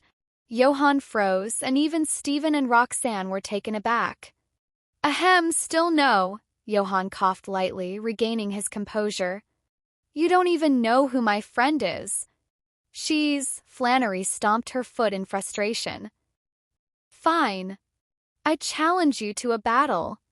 If I win, you let us go up the mountain." Then she quickly added, "You're not scared, are you?" Johan chuckled. "That won't work on me." Flannery scratched her head in frustration. When she finally ran out of ideas, she pouted and muttered, "Fine, if you won't agree, we'll just sneak out later. No one would even notice." That, however, did have an effect. Johan turned to Stephen. "Stephen, do you want to go up the mountain too?" Caught in Johan's gaze, Stephen hesitated before sheepishly admitting, "I heard there's a rare type of volcanic stone up there." Johan sighed and turned back to Flannery, his tone calm. "All right, I'll accept your challenge. If you win, you can go up the mountain. But if you lose, you'll have to listen to me. However, as you know, I'm just an ordinary Pokémon psychology teacher, and my Ghastly was only recently caught. You wouldn't want to be accused of bullying the weak, would you?" Hearing this, Roxanne and Stephen exchanged a glance, both inwardly thinking, this won't end well. Before they could warn her, Flannery confidently puffed out her chest and declared, "No problem. I also have a Pokémon I just caught recently." Smack. Both Stephen and Roxanne face-bombed at the same time. Flannery hadn't fallen for Johan's reverse psychology, but she had walked right into his trap. Caca. Of course, the most confused one was Ghastly. How did this conversation suddenly turn to involve me? Loveridge Town. Not far from the restaurant stood a rather remote, somewhat dilapidated battle arena. As Flannery gazed at the old arena, her eyes reflected a bit of nostalgia. She had many fond memories here. However, she quickly put aside her sentimentality, her enthusiasm surging as she returned to being the girl burning with passion. Others might not have noticed this shift, but Johan certainly did. Come to think of it, whether in the original story or in what he knew of Flannery, apart from mentioning her grandfather, she rarely, if ever, spoke about her parents. Mr. Johan, I won't hold back, Flannery declared, full of energy. On the sidelines, Stephen and Roxanne exchanged concerned looks over Flannery's situation. For a trainer like Flannery, who let emotions rule over reason, it seemed like she was about to face her worst possible opponent, someone like Johan, a Pokémon psychologist. Flannery had chosen to use her strongest Pokémon. Perhaps she could rely on sheer strength to win. But... Caw-caw, hic caw-caw? Floating before Johan, Ghastly let out a burp and turned to him with a questioning look. Can't I just take her out right away? You can try, Johan replied, his eye twitching slightly before he added, but be ready to face a former Elite Four member afterward. Caw-caw. Ghastly, degree. That moment, Flannery threw out a Pokeball and in a flash of red light, a Pokémon appeared on the field. It resembled a black dog, with prominent bone-like structures on its back, head, and ankles, giving the once cute creature a more menacing look. Its belly and muzzle were orange, and a short, stubby tail extended behind it. It was a dark and fire-type Pokémon, Houndour. Seeing this Pokémon, both Stephen and Roxanne were a bit surprised. They had expected Flannery to send out her Numel, a recently captured Pokémon as well. However, Numel, a fire and ground type, would have been at a disadvantage against Ghastly, but Houndour, with its dark and fire attributes, now that was a clear advantage. Thrall, Ghastly, being both ghost and poison type, was weak to dark type moves, Houndour's specialty. Moreover, if Flannery's Houndour had the early bird ability, it would give her an even greater edge. With such a lineup, there might actually be a chance for her to win. Thrall, Mr. Johan wasn't a professional trainer, and he likely didn't have much battle experience. If he only had theoretical knowledge. Flannery grinned excitedly. Being emotional didn't necessarily mean being foolish. Stephen took a deep breath and called out, "Let the battle begin!" Flannery dramatically pointed her arm, directing her Houndour. Houndour, bite. Arf! Houndour barked fiercely, its four legs moving swiftly as dark, sinister energy began to swirl around its still-developing fangs. At the same time, in Johan's vision, Houndour's stats appeared before him. Houndour. Type Dark Fire. Ability, Flash Fire. Moves, Leer, Ember, Howl, Smog, Roar, Bite, Fire Spin, Fire Fong. Mood, excited, worried, I have a bad feeling about this. Condition, excellent, well-trained in peak condition. Friendship, 5, has some goodwill toward humans because of Flannery. Ghastly, use scary face, Johan calmly instructed, his voice even. Though Ghastly had been lazily floating around just moments ago, the Pokémon instantly snapped into focus, as if the previous lethargy had been a ruse. As a gas-type Pokémon, Ghastly was incredibly fast. In the blink of an eye, its body swelled like a balloon, transforming into a giant, grotesque face. Caw-caw! The eerie laugh echoed as dark mist twisted and shifted, unsettling the young Houndour. Johan sighed internally. Why did trainers of dark-type Pokémon always insist on opening with Bite? Did they really believe type advantage determined everything? This wasn't a game, and move accuracy wasn't just based on hit rates or evasion stats. Did they think the opponent wouldn't exploit their weaknesses? Though flustered, Houndour still managed to snap its jaws shut. Bang! Teeth clashed with teeth, and black mist seeped through the gaps. All it had bitten was a small wisp of the gaseous body Ghastly had inflated into a giant face. On the sidelines, Stephen and Roxanne exchanged a glance. Earlier, when Flannery had made the first move, Johan had responded almost simultaneously with his command. This allowed Ghastly, with its eerie, scary face move, to capitalize on the timing and shake Houndour's confidence. Simultaneous commands. Could it be that Johan had predicted Flannery's strategy from the start? Was he reading her moves ahead of time? Could this really be the teacher with little battle experience? Or was this the tactical prowess of a Pokémon psychologist? They had expected Johan to rely on Ghastly's tricky and frankly annoying moves to gain the upper hand. But to think it would play out like this? Use Curse? Pokémon battles weren't turn-based, so with Houndour having missed its attack, Johan wouldn't let this opening slip by. Caw-caw.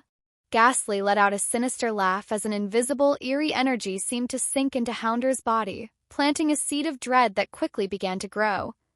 Houndour, we need to finish this fast, Flannery ordered, her expression turning serious. She was clearly aware of Curse's effects. She waved her arm again. Use Leer. Then charge in. Ghastly hypnosis. Once again, their voices rang out nearly simultaneously. Houndour widened its eyes menacingly, trying to intimidate its opponent. However, what happens when you open your eyes wide in front of hypnosis? Houndour's body trembled, and after taking a few shaky steps forward, it collapsed onto the ground, fast asleep. Get up! Houndour! Flannery's face flushed red as she shouted. Johan stared at the fallen Houndour for a few moments. When the energy of the curse began to sap away some of Houndour's strength, with no sign of it waking up, Johan finally relaxed a little. Thank goodness. Clearly, the bond between Flannery and her Houndour wasn't strong enough to break hypnosis with just a command. To be honest, Johan hadn't realized until this battle just how much he feared trainers like Flannery, the kind that didn't play by the rules yet somehow managed to break the norm. The only way to handle such trainers was with someone even more unpredictable. Like a water-absorbing Charizard. It's over, Johan declared, calling an end to the battle. We haven't even, Flannery tried to protest. Ghastly. Caw-caw. In response, Ghastly unleashed a rapid series of moves: Confuse Ray, Lick, Scary Face, Will-O-Wisp, Smog. Flannery's words died in her throat. A bead of sweat rolled down her forehead. You should call Houndour back before Curse affects it anymore. Otherwise, you'll be heading straight to the Pokémon Center, Johan advised calmly, as Ghastly floated lazily back to his side. Meeting Johan's gaze, Ghastly blinked and whispered in a low voice. Caw-caw. Don't worry, I used the regular hypnosis. Ghastly, I'm not that dumb. You said her grandpa is a former Elite Four member. Johan nodded in relief. He didn't want Houndour to develop any psychological issues. Otherwise, he'd have to be the one to treat it. We lost. Flannery reluctantly accepted the outcome. But Johan's interest had been piqued, not so much in Flannery herself, but in trainers like her, the ones who were more emotional than logical. It was clear that Flannery and Houndour still had a ways to go in terms of teamwork. There was a noticeable gap between her commands and her Pokémon's actions. Johan was curious to see if, after more bonding, they might break through some of the usual limits. After all, that was a key area of research for his predecessor. As the battle ended, Steven and Roxanne walked over.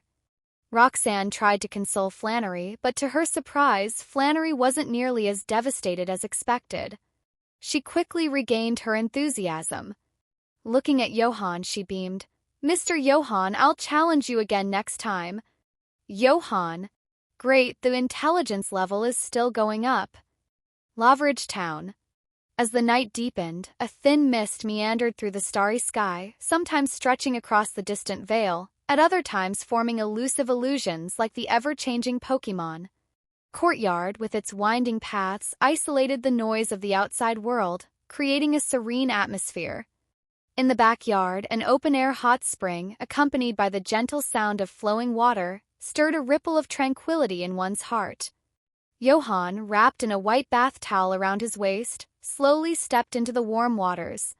Devon was already lazily lounging in the hot spring, his arms stretched out as he leaned against the stone edge of the pool. A neatly folded towel rested atop his head. In the end, Steven, Roxanne, and Flannery's plan to sneak into the mountains was thwarted by Johan's victory over Flannery, putting an end to their escape attempt. As for soaking in the hot springs, that had always been part of the planned itinerary. However, it wasn't quite the mixed-gender bath Johan had imagined. On one side of the pool where Johan and Steven soaked stood a wooden partition. On the other side, Roxanne and Flannery were enjoying the hot spring. Splash, splash. As the hot water reached his abdomen, Johan felt the magic of the hot spring as all his fatigue seemed to melt away. The rising steam, mingling with the mist, outlined the vague, dreamlike image of a handsome youth bathing. Mr. Johan? Hearing the movement, Stephen opened his eyes slowly, briefly dazed before quickly regaining his focus. Johan leaned his head back against the smooth stones at the pool's edge, allowing his body to become buoyant in the water, feeling light and somewhat dizzy as if floating on air. He waved his hand dismissively, cutting off Stephen's words. "Stephen, we're not that far apart in age, right?" Hearing this, Stephen paused, then nodded. "If I'm not mistaken, you're only 2 years older than me. You completed a 4-year university program in just 3 years, finished the 6-year advanced academy in 5 years, and as for the primary academy, are you checking my background? You know so much. So, when it's just us, there's no need to be so formal." "Just call me by my name," Johan interrupted him again. "Johan?" Stephen hesitated briefly before trying out the name. Johan lazily hummed in response, eyes half closed. A teacher must learn to connect with students, to bridge gaps between them. This was especially true for a psychologist and their patients. Of course, this wasn't influenced by Stephen's status or the fact that he probably didn't even realize just how wealthy his family was. At least, that wasn't the main reason. "By the way," Johan continued, "Loveridge Town's hot springs are quite famous, aren't they? Why is it that this place, which seems pretty decent, is so empty with only us here? Don't tell me you bought the place?" Hearing this, Stephen chuckled and shook his head. "Not exactly." But before Johan could speak again, Stephen added, "The nearby properties are already owned by my family." "Johan," he raised his hand and gave a thumbs up. "Well, that made things easier." "Ghastly," Johan called out. Flash. Suddenly, the once calm surface of the water erupted as Ghastly shot up from the hot spring. With a mischievous grin plastered on its face, Ghastly declared, "Caca!" Ghastly evolves into Go Stamp? Johan and Stephen. But Johan quickly sat upright in alarm. "Wait, aren't you soaking in water? You're made of poisonous gas." "Caca!" Ghastly Sigma degree. Through a brief episode of chaos, Stephen and Johan now sat on the edge of the pool, with Ghastly sheepishly floating nearby. Fortunately, since Ghastly could control its poison, no harm was done despite being submerged in the water. "Since we're at it, let's bring everyone out," Stephen said, tossing a few pokeballs into the air. In an instant, his shiny Metagross, Lyron, Skarmory, and Claydol materialized. However, Lyron and Claydol, being rock and ground-type Pokémon, instinctively recoiled from the water, and as a bird Pokémon, Skarmory didn't seem too fond of soaking in a hot spring either. In the end, only Metagross and Ghastly joined them in the water. But both Johan and Stephen were slightly on edge, repeatedly warning their Pokémon. Control the poison, or the electromagnetic field. Finally, the hot spring grew calm once more. "Gross," Metagross grumbled, apparently feeling little from the experience. "Caca." "What?" "Look at this." Ghastly dove back into the water, blowing bubbles with a gurgle. Metagross glanced over at the Pokémon on the sidelines, Lyron and Skarmory. "Anyone want to play with it?" Lyron and Skarmory simultaneously turned to Claydol. "Claydol." Seeing the Pokémon having a lively chat, Johan took the opportunity to relax. He leaned against the edge of the pool and pulled out his phone. Soon enough, he noticed a message from his client. "He eats cabbage." "He eats cabbage. All right, I've made the poke blocks." Phoeba really likes them, and its condition seems to have improved a bit, though it's still shy around other Pokémon. "Eevee eats cabbage." This may sound a bit forward, but could you help with some psychological therapy? Psychological therapy? If it were something like Mewtwo's case, it wouldn't be impossible, but for Phoeba? Was he supposed to have Phoeba type? Even video chats might not work. He'd probably need to use hypnosis to conduct any psychological intervention. "Grain in the field. Apologies, I have other work commitments, so..." A face-to-face meeting? That's a bit risky. Who knew what kind of person was really behind the cute username? For all he knew, it could be some creepy guy. As someone who remembered their past life, Johan was very cautious about such things. Since Eve Eats Cabbage was offline, Johan's message didn't get an immediate response. However, besides that, he received a message from another user. Number Wizard. Pokeballs are a form of restraint on Pokemon, preventing them from achieving their full existence and happiness. I believe that Pokemon and humans should live separately, Pokemon in their own world and humans behind the walls of their steel cities. For some reason, seeing this message gave Johan a strange sense of déjà vu. But then his thoughts returned to the question at hand. Were captured Pokemon truly unhappy? Johan glanced at the hot spring. Floating on the surface, basking in the mist, was Ghastly, who had fashioned a wooden tray to hold a bottle of Moo Moo milk. Several straws connected from the bottle directly to Ghastly's mouth. Was Ghastly unhappy? Nearby, Steven, wrapped in a towel, was scrubbing Laren's back. Sparkling white suds covered his face as both he and Lyron wore matching smiles. Metagross and Skarmory were waiting their turn. Were they unhappy? Not really. Granted, there were indeed unhappy Pokemon in this world, but they were the exception rather than the rule. This is classic idealism, where someone's personal experience is projected onto everyone else, and they believe they need to build a utopia for all. Johan didn't reject this person's ideas outright, though. Their intentions were good, they wanted to protect Pokemon. It was just that their experiences had skewed their perspective. Stubbornness. Johan sighed. A preconceived notion like this was the hardest to change. Even if he presented the real truth, if it didn't match what this person wanted, they would simply reject it. So, the best approach in such cases was not to directly oppose them. If you did, they wouldn't listen to a word you said. Instead, you had to see things from their point of view, stand where they stood, and earn their trust.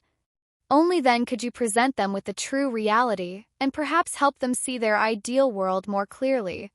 After thinking it over for a while, Johan finally responded. Grain in the field. If you come across Pokemon that are being mistreated, please do your best to save them. To those Pokemon, you might be the only light in their dark world, their hero. After sending the message, Johan set his phone aside and sighed once more. Caca. Noticing Johan's shift in mood, Ghastly floated over, spitting out the straw it had been sipping from. What's wrong? Johan shook his head. It was hard to imagine what someone must have gone through to develop such extreme ideas. His thoughts grew heavier. Caca. The mist around Ghastly shifted, transforming into a pair of clamshells, followed by sharp spikes extending out. Ghastly Cloyster mode. Puffed. Seeing Ghastly perfectly imitate Cloyster, Johan couldn't help but burst out laughing. Caw caw caw. Ghastly joined in, laughing alongside him. Though its laugh was a bit creepy. Steven, drawn by the sound of their laughter, couldn't help but remark, Johan, you and Ghastly have such a great bond. Boom! Suddenly, a loud explosion echoed, accompanied by the startled screams of Roxanne and Flannery. The dense velvet sky obscured the moon, and the lingering mist carried an unsettling chill, as if some unseen dark presence lurked in the shadows, watching. In contrast, the explosive roar that followed was like a harbinger of light, tearing through the dark curtain with a deafening crack. It rumbled on, echoing like the earth itself was splitting open. Hearing the sound, both Johan and Steven's expressions changed, and Ghastly along with Metagross immediately moved to their sides, ready to protect them. The next second, crash! A massive boulder came crashing down, shattering the wooden partition that separated the two hot springs. Two springs were now connected. What happened? Steven quickly asked. Roxanne started, but her face, already flushed from soaking in the hot water, now turned an even deeper shade of red, much like a ripe apple. Her cheeks were burning, her usual twin tails had come undone, and her damp hair now draped over her shoulders. Fortunately, all four of them, Roxanne, Flannery, Johan, and Steven, were wrapped in towels. Devon too seemed taken aback, but quickly realized the situation and displayed a hint of embarrassment. A rock! A huge rock just fell down from the mountain! Flannery exclaimed, far less self-conscious than the others, and immediately filled in the missing details. In fact, given her similar build to Johan and Steven, well, let's just say, the mountain? Johan, the only one who remained somewhat calm, furrowed his brow and looked up at the mountain. Since Loveridge Town's hot springs rely on the heat from empty chimney, many of the town's inns and hot springs are located near the mountain. Johan and Steven's side of the springs was relatively safe, but Roxanne and Flannery's side was almost directly adjacent to the rocky slopes of empty chimney. Because of the distance and the jagged terrain, it was hard to determine what had happened up on the mountain. However, the dark night made one thing visible. A faint glow of fire could be seen rising from the upper reaches of the mountain.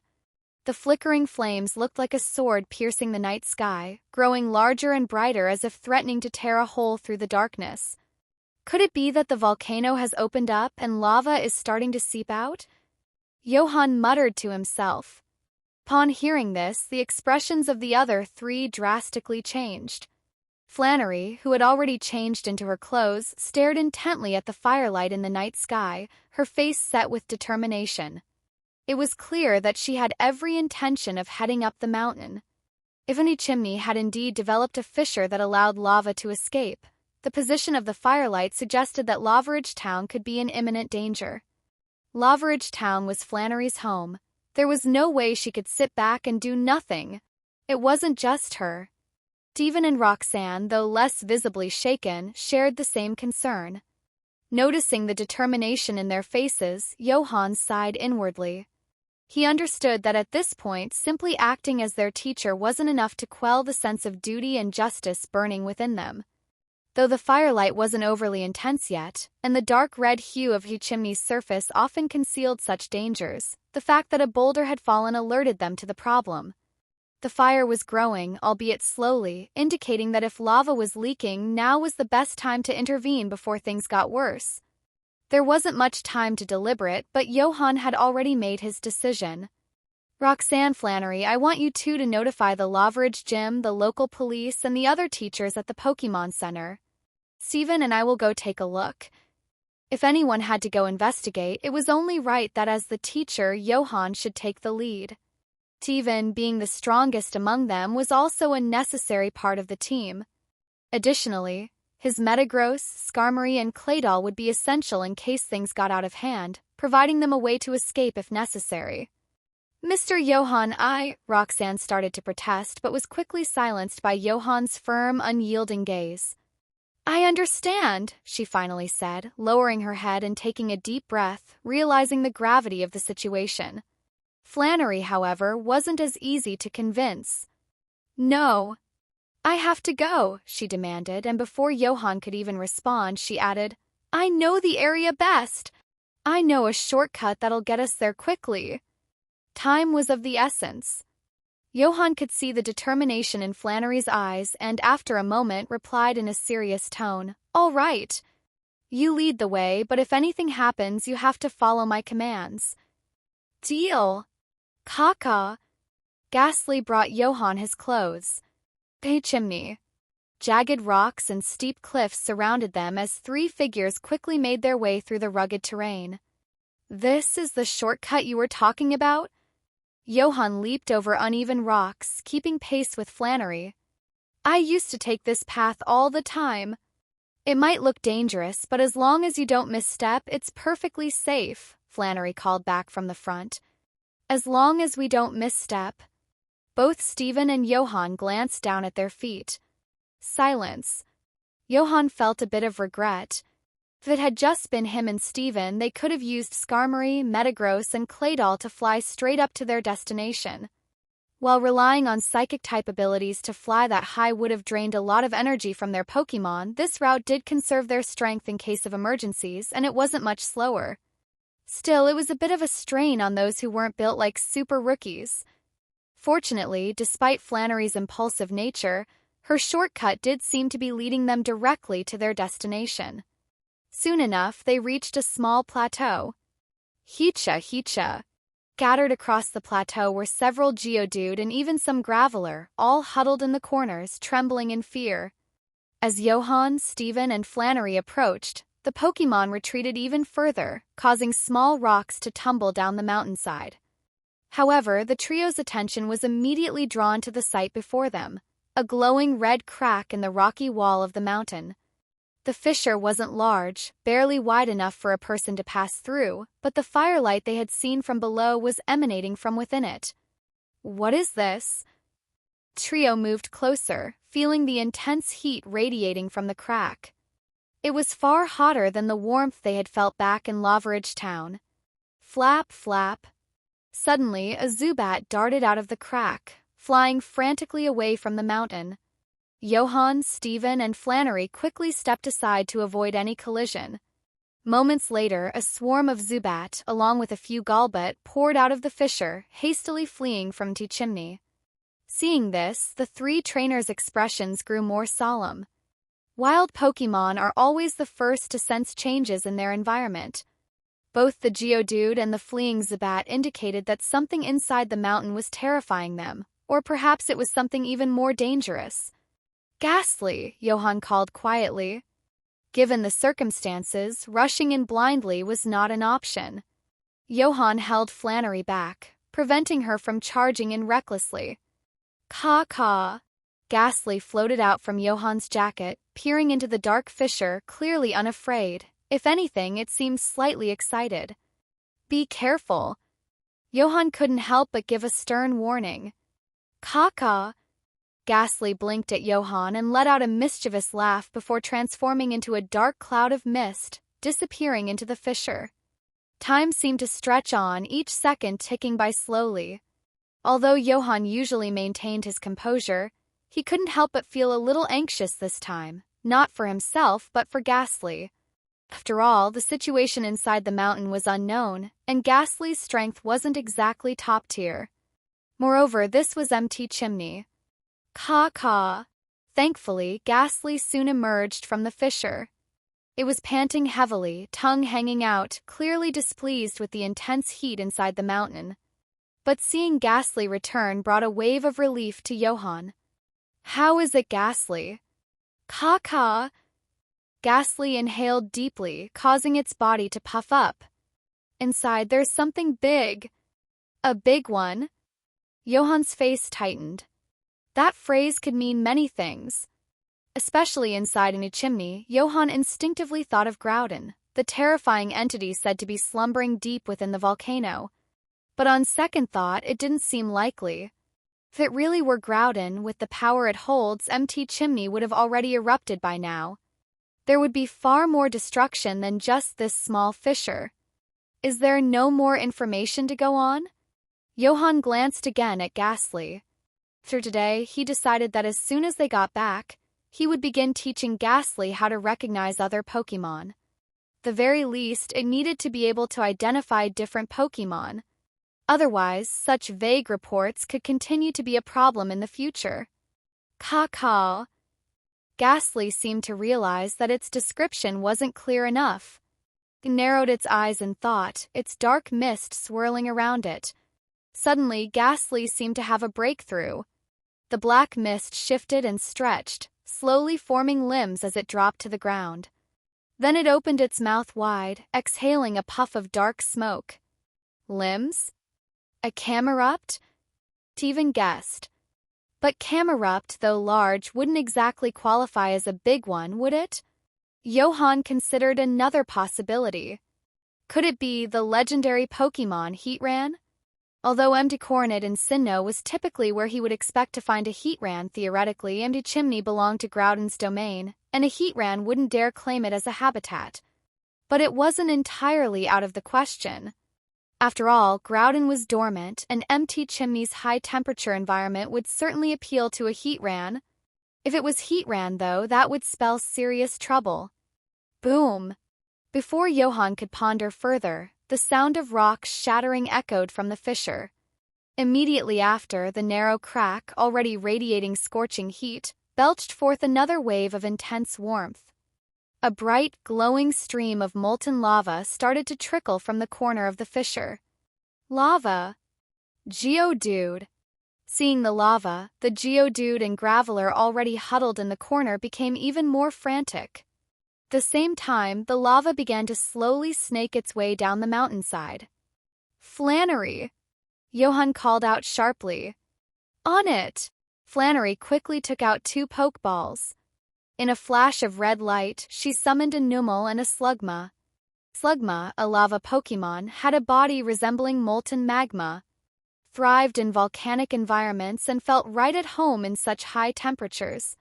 While the lava would be deadly to most Pokémon, to Slugma it was like a comfortable bed. The Slugma slithered forward, intercepting the thin flow of lava, blocking its path down the mountain. Numel joined Slugma in trying to control the flow. Johan, Slugma can't hold this back for long. Flannery called out urgently. Let's move, Johan ordered. Despite his growing concern, Johan knew they had no choice. The lava had already started to flow. If they didn't act quickly, the lava could spill further, leading to a massive eruption of molten rock from the heart of Empty Chimney. And if it really turned out to be Heatran, well, they'd have to do their best to either calm it down or buy enough time. Roxanne had already gone to alert the authorities in Lava Ridge Town, including Flannery's grandfather, the retired former Elite Four member. He should be able to handle Heatran, as long as they could get there in time. There was another reason why Johan decided to proceed. That reason was Ghastly. Despite the urgency of the situation, Ghastly's report, although unclear, suggested that if the danger were too great, it would have warned them to stay back. Johan trusted Ghastly completely. I'll go first, Devon declared, summoning Claydol to his side as he entered the fissure before anyone else. The narrow crack made it difficult for Metagross or Skarmory to move, so the smaller, more maneuverable Claydol was the perfect choice. Johan, with Ghastly by his side, quickly followed behind. The heat from outside had been uncomfortable, it was nothing compared to the suffocating warmth inside the fissure. The air was so thick with heat that both Johan and Steven were drenched in sweat almost immediately. Surprisingly, the temperature wasn't as unbearable as they had expected. After all, Zubat and Golbat had been living inside, so the internal climate wasn't completely inhospitable. Guided by Ghastly, they ventured deeper into the tunnel, the heat intensifying with every step, drenching their clothes and painting their faces with a fiery red glow. Boom! Boom! As they moved further inside, a series of deep, rumbling sounds began to echo through the tunnel. Finally, they emerged into a larger, open space within the volcano. Scanning their surroundings, they quickly spotted several Numel huddled together in one corner. Known for their docile demeanor, even the Numel looked terrified, eyes wide with fear and uncertainty. What were they so afraid of? Following their gaze, Johan and Steven finally saw the source of the disturbance. A Camerupt. The massive Pokémon stood before them, covered in bright orange fur, with 2 large rocky humps on its back. From those humps spewed molten lava, like a miniature volcano erupting on its own. It was clearly agitated. Its body was trembling, and it stomped its feet violently, causing the ground around it to crack and crumble. Behind it, a wall of the cavern had been scorched black, with fresh molten lava slowly leaking from a jagged crack. It was obvious now, the small stream of lava they had seen earlier had originated from this Camerupt. However, both Johan and Steven were taken aback by one detail. Typically, a Camerupt stood around 1.8 to 2 meters tall. But the one standing before them now was at least 3 meters tall. This was a giant Camerupt, the big one that Ghastly had mentioned. Boom! Boom! 2 more spurts of molten lava erupted from the volcano-like humps on Camerupt's back. As Johan and Steven locked eyes with it, its bloodshot eyes glared back at them. Ruahar! Camerupt let out a furious roar, its open mouth glowing with intense heat. Johan and Steven's expressions shifted. Steven quickly reached for more Pokeballs, summoning Metagross, Skarmory, and Lyron to the field. But all 3 of his Pokémon were Steel types, which were naturally at a disadvantage against Camerupt's Fire and Ground-type moves. Moreover, this was Kamrup's home turf. At the same time, Johan's vision filled with Kamrup's Pokédex information. Camerupt.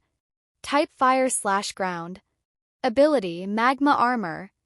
Moves, Rock Slide, Fissure, Flamethrower, Growl, Tackle, Ember, Focus Energy, Stomp, Lava Plume, Amnesia, Smokescreen, Earth Power, Takedown. Emotion. Furious, it may have consumed something it shouldn't have. Status, Unstable, this isn't a normal state for a Pokémon. Warning. Warning. Friendship, -50, Danger. You stepped forward with your left foot first. This Camerupt was no joke. Even if it weren't in this frenzied state, it would still be leagues stronger than Ghastly. The frenzy had increased its strength, but it also made its already low intelligence even worse. Johan exchanged a glance with Steven. Boom!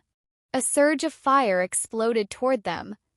Metagross, Claydol, use Psychic. Ghastly, use Curse. Their commands came almost simultaneously. BZZZ. A transparent light blue psychic barrier formed instantly, blocking the raging flames just 3 meters away from Steven and Johan. Caw-caw. Ghastly's body swelled momentarily as an eerie force invisibly burrowed into Camerup's body, planting the seeds of a curse that would soon take root. Skarmory, use Sand Attack. Laron, use Mud Slap. The situation with Camerupt, their Pokémon types, and the sheer weight of their collective experience led both trainers to adopt the same strategy. They would play it safe and wear Camerupt down. Dust and mud flew, obscuring Camerup's vision as it unleashed another torrent of fire, scorching the cavern. Rocks began to fall, and though the fire started to die down, Camerup's rage only seemed to grow. Took a deep breath, and a white energy field surrounded its body. Focus energy! Then it reared up on its hind legs, gathering earth-toned energy between its front hooves. This is bad. It's preparing to use Fissure. Fissure is a ground-type move that, under normal circumstances, guarantees a knockout if it hits. While most of the Pokémon present, including Ghastly, wouldn't be too affected by it, Johan feared what the aftermath of this move could bring. One wrong step and this entire cavern might collapse. Boom! The ground split open with a deafening crack, sending rocks flying in all directions. A massive chasm appeared, as if the earth itself had opened its mouth, threatening to swallow everything. Camerup's Fissure had landed. In a situation like this, where there wasn't an overwhelming difference in strength, no one would let their Pokémon stand still and get hit by such a devastating move. The sheer force of the attack made Johan feel as if the entire mountain was shaking violently. The only silver lining was that despite the power of the Fissure, Johan's and Steven's Pokémon were unharmed. Johan and Steven released their grip on Metagross, landing back on solid ground. The fact was, the enraged Camerupt, with its vision obscured, couldn't properly target Ghastly and the others. But things couldn't continue like this. Who knew if Camerup's next Fissure wouldn't cause a further collapse, worsening the lava flow from MT Chimney? Problem was that even though both Johan and Steven wanted to speed things up and subdue Camerupt, it wasn't that simple. With Camerupt in its current state combined with the power gap between it and Ghastly, Johan knew that status-altering moves likely wouldn't have much effect. Till he had to try. Ghastly, use Haze. They were lucky and could poison Camerupt. Combined with the curse already in place in Steven's Pokémon, the tide of the battle could shift. Caw-caw. Ghastly sighed inwardly. This was tough. This Camerupt was clearly way out of Ghastly's league. Relying on it to wear down Camerupt was a long shot. But Ghastly wasn't one to back down from a challenge.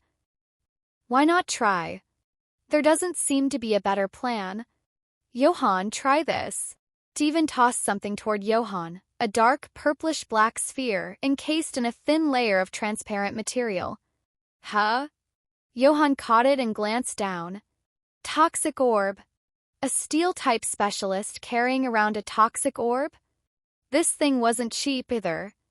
Toxic Orb, a ball filled with potent poison gas. Holding it puts the user in a badly poisoned state. Warning. Do not consume. But now wasn't the time to dwell on such details.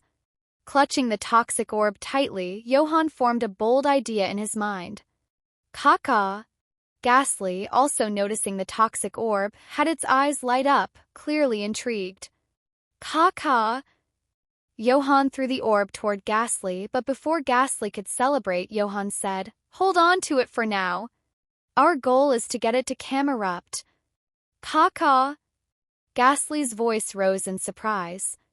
"Don't worry, we'll take it back after Camerupt goes down," Johan reassured. Devon, overhearing, seemed to realize Johan's plan. "Of course," he muttered under his breath. "Steven, keep it distracted. Ghastly and I will make our move," Johan ordered. "Got it." Meanwhile, Camerupt showed no signs of calming down. Its back-mounted volcano continued to erupt with lava, and flames began to build in its mouth. It was readying another attack. Johan and Steven both thought the same thing. Camerupt suddenly lifted its head and launched a fiery blast upward. The flames formed a glowing fireball in the air before exploding, sending smaller bursts of flame flying in every direction. Lava plume. Now's our chance. Metagross and Claydol quickly activated their psychic barriers, doing their best to block the incoming fire. Meanwhile, Skarmory flapped its wings in midair, causing a sharp ear-piercing screech with its metal sound drawing Camerupt's attention. Lyron, having been resummoned, stomped the ground, sending 2 rocky chains shooting up, wrapping around Camerupt and temporarily restraining its movement. "Ghastly!" Johan shouted. "Caw-caw!" Suddenly, from below the ground, Ghastly emerged right in front of Camerupt's face, hurling the toxic orb straight into Camerupt's mouth. Gulp.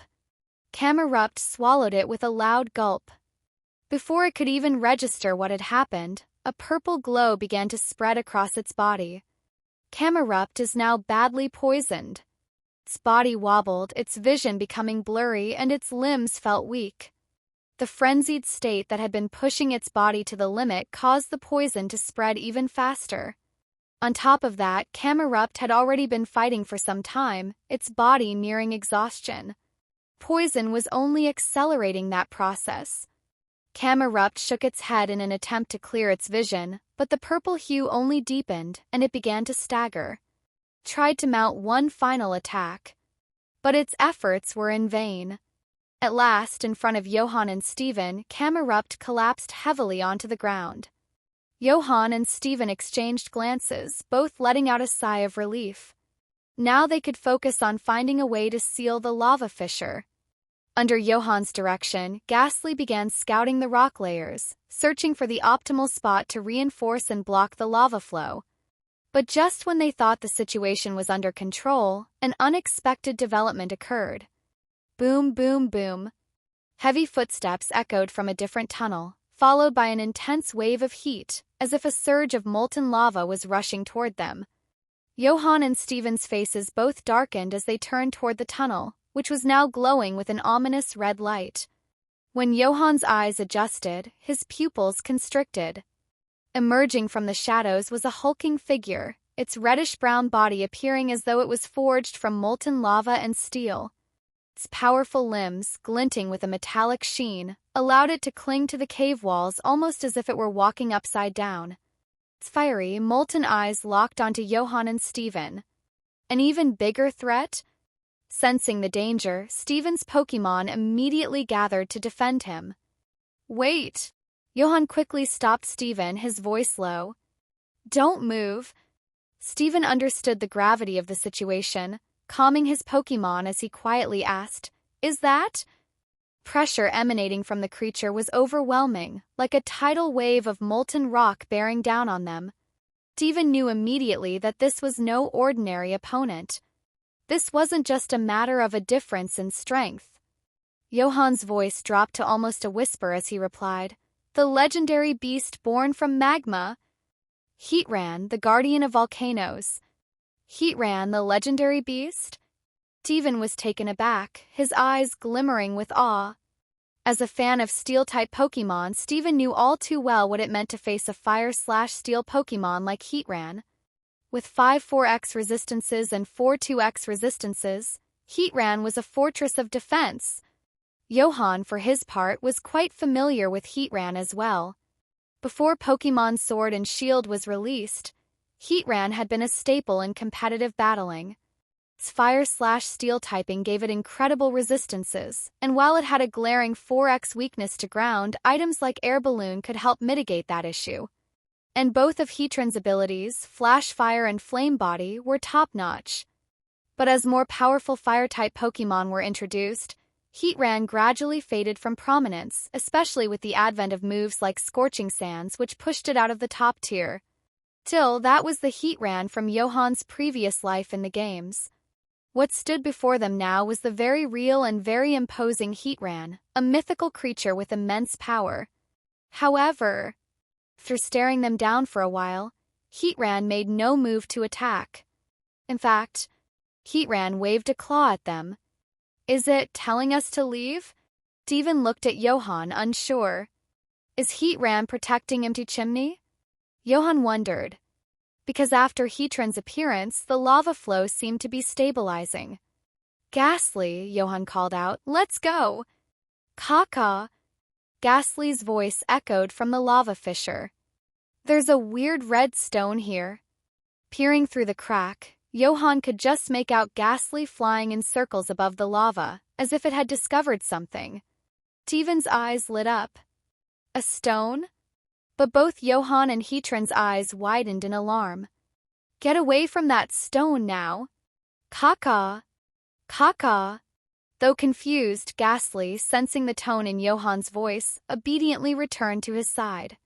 Seeing this, Heatran also relaxed slightly. From now on, stay away from rocks and lava, especially the red ones, Johan instructed. And if they have stripes on them, don't even think about flying near them.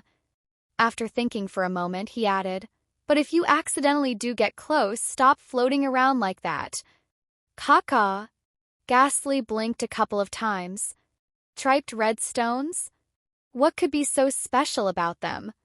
In reality, that stone wasn't all that unique, but if one looked closely, they'd notice that a significant amount of the lava was seeping through the cracks around it. Obviously, the stone was helping to block the lava flow. Ghastly had accidentally loosened it, the outcome could have been disastrous. From the way Heatran had reacted, it was likely that it had placed the stone there itself, though for what exact reason was unknown. Perhaps it was to protect the Pokémon living in the mountain and below? Or maybe there was something within the lava that needed to be kept in check. Roar! Heatran crawled out of the tunnel, hanging upside down from the cave ceiling. It waved its claw at Johan and Steven again, signaling for them to leave and not cause any more trouble. Johan, for his part, was more than ready to leave. While Heatran hadn't been hostile, who could say how long its goodwill would last? Johan retrieved the unconscious Camerupt into a Pokeball. Taming this Camerupt would be no easy task. Just healing it would likely take a long time and be quite expensive. For now, it was more practical to store it in a Pokeball. With Heatran watching them closely, Johan and Steven slowly retreated, taking their Pokémon along. However, just before leaving the cave, Johan hesitated briefly before taking out 3 bottles of Moo Moo milk and some energy cubes. Facing the somewhat surprised Heatran, Johan said, "Thanks." Roar! After the two left, Heatran slowly approached the items Johan had left behind, sniffing them cautiously. Its eyes lit up. It raised its head and glanced in the direction they had gone. These people aren't bad, Heatran thought. Picking up the goods, it returned deeper into the cave, giving the red-hot stone a gentle pat and letting out a sigh. That little one has sharp instincts. As Johan and Steven emerged from the crack in the mountain, both let out long sighs of relief. The hot, stifling air receded, and as the cooler outside breeze hit their sweat-soaked clothes, they felt a bit of a chill. Caw-caw, caw-caw. Ghastly was also taking deep breaths, clearly relieved to be out of the suffocating heat of Empty Chimney. Looks like the issue's been resolved. Calm voice came from nearby. Only then did Johan and Steven notice Flannery standing with an older man, his hair gray but his posture tall and imposing. He wore round-framed glasses and looked to be in excellent shape. Flannery caught their gaze and winked playfully. Master Mura? Steven said, testingly, as if recognizing the old man. The old man nodded seriously. I'm no longer part of the Elite Four. I'm now the gym leader of Loveridge Town. Johan and Steven exchanged a glance, neither betraying much emotion. Gym leader Mura, they both greeted respectfully. Mura nodded, clearly satisfied, though a faint smile tugged at the corners of his mouth. Grandpa, your smile is showing, Flannery interrupted teasingly. Didn't I tell you not to go running up empty chimney whenever you feel like it? Mura's voice suddenly rose, launching into a stern lecture. It's dangerous, especially taking those treacherous paths. Mura's scolding seemed endless, but Flannery remained unfazed, standing beside him with a bored expression and even casually picking at her ear. Caca! Ghastly floated near Johan's head.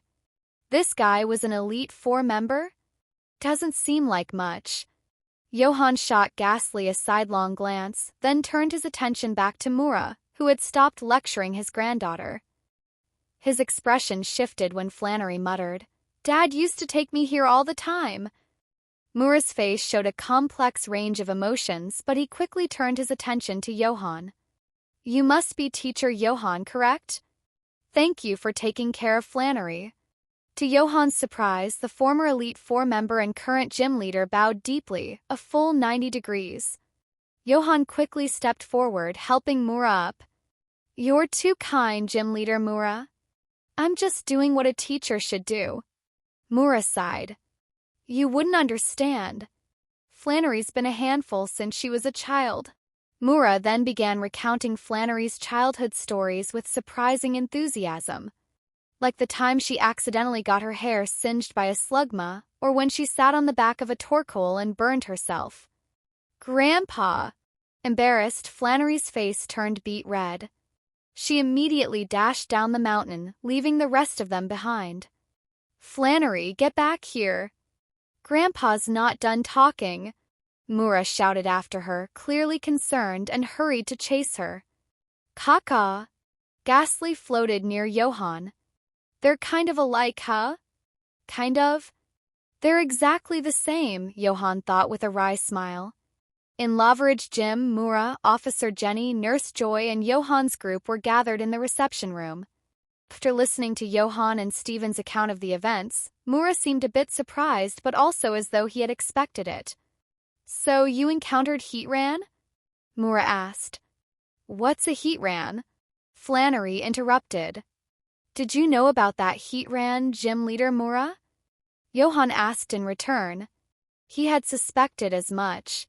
Heatran's lack of hostility and even faint kindness toward them had suggested that it had prior interactions with someone from the town, likely Mura. What is a Heatran? Flannery asked again, louder this time. Let's just say we've crossed paths before. Heatran is the guardian of Nichimni, Mura explained, taking a deep breath before sipping his tea. He didn't seem eager to elaborate further. That explains it. Johan nodded, also sipping his tea. He had no interest in pressing the matter. But seriously, what's a Heatran? Flannery's frustration was growing as she pulled at her hair. Steven chuckled softly and explained, It's a mythical Pokémon, Heatran, the Lava Dome Pokémon. Flannery's eyes lit up at the mention of a mythical Pokémon. Meanwhile, Nurse Joy and Officer Jenny had completed their initial treatment and examination of the weakened Camerupt. Excuse me, but I'll need to take this one back to the Pokémon Center for further care, Nurse Joy said gently, her voice soft and soothing. The Chansey by her side nodded in agreement. We'll also investigate the cause of Camerupt's rampage, Officer Jenny added. Thank you for your assistance. A formal letter of thanks will be sent to your academy in a few days. Compared to Nurse Joy's warmth, Officer Jenny was much more serious. As the two prepared to leave, Johan hesitated briefly before speaking. Officer Jenny, I have a hunch. Perhaps this Camerupt might be linked to the giant graveler that was found outside Mauville City. Oh. Officer Jenny looked intrigued. Do you have additional information, Teacher Johan? Johan shook his head. It's just a theory. I hope it doesn't interfere with your investigation. Officer Jenny gave him a deep look before nodding. We'll coordinate with the Mewtwo City Police for a possible information exchange. That night, in a twin room on the 3rd floor of the Loveridge Town Pokémon Center. Here you go. Johan tossed a small purple sphere to Ghastly. It was the toxic orb. Caw. Ghastly's eyes lit up, and it caught the orb in its mouth, eagerly licking the surface with its tongue. Could feel that this toxic orb would greatly enhance its poison-type abilities. However, after licking for a while, Ghastly suddenly paused. Caw. Wait, how did they even get this back? Hearing Ghastly's question, Johan nonchalantly replied, Oh, Nurse Joy used a machine to retrieve it. Ghastly stared at him, but couldn't find any sign of deceit in Johan's expression. Is that true? But then Ghastly noticed Johan removing a pair of white gloves and tossing them into the trash. Ghastly froze. A second later, Caw. I don't need this tongue anymore. Unova region. The blackened night sky, cloaked in fog, carried an eerie chill as though hiding some grand secret. When lightning suddenly flashed, it seemed more like a divine sword piercing through the darkness, bringing with it a holy mission and purpose. A brilliant white light flickered across the horizon, like a sharp blade descending from the heavens. At the end of the dazzling lightning strike, a faint figure appeared, as if it were dispelling all the surrounding darkness. Yet, as the lightning faded, the figure vanished into deeper shadows, replaced by the endless rain and howling wind. Cold wind and fine rain wove together with the oppressive night sky to form an impenetrable web. Castle's towering dome cast a shadow sharp as a blade, falling upon a young man. He sat slouched against the castle's railing, a green-haired figure in a white short-sleeved shirt, with a Rubik's Cube hanging at his waist. Cold wind howled around him, the fine rain tracing across his face. He adjusted his hat's brim, and his expressionless, calm eyes gazed out toward the distant horizon. Woo? Perhaps because of the cold or the rain, an Arcanine curled up beside him stood up and moved closer, offering him warmth. The young man's gaze gradually focused.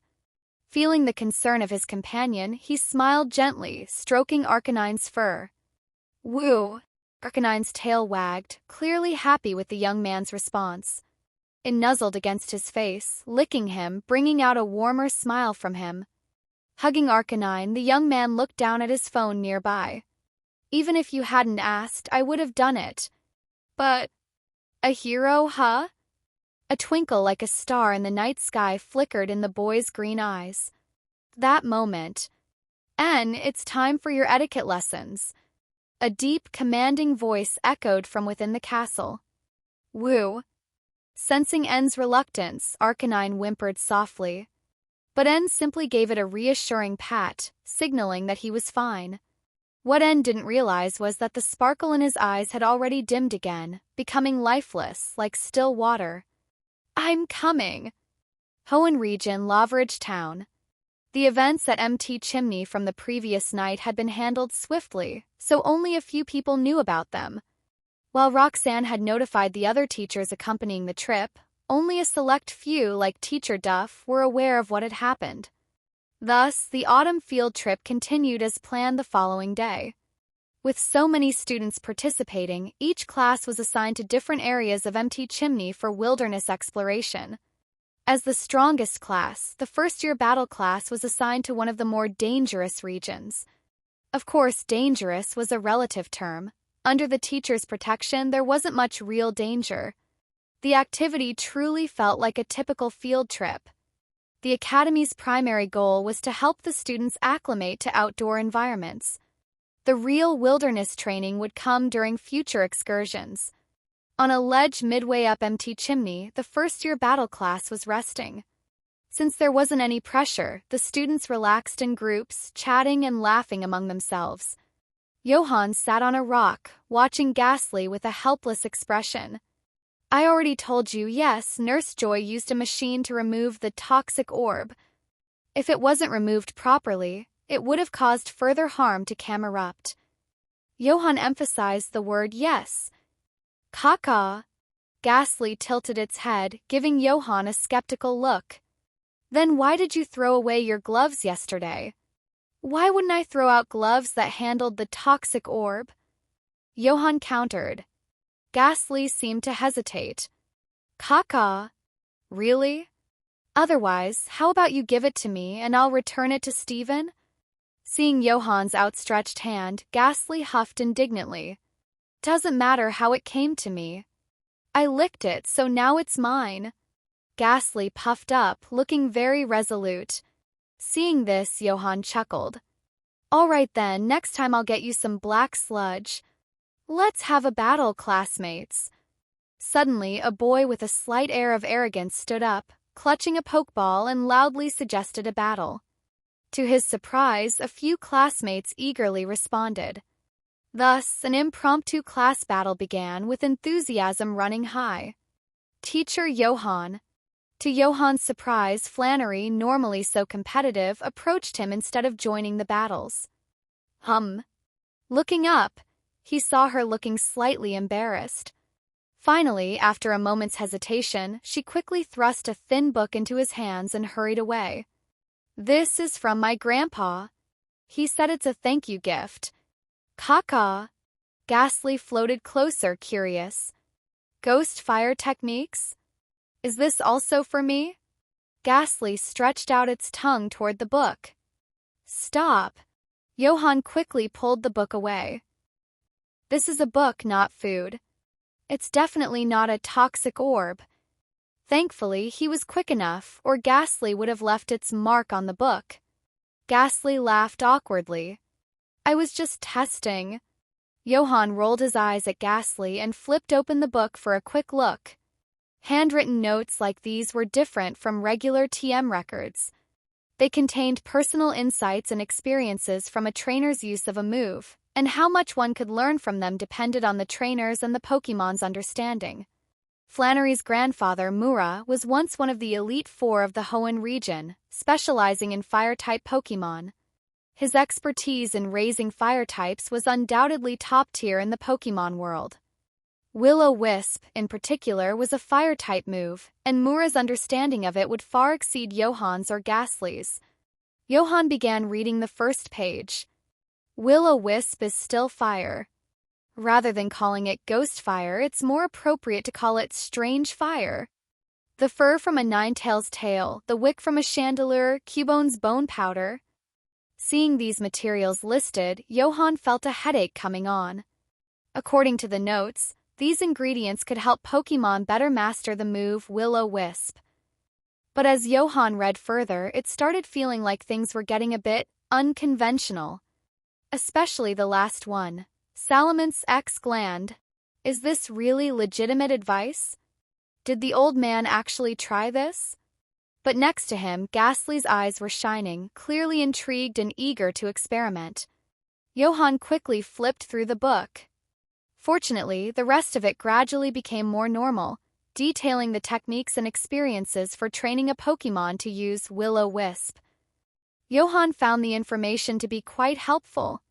After finishing a quick read-through, he felt he had gained a deeper understanding of how to train Ghastly in using Will-O-Wisp. Once this stage of training is complete, perhaps I'll register as a League-certified trainer with Ghastly. As he mused on this, Johan heard a voice in the distance. Skarmory, use wing attack. A Skarmory clad in silver armor swooped down from the sky, its gleaming wings striking the opponent with a heavy blow. Johan hadn't expected Steven to join the battles too. With his strength, taking the top spot in the first-year battle class should be a simple matter. However, Johan narrowed his eyes. Using a Skarmory that knows moves like that, this battle seems a bit wasted, doesn't it? Morning. Warm sunlight peeked through the gaps in the curtains of the Pokemon Center, casting a soft, gentle warmth on Johan's face. Caw-caw. Ghastly, as usual, licked Johan's cheek affectionately with its tongue, waking him up with its usual morning greeting. Under Steven's somewhat perplexed gaze, Johan shivered slightly. Still half asleep, Johan reached into his bag on the nightstand and pulled out a sherry berry, which could cure paralysis. He popped it into his mouth, feeling the spicy heat spread through his mouth before slowly opening his slightly reddened eyes, his expression remaining calm.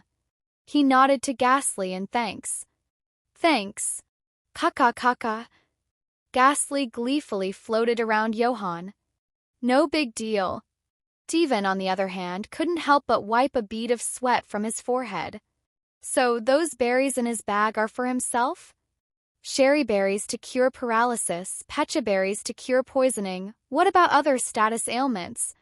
Ghastly couldn't put Johan to sleep, and Ghastly wouldn't use will-o-wisp to burn him, but confusion, well, if you're confused, a berry won't make a difference anyway.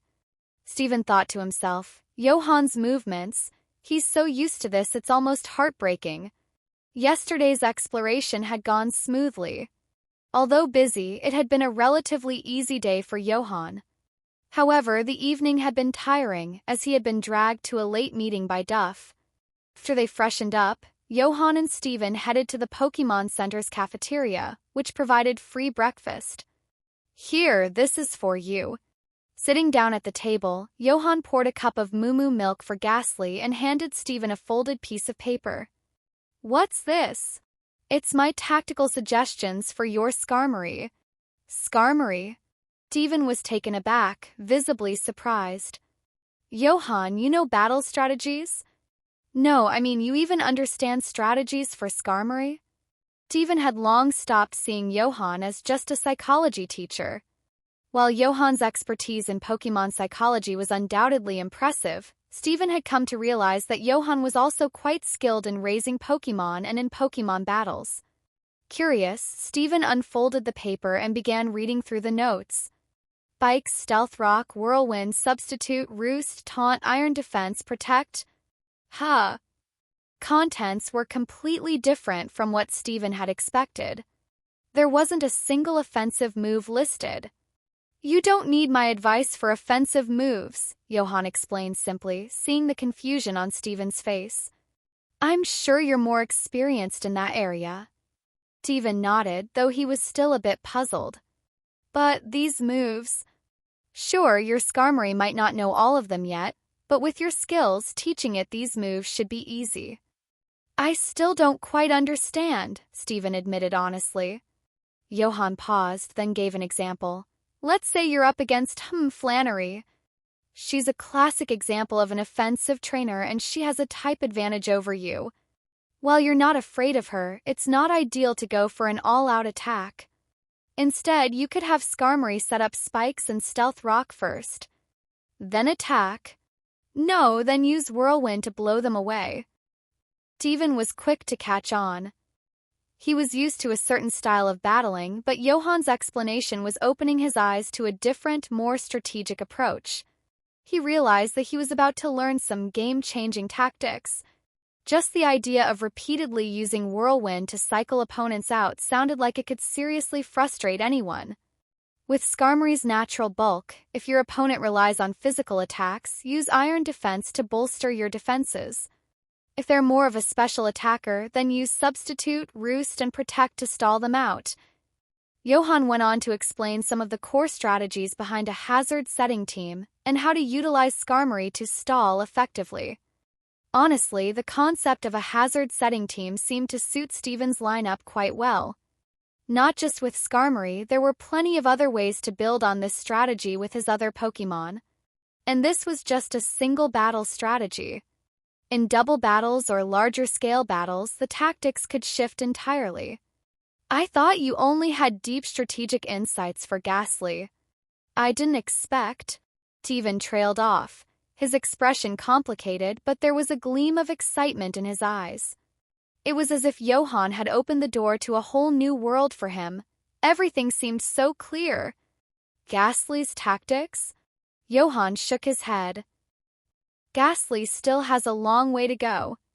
It'll take a lot more training before it can use tactics like Toxic, Protect, and Substitute effectively.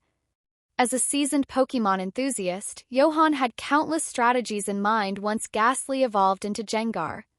Especially in this world where there was no restriction of just 4 moves for each Pokémon.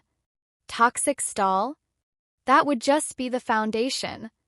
Caca. Hearing Johan mention its future strategy, Ghastly's eyes began to shine. It was at this moment that Stephen noticed Flannery and Roxanne approaching, carrying their breakfasts. They had likely overheard the conversation. A large bead of sweat rolled down Flannery's forehead. Johan also realized they had arrived, clearing his throat as he concluded, "Anyway, if you have any questions later, feel free to ask."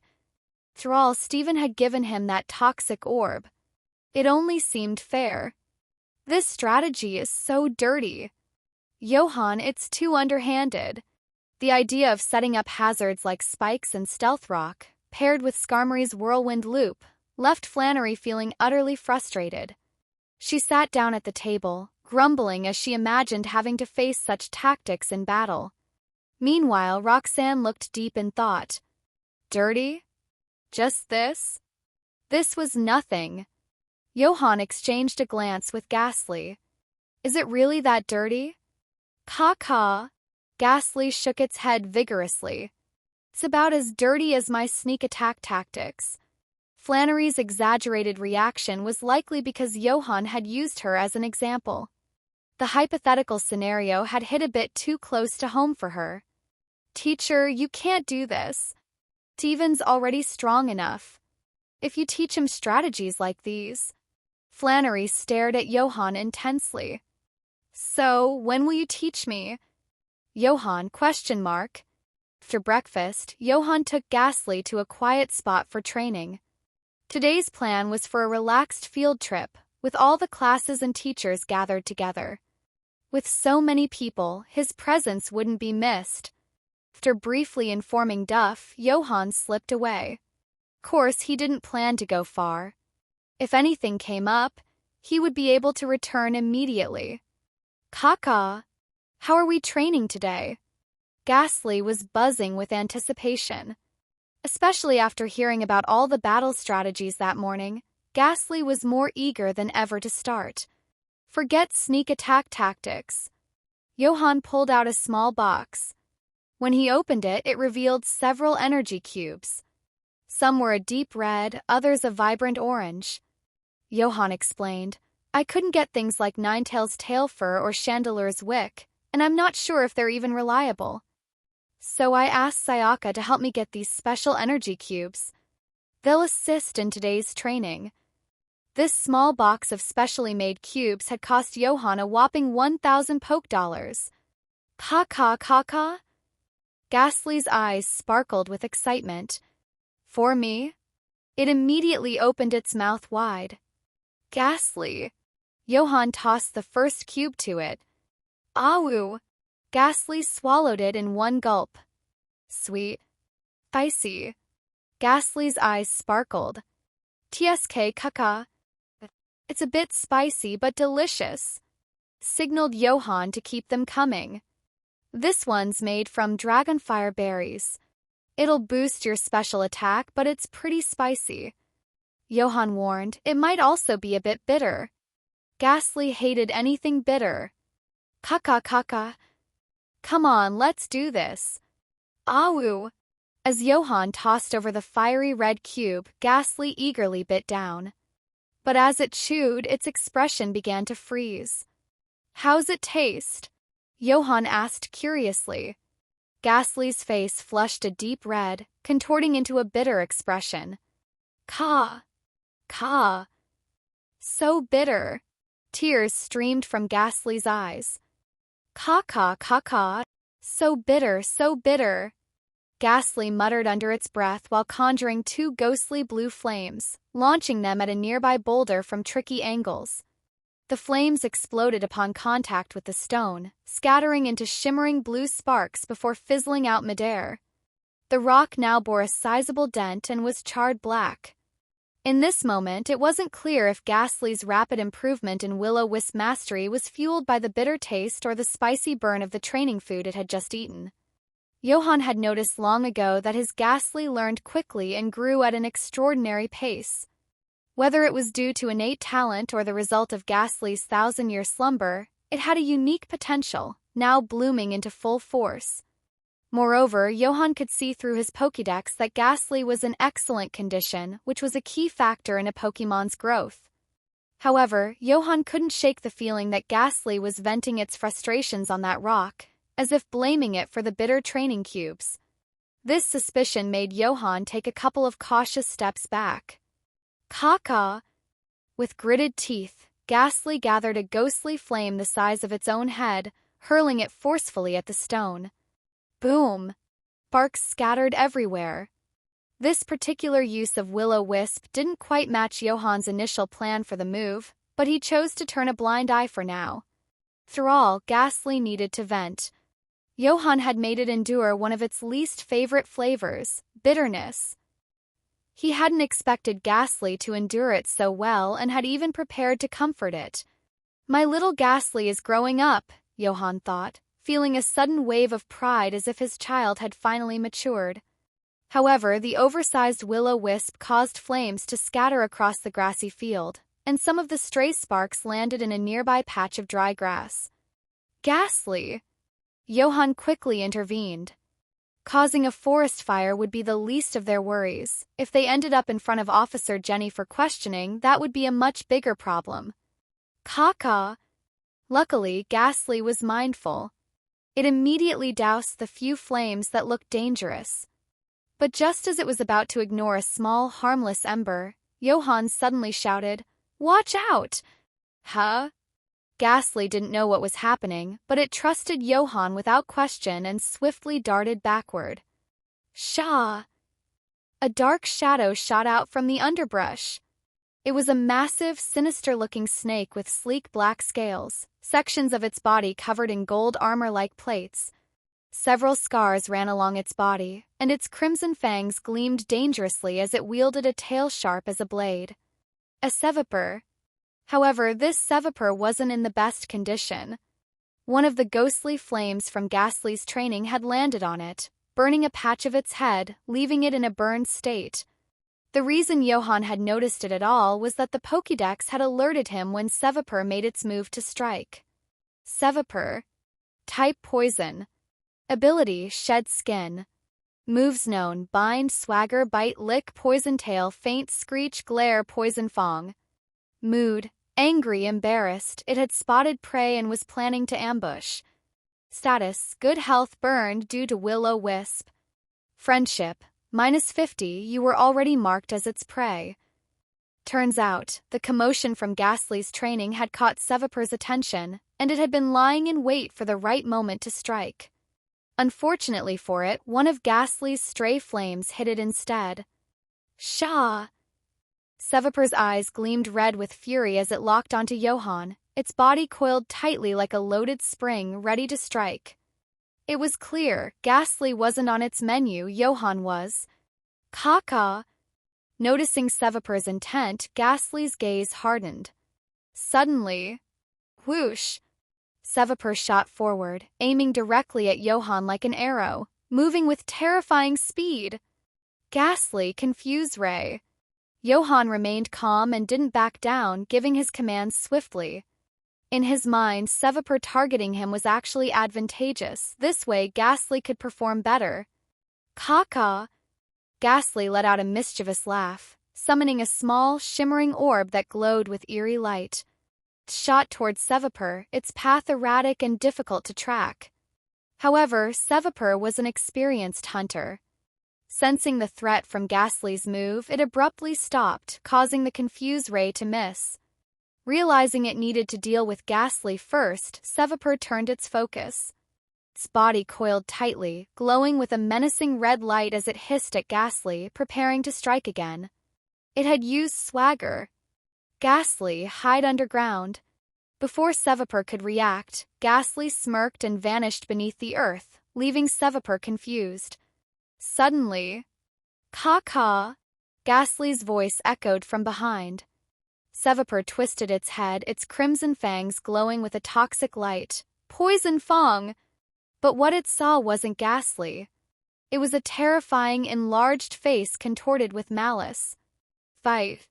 Terror seized Sevipur, and it froze mid-attack. As its body stiffened in fear, its vision began to blur.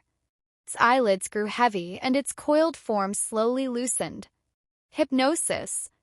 This time, Ghastly's hypnosis was different from when it used the move on Flannery's Houndar. It was enhanced by Johan's psychological insight. "It's afraid of Zangoose," Johan remarked. Sevaper and Zangoose had always been mortal enemies. Caw-caw. Ghastly finally understood. It had seen a Zangoose before. Soon Sevaper, half-conscious, began to see what it feared most. A Zangoose was charging straight at it, claws ready to strike. Instinctively, it tried to retaliate. But before it could act, more Zangoose appeared. Hundreds of them. An overwhelming tide of Zangoose surged towards Sevaper like a flood. Shah! Shah! With a thud, Sevaper collapsed onto the ground, twitching violently. Foam gathered at the corners of its mouth. Its body began to glow faintly as its shed skin ability took effect, curing its burn. But it didn't wake up. The mental trauma was too great, compounded by its fear of Zangoose.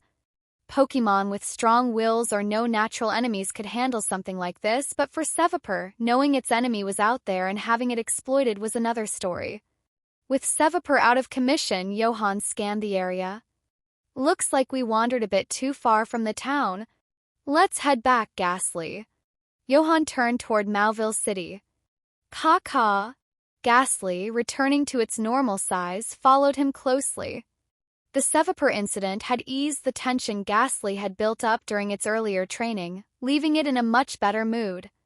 "Caw-caw. Are we just going to leave it?" Ghastly asked, curious. "That Sevaper will probably hide for months before it feels safe enough to come out again," Johan chuckled. "Consider it a lesson learned."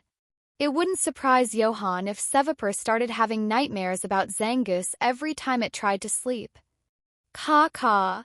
Ghastly giggled mischievously, glancing back at the Sevaper twitching on the ground, eyes narrowing playfully. It licked its tongue. Serves it right for targeting Johan. Nothing's that easy. About half an hour later, Sevaper stirred, its body still twitching slightly.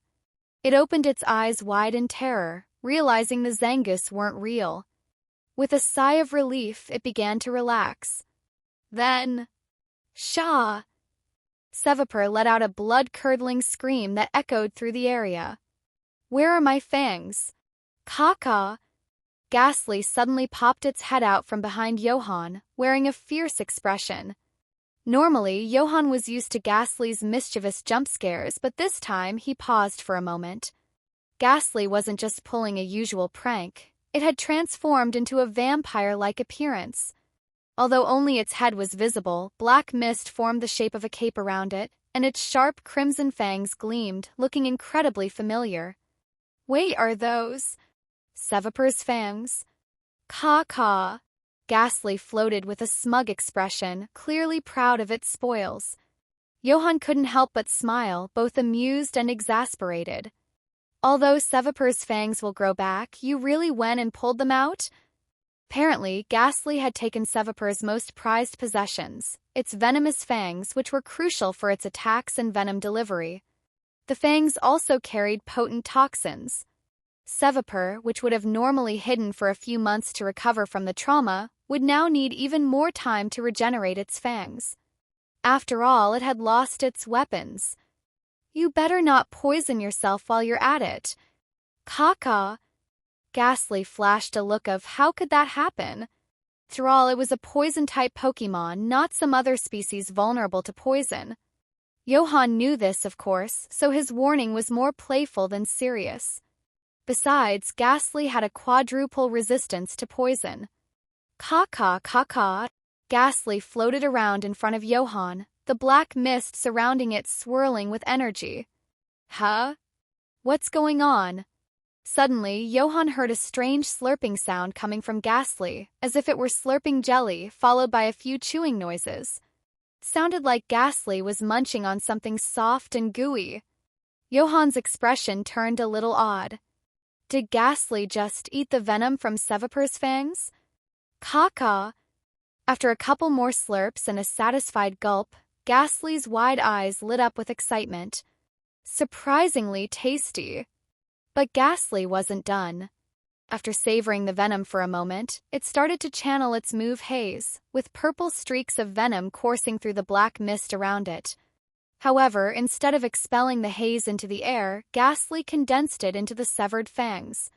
That moment, small black and purple bubbles appeared at the tips of the crimson fangs, and thick drops of venom dripped onto the ground, sizzling as they burned small holes into the stone path beneath them. Caw-caw! Ghastly grinned broadly and waggled its eyebrows at Johan, clearly showing off its improved venom. Johan, surprised by this development, stopped in his tracks and rubbed his chin thoughtfully. Not bad, compressing the venom into the fangs has made it much stronger, he said, impressed. Then he asked Ghastly, "Did you use the toxic orb?" Caw-caw. Ghastly blinked innocently. Nope. Johan nodded slightly, talking to himself as he pieced it together. Even if Ghastly compressed haze into a liquid form, the toxicity shouldn't be this potent. Is it because of the fangs? Or is it the result of ingesting Sevaper's venom? Curious, Johan gave Ghastly another instruction. Try using the toxic orb's effect this time. Although confused, Ghastly followed Johan's request. It wiggled its tongue for a moment, then pulled out the deep purple toxic orb it had stashed away. With a few licks, Ghastly reabsorbed the orb back into its body and then began to charge haze again. This time, as the venom dripped from the fangs, the drops became even thicker and darker, and the poison's corrosive strength was visibly more intense. The experiment was a success. Johan's eyes brightened with realization. Perhaps they really could use this method to train Ghastly to master toxic. With this thought, Johan quickened his pace toward Mewtwo City. Caw-caw. Noticing Johan speeding up, Ghastly quickly caught up. Why are we running? Johan cast a glance behind them, eyeing the deep black scorch marks left by the toxic drops on the stone path. If we don't run, we're going to get caught. Understanding Johan's glance, Ghastly immediately flew ahead, adopting an innocent expression as if to say, "It wasn't me, I swear." But soon, Ghastly had a mischievous thought, and a sly grin crossed its face. It floated back to Johan and asked with a playful glint in its eyes, "Caw-caw-caw-caw. By the way, how long will it take for Sevaper's fangs to grow back?" Back at the Mewtwo City Pokémon Center, Johan approached Nurse Joy. Due to the incident at Empty Chimney and the Academy's arrangements, Johan, who was not yet a registered Pokémon trainer with the League, was finally able to have Ghastly undergo a proper Pokémon health check, for free of course. Johan stood outside the large glass window, watching as Ghastly, looking rather confused, was guided by Nurse Joy and Chansey through a series of advanced medical instruments. He couldn't help but smile. Ghastly, despite having experienced technology like computers and phones under Johan's guidance, was clearly bewildered by the large, high-tech machines in front of it. But beneath Johan's amusement, there was also a hint of worry that he couldn't quite hide. Ghastly had been asleep for so long, has it fully recovered? Has my training been appropriate, or could it have left hidden problems? What if the checkup reveals something concerning? Ghastly has eaten so many strange things. Could it be feeling unwell? Inside the examination room, Ghastly, though used to gadgets like phones, found these medical instruments far more intimidating. Its confusion and unease were genuine. But whenever Ghastly looked up and saw Johan through the glass window, standing calmly outside, it felt reassured. And besides, Ghastly, we'll move to this machine next, okay? Be careful not to bump into anything, Nurse Joy said in her soft, gentle voice. Caw-caw. Nurse Joy smells really nice. Ghastly's eyes sparkled as it obediently followed her instructions. Seeing that Ghastly was cooperating well and that Nurse Joy showed no signs of concern, Johan let out a small sigh of relief and pulled out his phone, which had buzzed several times during the checkup. Evie eats cabbage. If it's because you're busy, no worries. I can come find you. You're in the Hoenn region, right? Evie eats cabbage. Phoeba is looking much better these past few days, but something feels off today. Videoed MP4. A meeting in person? No. We're just internet buddies. Johan opened the video message. In just a few days, Phoebe's scales had become noticeably more vibrant compared to before, but grain in the field. Have you considered that Phoebe may just be having digestive issues from overeating? Not only had Phoebe become shinier, but it also seemed to have gained some weight. That detail might not be obvious to someone who sees Phoebe every day. Grain in the field. Also, try not to keep Phoebe with too many other water-type Pokémon. It's likely feeling self-conscious after just beginning to overcome its insecurities, and it might be having trouble finding a private bathroom. The door to the examination room slid open, and Johan pocketed his phone. Caw. Ghastly floated toward him, happy as ever. Johan, your Ghastly is in excellent condition, Nurse Joy said with a warm smile. Thank you. Johan exhaled deeply, relieved. However, try not to feed it too much for now. It might be experiencing some indigestion. Johan glanced at Ghastly, who looked completely baffled. Got it. Oh, and one more thing. Just as Johan was about to thank her again and leave, Nurse Joy called out to him. Your Camerupt has woken up, and coincidentally, Elite 4 member Genji has arrived in Mauville City. He hopes you can assist in the investigation. Okay, wait. Elite 4 member Genji. Drake, the current head of the Hoenn Elite 4 and a true Dragon-type master. As Johan walked toward the Lavaridge Gym from the Pokémon Center, he reviewed in his mind what he knew about Drake. Most of this information was from his previous life. After coming to the Pokémon world, he learned more through the internet. Not only was Drake the head of Hoenn's Elite 4, but he also oversaw the region's officer corps, granting him significant authority. An officer. Johan knew that people like Lance were also officers of the Kanto League, and in time, Lance would become the Dragon-type Elite 4 of Johto, well, Dragon-type at least. The fact that the incident with Camerupt had caught Drake's attention indicated that this situation might be more serious than Johan had initially thought. Caw.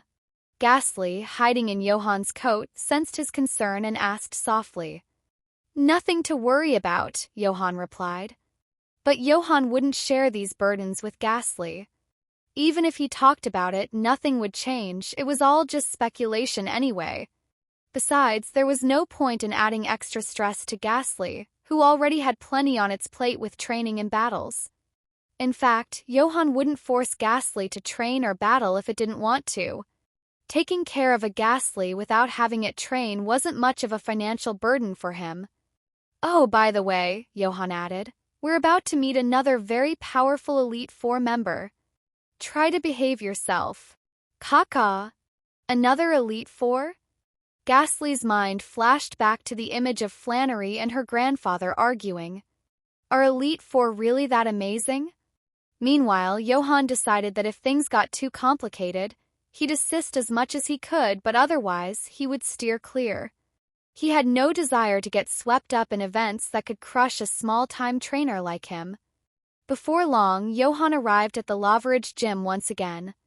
In front of the grand red-tiled, white-bricked gym with wine-colored pillars, several police cars were parked. Officer Jenny. Johan greeted Jenny politely as he entered the gym. She looked up from the report she was studying, her faithful Growlithe sitting obediently beside her. The sound of Johan's voice, her expression softened slightly, and she nodded. You're here, Johan. She gestured toward a corner of the gym's courtyard. There, he could see the large figure of Camerupt, along with two older men. One was, of course, Flannery's grandfather, the gym leader of Lavaridge Mura. The other was a man wearing a white captain's hat, a long black captain's coat with a high collar and a floor-length hem. This man was none other than Drake, the Elite Four's Dragon-type master.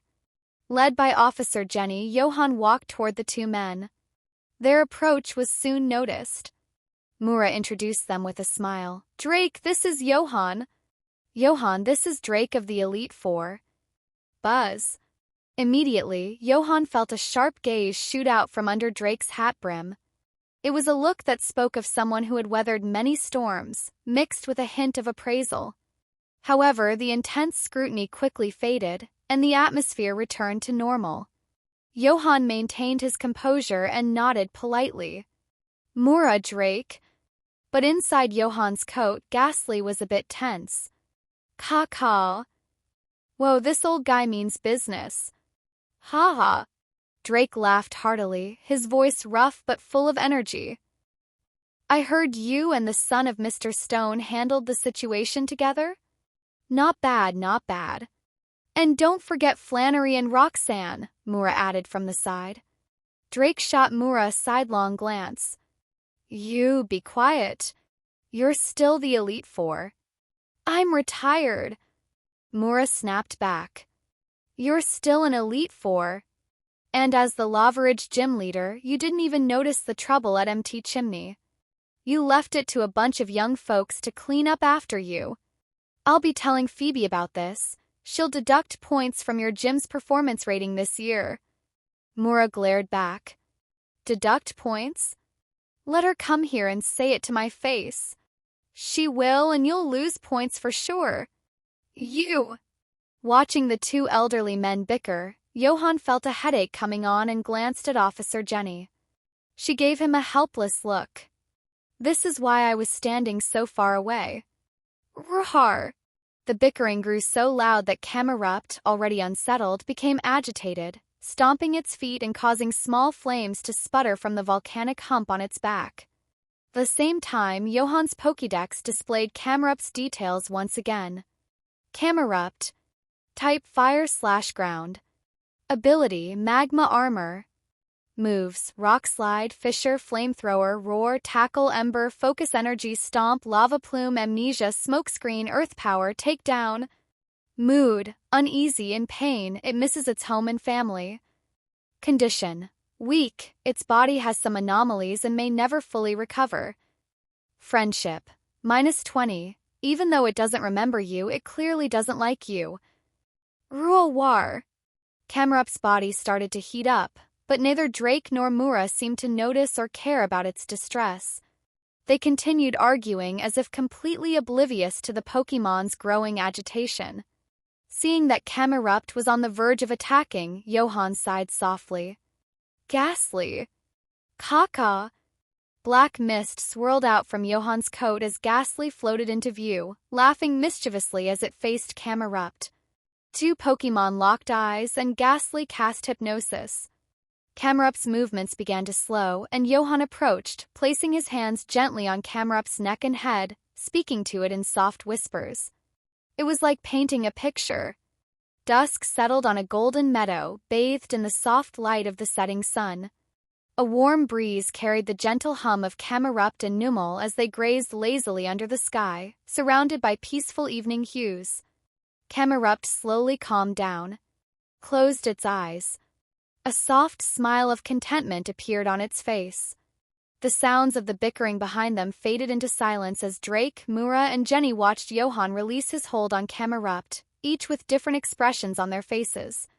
Ghastly, satisfied with the results, turned around to see Salamence, wings blood-red and exuding a murderous aura, standing to the left, and Typhlosion, arms crossed, flames licking its body, standing to the right. Both stared at Ghastly and Johan with scrutinizing gazes. Caca. Sigma, LLL.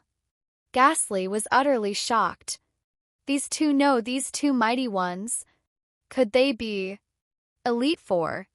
Johan, however, remained calm, grabbing the stunned Ghastly and walking right past the two towering presences.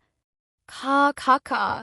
Ghastly whispered nervously, its voice barely audible. How are you so calm, Johan? Johan gave it a sidelong glance and slightly raised his hand. His hand was trembling. Not bad. I heard you're a Pokémon psychologist? You've got some skill, Drake praised, admiring the now calm Camerupt. Then he added, but is that hypnosis legit? It was the first time Drake had seen a Pokémon affected by hypnosis look so happy. That contented smile, it was unsettlingly soothing. Caca. Before Johan could respond, Ghastly jumped in indignantly. What do you mean, legit? What kind of question is that? Is there even a legit way to use hypnosis? Johan felt that this was going in a strange direction and gently pushed Ghastly behind him. Ahem, sorry, Drake. We've already told Mura everything that happened. Is there anything else you need to know? Johan asked, steering the conversation back on track. Well, as you might have guessed, Camerupt isn't the only Pokémon affected like this. But we haven't found a good way to deal with the others. I was hoping you and your Ghastly could. I refuse. Johan cut him off without hesitation. Drake, you know this is no simple matter. Calming one enraged Pokémon is not as easy as it looks. Ghastly and I are just ordinary trainers. We want to help, but we don't have the energy for something this big. Caca. Ghastly nodded vigorously, as if its life depended on it.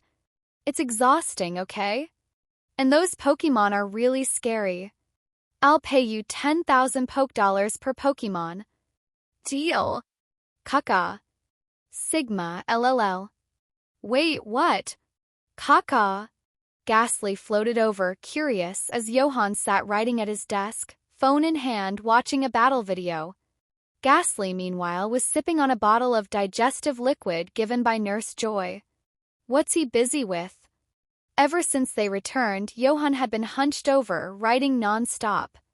Without lifting his head, Johan replied, Medical report. Camerupt's case file, he added, sensing Ghastly's confusion. Ghastly still didn't quite understand. What's the point of writing a case file? Then Johan finished the last word, neatly arranging it alongside several other forms. Caca. What are those? Ghastly continued sipping on the sour-sweet digestive liquid, already having finished half a dozen bottles. Reimbursement forms. Since Johan had wrapped up, he didn't mind sharing his work with Ghastly. This was something Drake had suggested. Treating Pokémon that were mentally and physically injured counted as working for the League, so Johan had to follow League protocol and submit reimbursement requests. Caca. Ghastly peered at one of the forms, its misty fingers pointing at the section labeled Clothing Damage. Is that really necessary? Ghastly remembered Johan's clothes had gotten torn while climbing a chimney and passing through some cracks. Just reporting the facts, Johan said casually. Caca. But why is it listed as ×3? Stephen's and Flannery's clothes too. I'm filing for them as well, Johan answered smoothly. Ghastly nodded, realizing that Stephen's clothing was indeed quite expensive. Caca. What about this? It pointed at the line reading, 10 boxes of energy cubes, 5 crates of Moo Moo milk, used to calm Heatran. Weren't you the one who only used a bottle of milk and a few cubes to calm Heatran? Wasn't it just 10 cubes?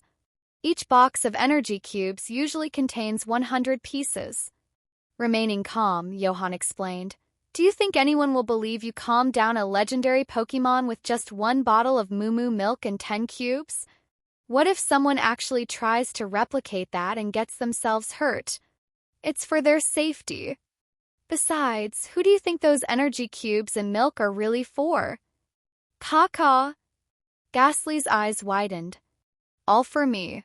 Of course, some of it will go to the injured Pokémon, Johan added. He wasn't about to take food meant for Pokémon, so he figured it was best to request a bit more. Gulp. Ghastly swallowed nervously, then noticed another line. Luxury balls ×10 used to capture Camerupt? Even though Ghastly had braced itself, seeing the line about using 10 luxury balls still caught it off guard. Only a few trainers get lucky with 1 ball. Considering Camerupt's rampage, it's perfectly reasonable to use 10 balls to capture it, don't you think? Johan shrugged. This reimbursement form was entirely based on realistic circumstances. It was all perfectly reasonable. And as for the fact that the actual ball used had been a regular Pokeball, not a luxury ball, well, Johan had thought about writing Cherish Ball, but considering the League's limits, he decided to settle on luxury balls. After all, Stephen, being the heir to Devon Corporation, would naturally carry a few luxury balls, right? It's just that, by sheer luck, Johan had managed to catch Camerupt with a regular Pokeball. Pure luck. Ghastly didn't quite grasp all the intricacies, but it was deeply impressed. In addition to these items, Johan also filed claims for many other things. For example, he listed the pecha berries used to treat Camerupt's burn, the healing sprays for the injuries sustained by Ghastly and Steven's Pokémon during their battle with Camerupt, and some medicine he used to calm Camerupt physically during treatment. See? Perfectly reasonable. Caca. Is this really okay? Even Ghastly, who usually didn't worry about such things, couldn't help but feel a little nervous. Isn't this a bit much? Of course it's a problem, Johan admitted as he stacked the papers and slipped them into a file folder. What? Ghastly blinked. Then why submit them? Johan smiled slyly. If the league staff were the ones reviewing this, it would definitely get rejected. But Drake is the one handling it, so it's different. In the Hoenn League, were there many people with more authority than Drake? With Drake's signature on the reimbursement forms, no one would dare raise an objection. That's why Johan hadn't bargained or hesitated when Drake made his offer. On one hand, Drake's offer was more than generous. On the other hand, it was all part of an unspoken understanding between them. Drake had once been an ordinary sailor with a dream of conquering the seas with his partner Sevapur. Through surviving a shipwreck, he was saved by a Dragonite, which ignited his passion for Dragon-type Pokémon and led him to the path of a Pokémon trainer. Because of this, Drake always carried a deep sense of empathy for Pokémon. When he saw how Johan had managed to make a rampaging Camerupt smile so peacefully, it stirred something within him. That was the true reason Drake had asked Johan for help. Through all, while Johan was a rare Pokémon psychologist, the League had plenty of people in that profession. But none of them had Johan's ability to truly and precisely calm an enraged Pokémon. Moreover, Johan's reimbursement forms were primarily aimed at benefiting the Pokémon, whether Ghastly or the injured Camerupt. That was the tacit agreement between Johan and Drake. Of course, most importantly, Drake himself had subtly hinted that Johan could ask for more, since the injured Pokémon would also need a steady supply of food. Ghastly didn't understand all this, but it trusted Johan completely. If Johan said it was fine, then it was fine. And so, Ghastly suddenly understood. I get it now. A moment later, caca, crash. A sharp cracking sound echoed through the room. Johan froze mid-motion, hardly able to believe his eyes. Ghastly's prized possession, the phone it had been holding, was now shattered on the floor, broken into several pieces. You! Johan's forehead pulsed with a vein of frustration. But Ghastly just looked calm and unbothered, as if it had never liked that old slow phone with its terrible internet connection. Using hypnosis earlier was too tiring and I dropped it by accident. Johan's face darkened as he ground his teeth. Did you ever think that even without breaking the phone, we could have added it to the form? Caca. Ghastly, Sigma. And did you think about how long it will take for the reimbursement to come through? What are you going to use in the meantime? Ghastly, Sigma. Sigh. Johan exhaled, trying to calm himself before taking out the reimbursement form again. He calmly wrote down damaged phone. Ghastly let out a relieved sigh, but then it froze again when Johan wrote, phones times 2. Shallow. Its understanding had been too shallow. Caca. Ghastly raised a thumbs up, its misty hand giving Johan a nod of approval. Reimbursement, after all, was an art form. I hereby crown you, the god of reimbursement of the Sinnoh legends. PFH. At the Fall Arbor gym, Drake spat out the warm, sugary milk he had been drinking, spraying it all over the face of the man sitting across from him, none other than former Elite Four member Mulder. Mulder stared, wide-eyed in shock, as veins of irritation bulged on his forehead. Ha ha ha, this kid, Drake laughed, completely unfazed by what he'd done. Mulder, wiping his face, caught a glimpse of what Drake had been holding. Reimbursement form? Since when are you handling finances? No, Brawley handles that, Drake replied. Hearing this, Mulder sighed in relief. Back when he was still an Elite Four member, part of his job was overseeing the league's finances. Being a rather meticulous person, he and Drake often butted heads over reimbursement requests. If Drake were in charge of Hoenn's finances now, Mulder imagined the region's economy would be in shambles. "The chairman doesn't let me near the finances," Drake said, sipping his warm, sugary milk again. Mulder gave him a long, thoughtful look. "The chairman's right," he muttered. Everyone within the league knew of Drake's infamous nickname among the higher-ups, the Reimbursement King. "You don't understand a thing," Drake said, glancing sideways at Mulder. "Do you even know how hard our investigators work? You have no idea what they witness every day. Take this incident with Camerupt, for example. It became like that for no apparent reason. Don't you think it's pitiful? If we don't apply for enough subsidies, who knows if it can even survive once it's returned to the wild?" Mulder fell silent. Of course, he knew Drake well after working alongside him for decades.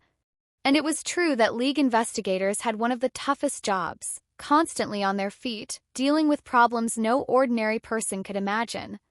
That's why, back when Mulder was in charge of the finances, he never truly held back the money or supplies Drake requested, even though his reimbursement forms were always rather extravagant. "Print 50 copies of this reimbursement form." Drake handed the form to a nearby assistant dressed in a sailor's uniform. "From now on, fill them out according to this template." "Yes, Drake," the assistant nodded. Thus, the field trip that had caused Johan some concern finally came to an end. Despite the unexpected situation with Camerupt, the overall impact had been minimal.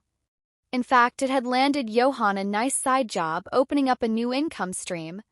After handing in the final attendance sheet, Johan and a few other teachers watched the students leave one by one. Some were riding Dodrios, arguing as they ran. Others were riding Ponitas, leaving trails of sparks in their wake. A few even rode Rhyhorns, which weren't exactly faster than walking. Now that Johan thought about it, once Ghastly evolved into Jengar, maybe it could ride on an Alolan Raticate like Acerola. Sensing his evil intent, Ghastly suddenly let out a loud shriek. "Caca, caca. What's that look in your eyes? So wicked." "Ahem, nothing, just thought of something funny." Once the students had all left, Johan headed home with Ghastly. Upon reaching their apartment complex, they noticed a large orange Pokémon sitting idly by the old flower bed at the bottom of the stairs. It was resting its small arms against its head, looking utterly bored. "Chubby." "Ahem, no, it was a Dragonite. A pseudo-legendary Pokémon from Kanto." If Johan's neighborhood weren't so run down and remote, a Dragonite appearing here would definitely have attracted a crowd. The Dragonite noticed Johan approaching and perked up, rummaging through its satchel for something. Finally, it pulled out a crumpled photo, carefully smoothing it out with its pudgy claws. After comparing the photo to Johan, Dragonite gave a satisfied nod. "Bah! It's him, no doubt." Dragonite waddled over to Johan and fished out a package from its bag. "Is this for me?" Johan asked. "Bah!" Dragonite nodded. Johan glanced at the package and realized what it was. It was the reimbursement items he had requested. He hadn't expected them to arrive so quickly. As he accepted the package, Johan handed Dragonite a few energy cubes in thanks. Dragonite's earlier annoyance vanished instantly, and it happily tossed the cubes into its mouth.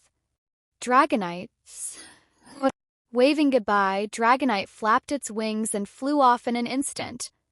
No wonder they call it the Dragon-type Elite Four members Pokémon. He even uses Dragonite to deliver packages, Johan remarked as he watched the Dragonite disappear into the sky. Ghastly, however, looked confused. "Caca. How does something with such small wings fly so fast?" That was a tough question to answer, so Johan quickly changed the subject. "Come on, let's open the package." "Caca." Ghastly's attention immediately shifted. New phone. New phone. New phone.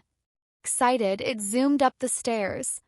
Though it was just a small package, it seemed to utilize some form of spatial technology. Inside were boxes of energy cubes, crates of moo milk, various berries, medicine, pokeballs. So many items that they couldn't even fit on the table and were spread out across the floor. Caw, caw, caw. Ghastly gleefully rolled around in the energy cubes and moo milk, clutching a brand new phone. Ghastly. Johan also opened his new phone and logged into his League account. The first thing he checked was his paper. The hype around his published paper had finally started to die down, though it was still trending near the top. After skimming through some of the other research papers, Johan began to analyze the current trends in the world of Pokémon research. While his paper was still gaining attention, he figured it would be a good time to capitalize on the momentum and publish another one. If the League noticed, he might even receive an official researcher's certificate soon, bypassing the need to go through the trainer registration process. As he scrolled, Johan casually asked, "Ghastly, do you enjoy training? Do you enjoy battling?" Caw. Ghastly, who had been rolling around on the floor, stopped and looked at Johan in surprise. But with the phone blocking its view, it couldn't see Johan's eyes. In truth, Johan had wanted to ask this question for a long time. When he first captured Ghastly, he immediately started training it. Part of this was due to the pressure of being followed. Another part came from Johan's own subconscious belief that Pokémon were meant to be trained and to battle. But after spending so much time with Ghastly, he suddenly realized he'd never asked for Ghastly's opinion. After the Camerupt incident, Johan had come to understand that many Pokémon had simple desires. Some only wanted to enjoy happy times with their families and friends. Ghastly, still holding a bottle of moo milk, floated over and gently patted Johan's forehead with its misty hand. Caw. No fever. Got your period? Johan's expression darkened. Caw. Laughing loudly, Ghastly patted Johan on the shoulder, gazing dramatically into the distance. With my unmatched talent and limitless potential, should I spend my days at home breathing coal gas? Think bigger. Our goal is... Johan didn't let Ghastly finish but got the message loud and clear. Sighing in relief, he replied, "All right then, let's stick to the original plan. Double the training tomorrow." Caw. Ghastly was shocked. Why do I feel like I just walked into a trap of my own making? Johan chuckled. Caw. Seeing Johan laugh so heartily, Ghastly growled in frustration. Its body puffed up and it lunged at him. Thud. Both Johan and Ghastly tumbled to the floor. Stop. Don't lick. It's toxic. This time it's toxic. The next day, Saturday. Caw. Once again, Johan awoke to the sensation of Ghastly licking him. He was starting to grow numb to the spicy taste of pecha berries, which he now routinely used to cure his paralysis. Fortunately, Ghastly had only just begun mastering Toxic and couldn't yet consistently use it.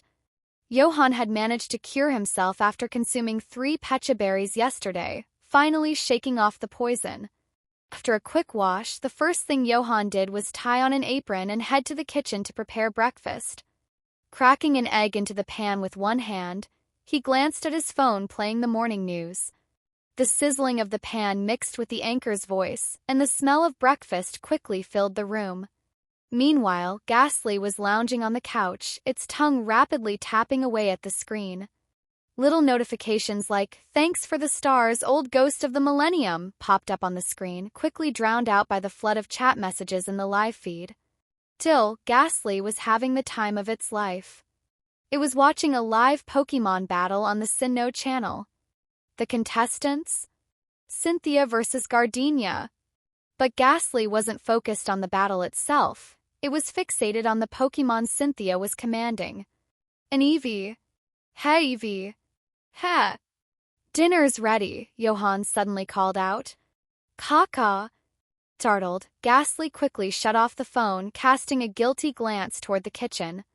Peeked out cautiously, seeing that Johan hadn't noticed, and let out a sigh of relief before quickly closing the live stream.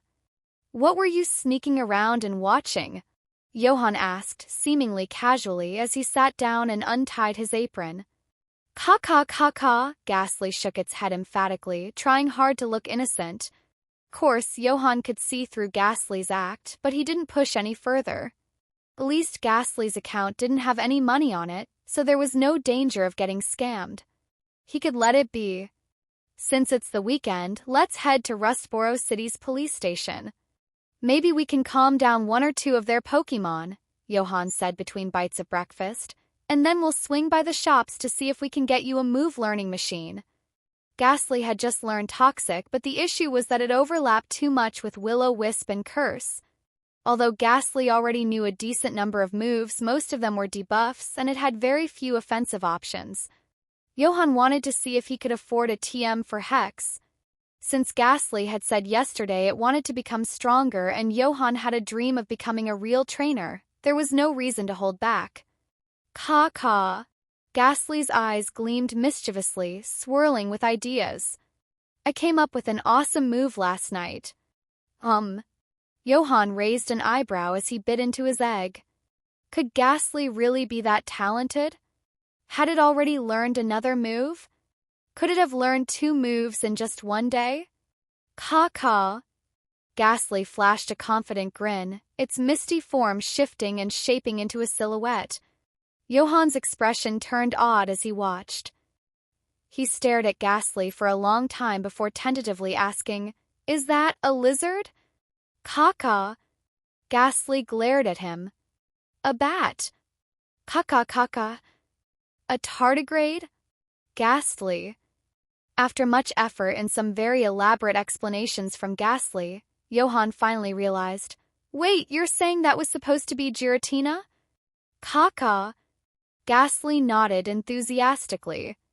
Imagine how scary it would be if I turned into Giratina the next time I use Spite. Right? Johan finished the last of his egg and wiped his lips. How about you stick with transforming into Ghastly next time? Ghastly's attempts at transformation left much to be desired. Caw. ///////. Meanwhile, in Kanto's rock tunnel. Charizard, fly lower, a young man with short auburn hair wearing a cape instructed from atop a sturdy Charizard, who was skimming the canyon floor. In his earpiece, a voice crackled. "Lance, the area has been cleared of tourists." "Understood, thank you," Lance replied, holding the earpiece as he scanned the jagged rocks surrounding him, his sharp eyes searching for something. Suddenly, roar! Charizard let out a low growl, flapping its wings to gain altitude. Just then, a cliffside in the tunnel exploded, sending shards of jagged rock flying in every direction, carving a deep hole into the rocky face.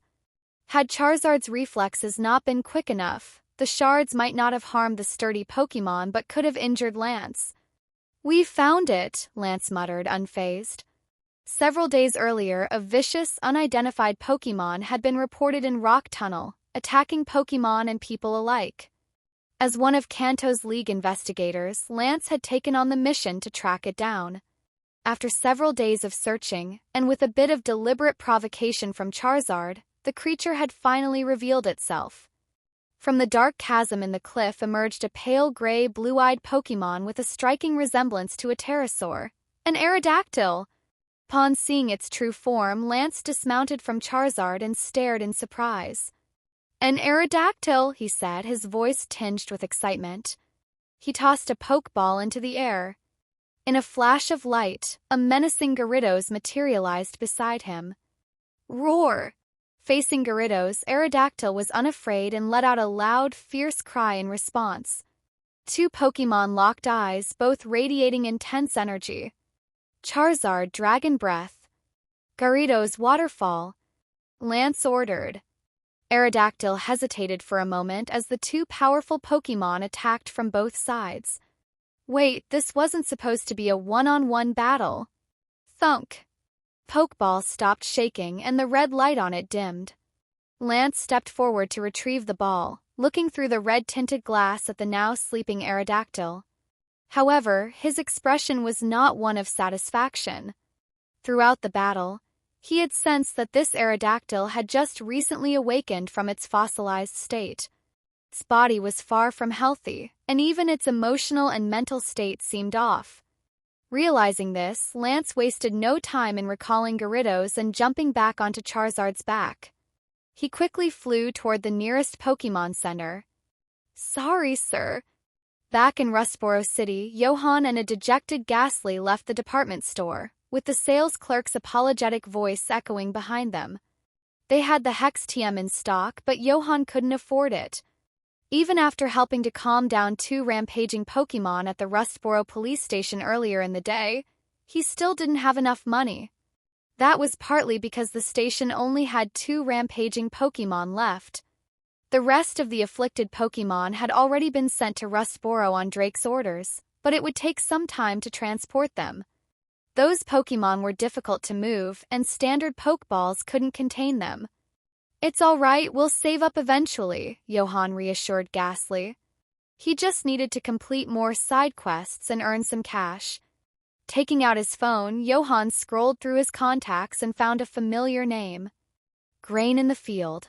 How's Phoeba doing lately?" "Ding. Your account. 50,000 Poke Dollars transferred. Available balance, 125,000 Poke Dollars. Caw. Ghastly was in shock, staring at Johan's phone, eyes wide. "How did you manage that?" Johan's expression tightened, and after taking a deep breath, he exhaled slowly, casting a resigned glance at the bustling crowd around him. "I sold a bit of something." If there had been a cigarette in his hand at that moment, the picture would have been complete. "Caw. Sigma, lol. Wait a second." Johan quickly raised his hand, but before he could give Ghastly a flick, he remembered that Ghastly was a gaseous Pokémon. One flick, and he'd be back to chomping on Pecha berries. After calming himself, Johan glared at Ghastly. "What kind of nonsense are you thinking about? Wait a minute, why do you even know about that?" Caw. Ghastly laughed awkwardly, eyes darting to the side. "Well, there was that time I saw your old phone." "Forget it, we're going to buy the TM now." Johan cut him off, turning and walking back towards Rustboro's department store, a sour expression on his face. Ghastly followed behind, eyes sparkling. "I think I've figured out something interesting." A few minutes later, an emotionally pained Johan and an excited Ghastly walked out of the store, holding a brand new TM disc in hand. The store clerk waved them off with an even wider smile than before. "This is robbery. How is a Hex TM so expensive?" Johan scrolled through his bank account on his phone. Available balance, 20,000 Poke Dollars. His heart ached even more at the sight of it. Caca. Ghastly nodded in full agreement, looking equally distressed. "Yeah. With that much money, I could have bought a mountain of energy cubes and moo milk. More importantly, this type of TM wasn't like the ones in the games. You didn't just use it, and your Pokémon would immediately learn the move. Ghastly would have to sit down, watch the instructional video, and follow along with the training regimen. Till it wasn't all bad. TM included plenty of tips from experienced trainers on how to master the move, improve its effectiveness, and integrate it into real battles. There were even several video demonstrations of Hex being used in actual combat as reference.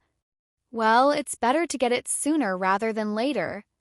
The faster Ghastly learns it, the better, Johan reassured himself. At least it would be safer than Ghastly randomly learning Toxic and testing it out on him like last time. He could end up dead from Ghastly's experiments one day if he wasn't careful. Grr. Ghastly's stomach growled loudly. It looked up at Johan with pleading eyes. After all, spending the day calming down crazed Pokémon and the afternoon's training had taken its toll. "I'm starving. I've practically withered away. Hurry up and make dinner." All right. Let's go home." Johan waved Ghastly off and began walking, his frustration fading. After all, earning money was always for Ghastly's sake. Today, he had just fulfilled another promise. As night fell, Johan and Ghastly made their way through the narrow alleyways, with Ghastly floating behind him. Luckily, the streets were empty. Seeing this scene in the dead of night would probably terrify anyone who happened to pass by, especially with Ghastly's eyes bloodshot and dark circles beneath them, looking like a ghost who had gone days without food. One sight of Ghastly in this state would scare the soul out of anyone. Rustle. Rustle. As they passed the small neighborhood dump, both Johan and Ghastly heard a noise. This was an old neighborhood with many alleyways and few main roads, so the garbage collected here could pile up for days before being taken away. Now, the dump was a veritable mountain of trash. Thankfully, it was autumn. In summer, the smell alone would be as unbearable as standing next to a mook. Johan rarely took this path, only when necessary. Today, he was using it to take a shortcut home since Ghastly was famished. In the dim moonlight, something in the garbage heap seemed to move. "Caw-caw! It's alive," Ghastly hissed, lowering its voice. Even so, in the dead of night, the sound echoed clearly in the quiet alley. The wriggling stopped. "It's probably just Grimer or Mook attracted by the smell of the garbage. I should file a complaint tomorrow," Johan muttered, quickening his pace. Finally back home, after devouring the dinner Johan prepared, enough food for 5 people, Ghastly was now lazily sprawled across the sofa, watching the instructional hex video from the newly bought TM. As the video went on, Ghastly's playful demeanor gradually faded, and its expression grew more focused. Nodded occasionally, finally understanding some of the techniques it saw. Meanwhile, Johan, having shed his apron, stepped out onto the balcony alone. He stared at his phone's contact list, his fingers gently running over the phone case. Cool breeze blew through, rustling his black hair as a determined look crossed his face. Some things you just can't avoid. He opened the profile of Evie Eats Cabbage and hit the voice call button. This was what he meant earlier when he mentioned selling something. Of course, the 50,000 poke dollars wasn't some shady deal. It was for the psychological treatment services he had provided previously. This time, the client had asked for an in-person session, but Johan had firmly declined. After some negotiation, they settled on a therapy session via voice call, which was still within Johan's comfort zone. Johan had mentally prepared himself. No matter how gruff or booming the voice was on the other end, he would stay composed. For the sake of professionalism and money. It didn't take long for the call to connect. "Hello?" Johan blinked in surprise. It was a woman's voice. Not just any voice, but a smooth, soothing tone, slightly low-pitched yet surprisingly pleasant. There was a hint of fatigue that added a certain softness to it. Ahem. Johan cleared his throat, quickly regaining his composure.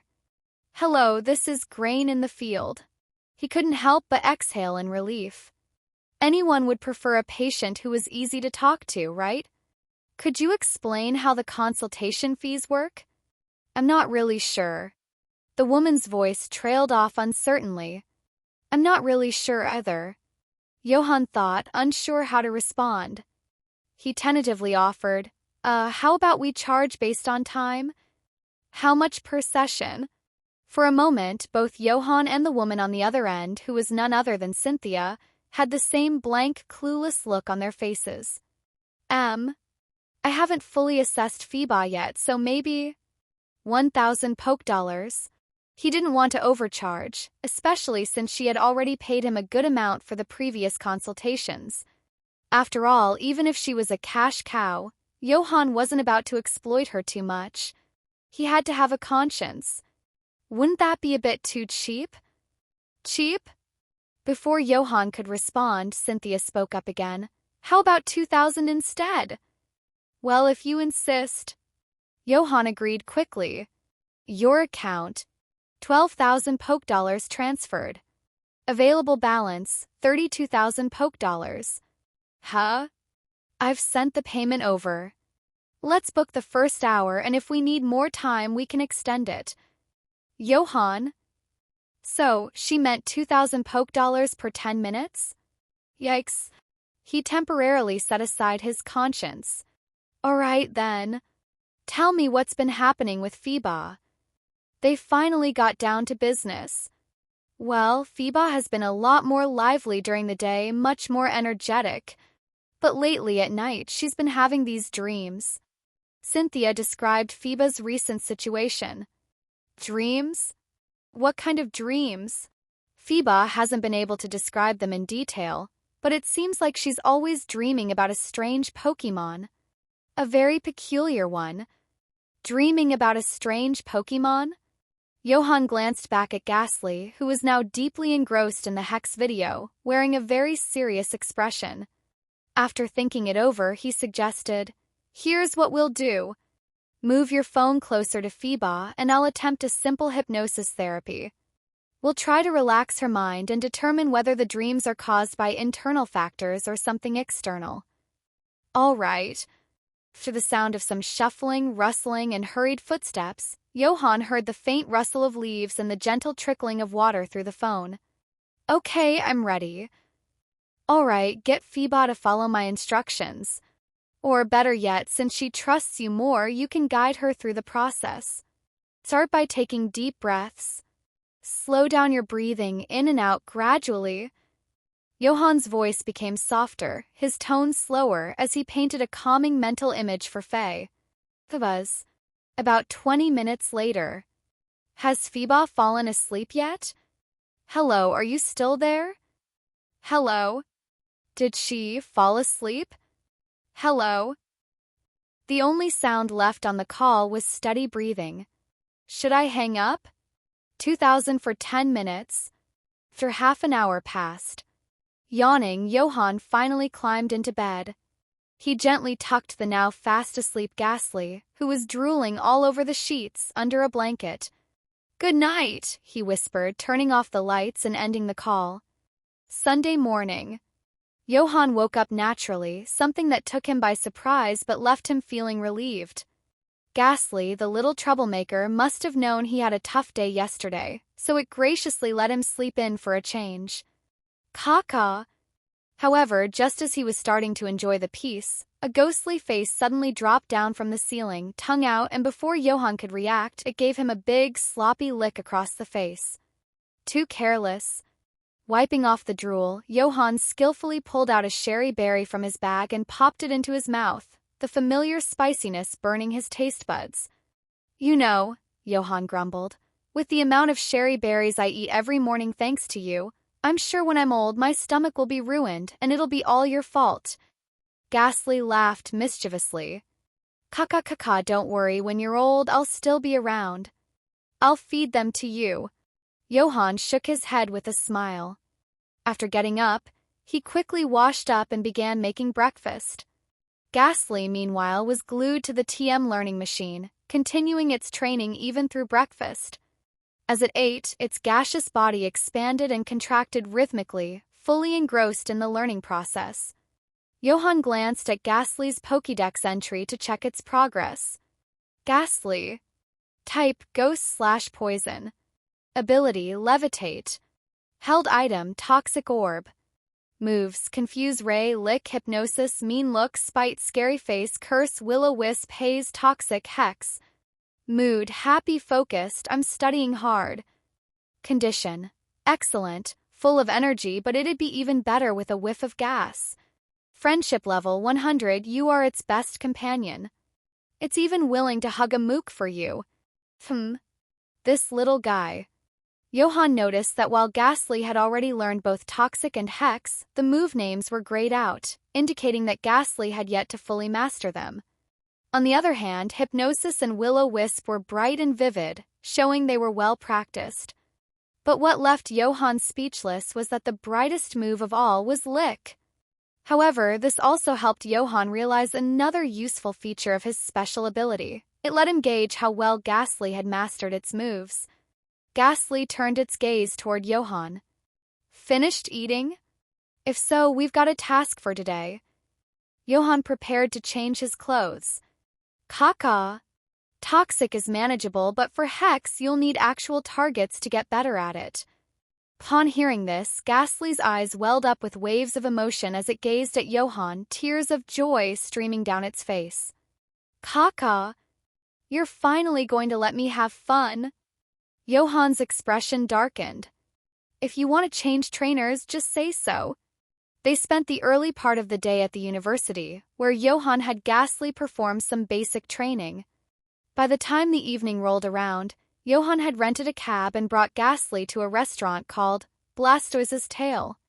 It was a popular chain, started by a famous chef named Jimmy, a skilled water-type trainer from Kalos who was on track to become the water-type Elite Four member in the future. As soon as they entered, Johan and Ghastly were greeted by the unmistakable atmosphere of water types. Statues, murals, and plushies of Squirtle, Blastoise, Swampert, and Dugong decorated the place, giving it an oceanic theme. It wasn't overly fancy, but it was refined. Caca! Ghastly floated closer to Johan and whispered nervously. Did you win the lottery? Are we really eating here? Johan smiled without explaining and chose a seat in a quiet corner. A waiter wearing a Squirtle-themed uniform soon came over with menus, enthusiastically pointing out, Sir, today's chef special is Slowpoke Tail Sauté. Caca! Ghastly, who had been flipping through the menu with its mouth watering, nearly choked. Wait, you're serving Pokémon. This is way too intense. Stop drooling. You'll corrode the floor, Johan reminded. Slurp. Terrified, Ghastly quickly retracted its tongue. Couldn't afford to pay for the damage. Ghastly immediately tried to claim that those were tears of joy, not drool. Johan, meanwhile, calmly looked through the menu. For Ghastly's sake, he explained, the head chef here goes by the nickname Slowpoke, that's all. Ghastly paused in confusion for a while before muttering a single word. Cool. In this world, some people did eat Pokémon. Far-fetched, for example, came with its own garnish and it was hunted to near extinction. Now it was a protected species by law. As for Slowpoke tails, since they could regenerate, many people still coveted them, and there were frequent reports of Slowpoke tail theft. Johan was personally against the idea of eating Pokémon, though he was relieved that it remained a rare and extreme behavior in society. Most of the dishes served in restaurants were just for show. For instance, they served dishes like far-fetched wraps, Toro steaks, and Mareep skewers, but these names were more for show than anything else. Johan decided to wait a bit before ordering. Caw. Ghastly, meanwhile, was ready to devour an entire Toro's. Remember, we're here for a task. A task? Here? This place doubles as a battle restaurant, Johan explained. In this world, battle restaurants were quite common. They attracted customers by offering Pokémon battles as entertainment with a special bonus. Winners could enjoy their meals for free up to a certain limit. Johan had researched the place beforehand, and today's matchups were perfect for Ghastly. Upon hearing this, Ghastly's expression lit up. Caca. I see. Ghastly had thought Johan would take it to one of those battle clubs instead. But then Ghastly's eyes narrowed suspiciously, sizing Johan up. Today, Johan was dressed in casual clothes, wearing a cap and mask. Caca. So, what's with the disguise today?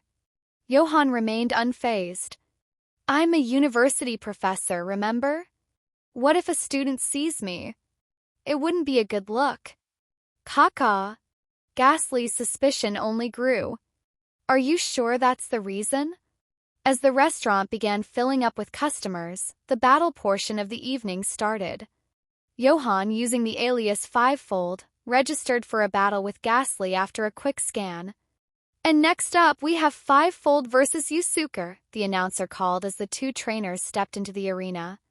Johan's opponent was a teenage boy, no older than 15 or 16, and he was using a Plusle. As the two trainers squared off, the customers started to cheer, and Yusuker and his Plusle both looked eager to fight. Ghastly, too, was full of excitement, while Johan remained calm and composed. Begin! The announcer's voice signaled the start. Yusuker took the initiative. Plusle, quick attack! Before Johan could even speak, Ghastly cackled and sank into the floor with a poof, leaving the golden sparks dancing on Plusle's cheeks to fizzle out. Where'd it go? Yusuker and Plusle both seemed confused. Ghastly, scary face. Caca.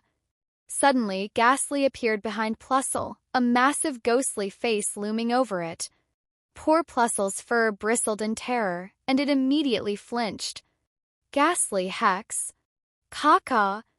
Ghastly's dark aura flared, its eyes glowing ominously as it prepared the attack. But midway through, Ghastly faltered like a balloon that had suddenly lost air. The attack failed.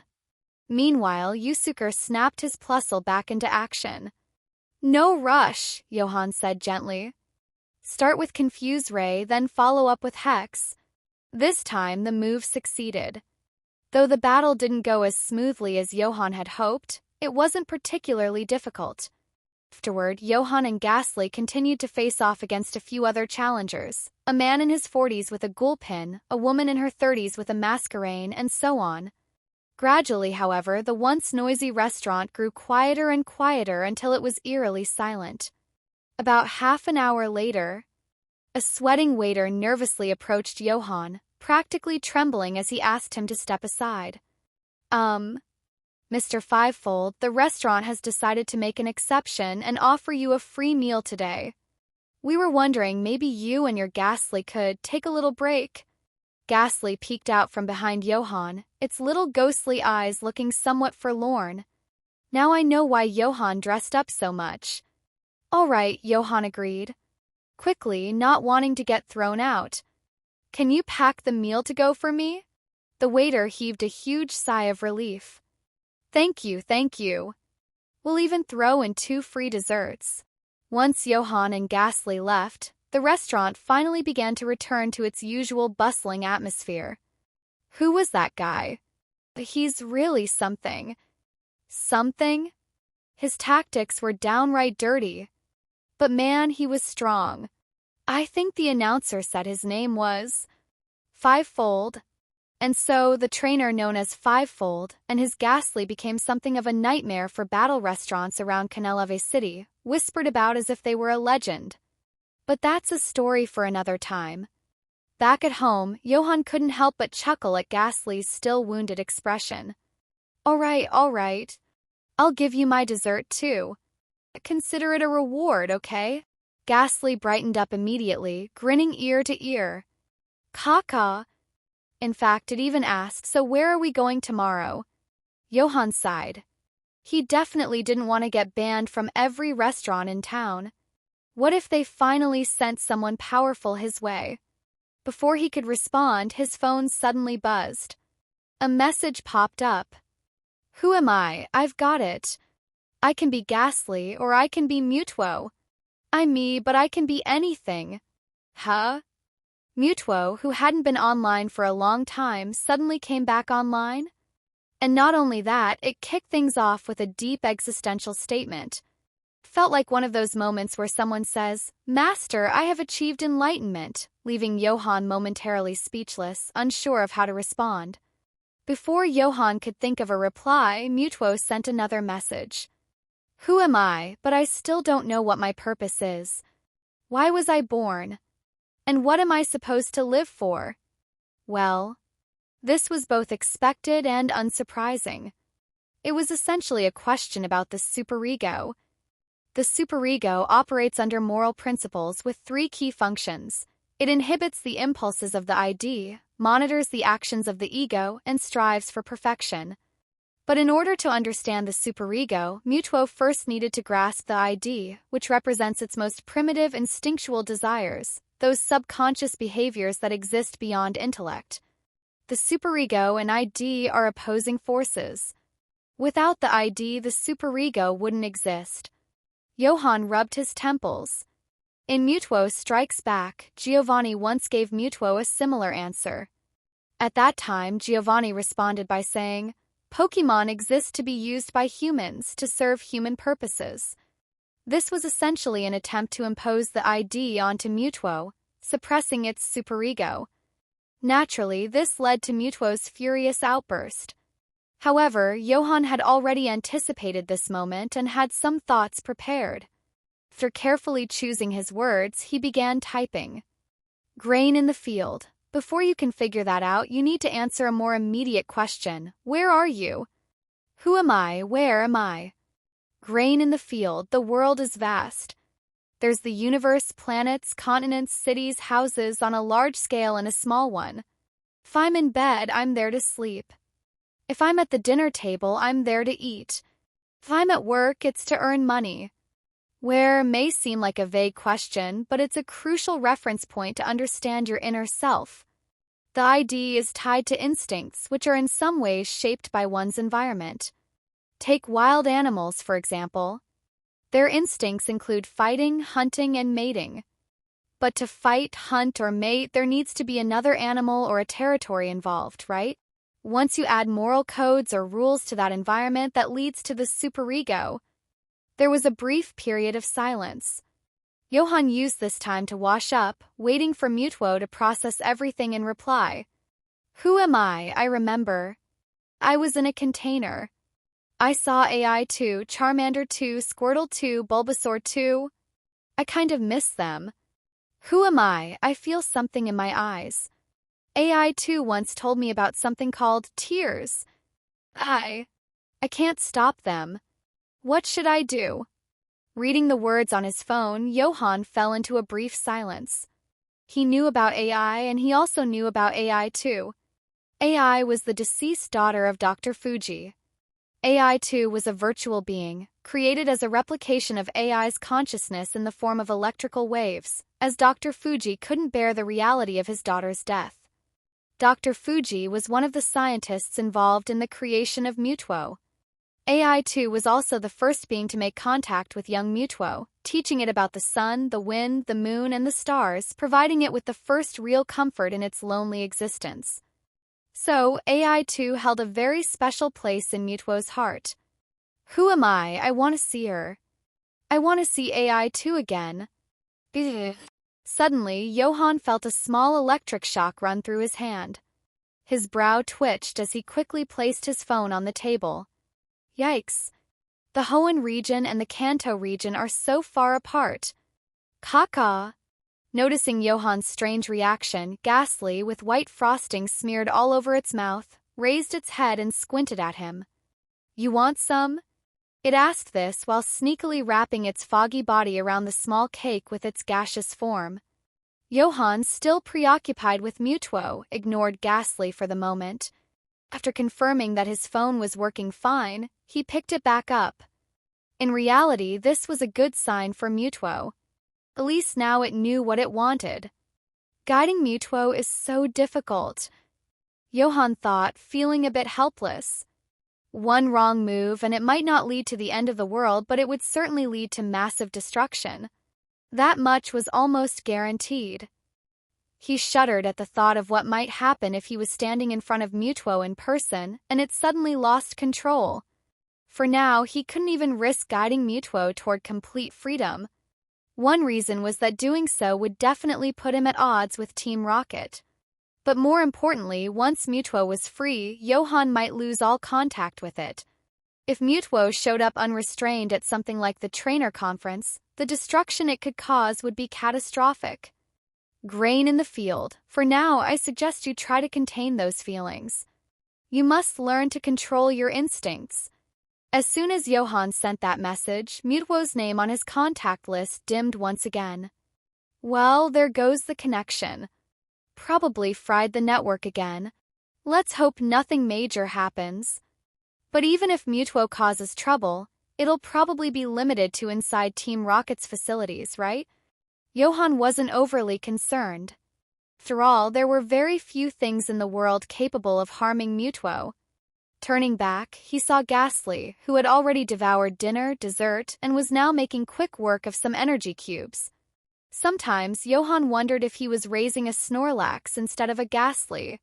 Still, Ghastly had worked hard during the day's training, and Johan had multiple ways to earn money now, so he didn't scold it. Ghastly. Caca. Wanna watch a movie? Caca. In Kanto. In Viridian City, inside Team Rocket's underground base. Boom. Boom. Amidst flashing red lights, machines burst into flames. Dozens of scientists and Team Rocket grunts scrambled to control the situation, commanding their Pokémon to extinguish the fires.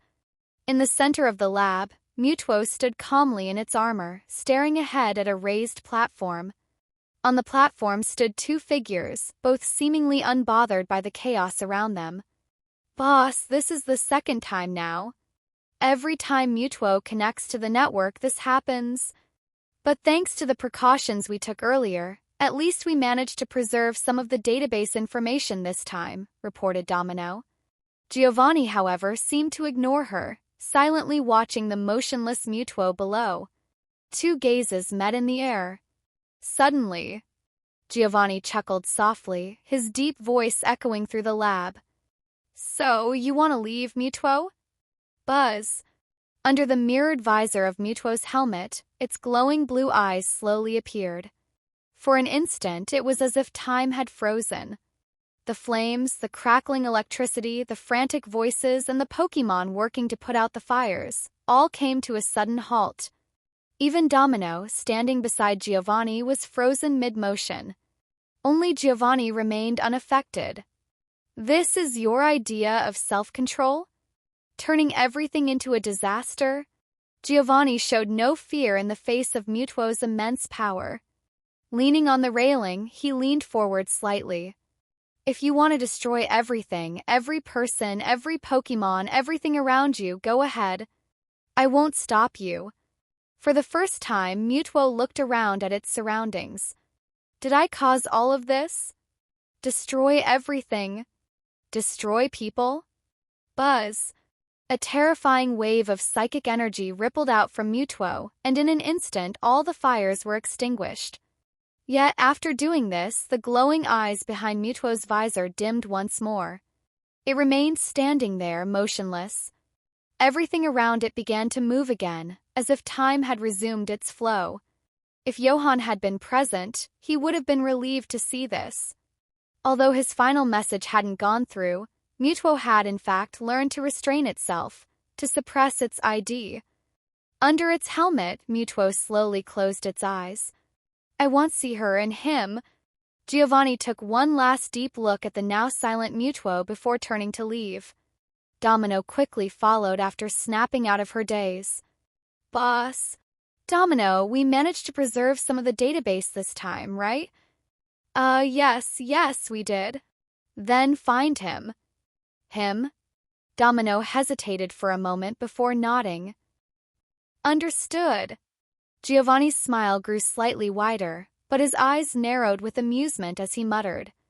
To himself, "A person who can teach Mewtwo to control itself. I must say I'm rather intrigued by him." Location: Kanto region. Viridian City, an old training ground. Charizard flamethrower. A massive column of flames erupted, with terrifyingly intense fire that seemed blinding even in daylight. Roar! However, within the blaze, a grayish-white Aerodactyl flapped its wings, tearing through the flames, paying no mind to the burning heat as it charged straight at the Charizard. In response, the Charizard showed no fear, standing its ground and planting its feet in preparation to brace for the impact. Boom! Two powerful Pokémon collided with great force, creating shockwaves that stirred up clouds of dust.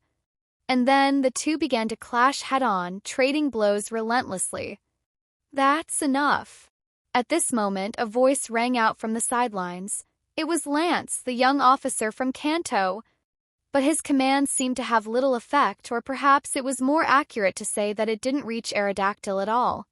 Aerodactyl's eyes were bloodshot, veins bulging with rage. Consumed by the fight, it seemed not to hear Lance's voice. Charizard, hearing the command, was left with no choice but to keep defending itself. Lance furrowed his brows, watching the scene for a while before sighing in resignation. "Return, Aerodactyl." He pulled out a Pokeball and recalled Aerodactyl, giving Charizard a moment to finally relax. "Ruhar." Charizard approached Lance, who patted its arm, signaling that everything was fine. Lance had captured Aerodactyl some time ago, and it had acknowledged him as its trainer. However, its emotions remained unstable. In everyday situations, things were manageable, but whenever a battle grew intense, Aerodactyl would gradually lose control and refuse to listen to commands. Lance had tried numerous methods to help Aerodactyl regain control, but with little success.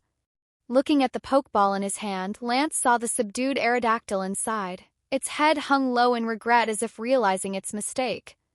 "It's all right, Aerodactyl. We'll overcome this together." However, before that could happen, Lance needed to understand why Aerodactyl behaved this way. After much consideration, Lance decided to seek help.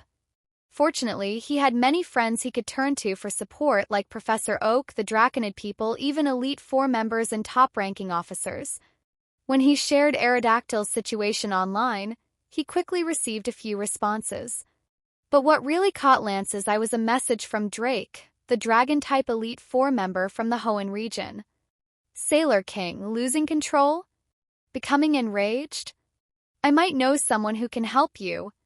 Lance, being a fellow Dragon-type trainer and an investigator like Drake, was familiar with Drake's experiences and held him in high regard. So he reached out to Drake directly. When the call connected, Lance briefly explained Aerodactyl's situation once more. After listening, Drake responded, "You should go to Rustboro City in Hoenn and find a trainer named Johan, or rather a Pokémon Psychologist. He should be able to help you. Just mention that Drake sent you." "Johan? A trainer?" Lance's eyes lit up again. "All right, thank you, Drake," Lance said gratefully. "Oh, and one more thing." Drake's voice came through the line once more, sounding slightly louder than usual due to the noisy background, likely because he was dealing with some other matters. "When you ask for his help, don't go empty-handed. Remember to bring a gift. Also, his Pokémon is a Ghastly, so you might want to approach from that angle. Anyway, I've got to get back to this. A Ghastly, huh? That complicated things a bit." Lance's knowledge of ghost and poison-type Pokémon was limited to what he had learned as a combatant. He scratched his head, muttering to himself, "Can't I just give him money?" Then again, that might be too tacky. Suddenly, an idea came to him. "Got it." With a swift movement, he leaped onto Charizard's back. Charizard to M2 Silver. Whoosh! With a gust of wind, the orange silhouette soared into the sky. Hoenn region. These days, Johan and Ghastly lived a structured routine. Except for weekends, Johan spent his mornings at the academy. If he had a class, he prepared the lesson plan in advance. However, most of the time, he stayed in his counseling office for an hour. If no one showed up for consultations, he took Ghastly to the academy's training room for basic drills. During the afternoons, after a quick nap, they returned to the training room to practice specific moves. After work, they made a stop at Rustboro Police Station to soothe and heal the enraged Pokémon there, helping to refine Ghastly's hypnosis technique. If Ghastly still had energy left, they sometimes visited one of Rustboro's battle restaurants, provided the event matched Ghastly's skill level. Back home in the evenings, Ghastly would watch some TV shows while Johan used the time to answer queries at his online Pokémon psychology consultation room. Lately, the buzz around Johan's research paper had died down, but his online consultation room was busier than ever. Occasionally, Johan even spent 1 or 2 hours helping soothe Cynthia, to sleep. That was the easiest money he made from all his jobs so far. Overall, their days were fulfilling and peaceful. Today, a Rustboro police station. "Thank you for all your hard work, Mr. Johan," Officer Jenny said with a smile as Johan prepared to leave. "Caw-caw." Floating behind Johan, Ghastly chimed in. "Yes, thank you as well, Ghastly," Officer Jenny added, making Ghastly grin. "Caw-caw." With prideful glee, Ghastly struck a pose. "Tomorrow is the weekend," Johan smiled. "If there's no special circumstance, we might not come by. But of course, if there's an emergency, feel free to call me." Officer Jenny nodded in understanding. She saw how hard Johan and Ghastly worked, so she wouldn't bother them unless absolutely necessary. As they left the station, the golden light of the setting sun illuminated their path.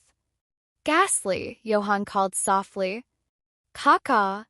2 eyes peeked out from Johan's collar, blinking curiously. "When do you think you'll evolve?" "Caw-caw." Ghastly appeared completely puzzled by the question. "Evolve? No idea." Never mind. It's all the same anyway.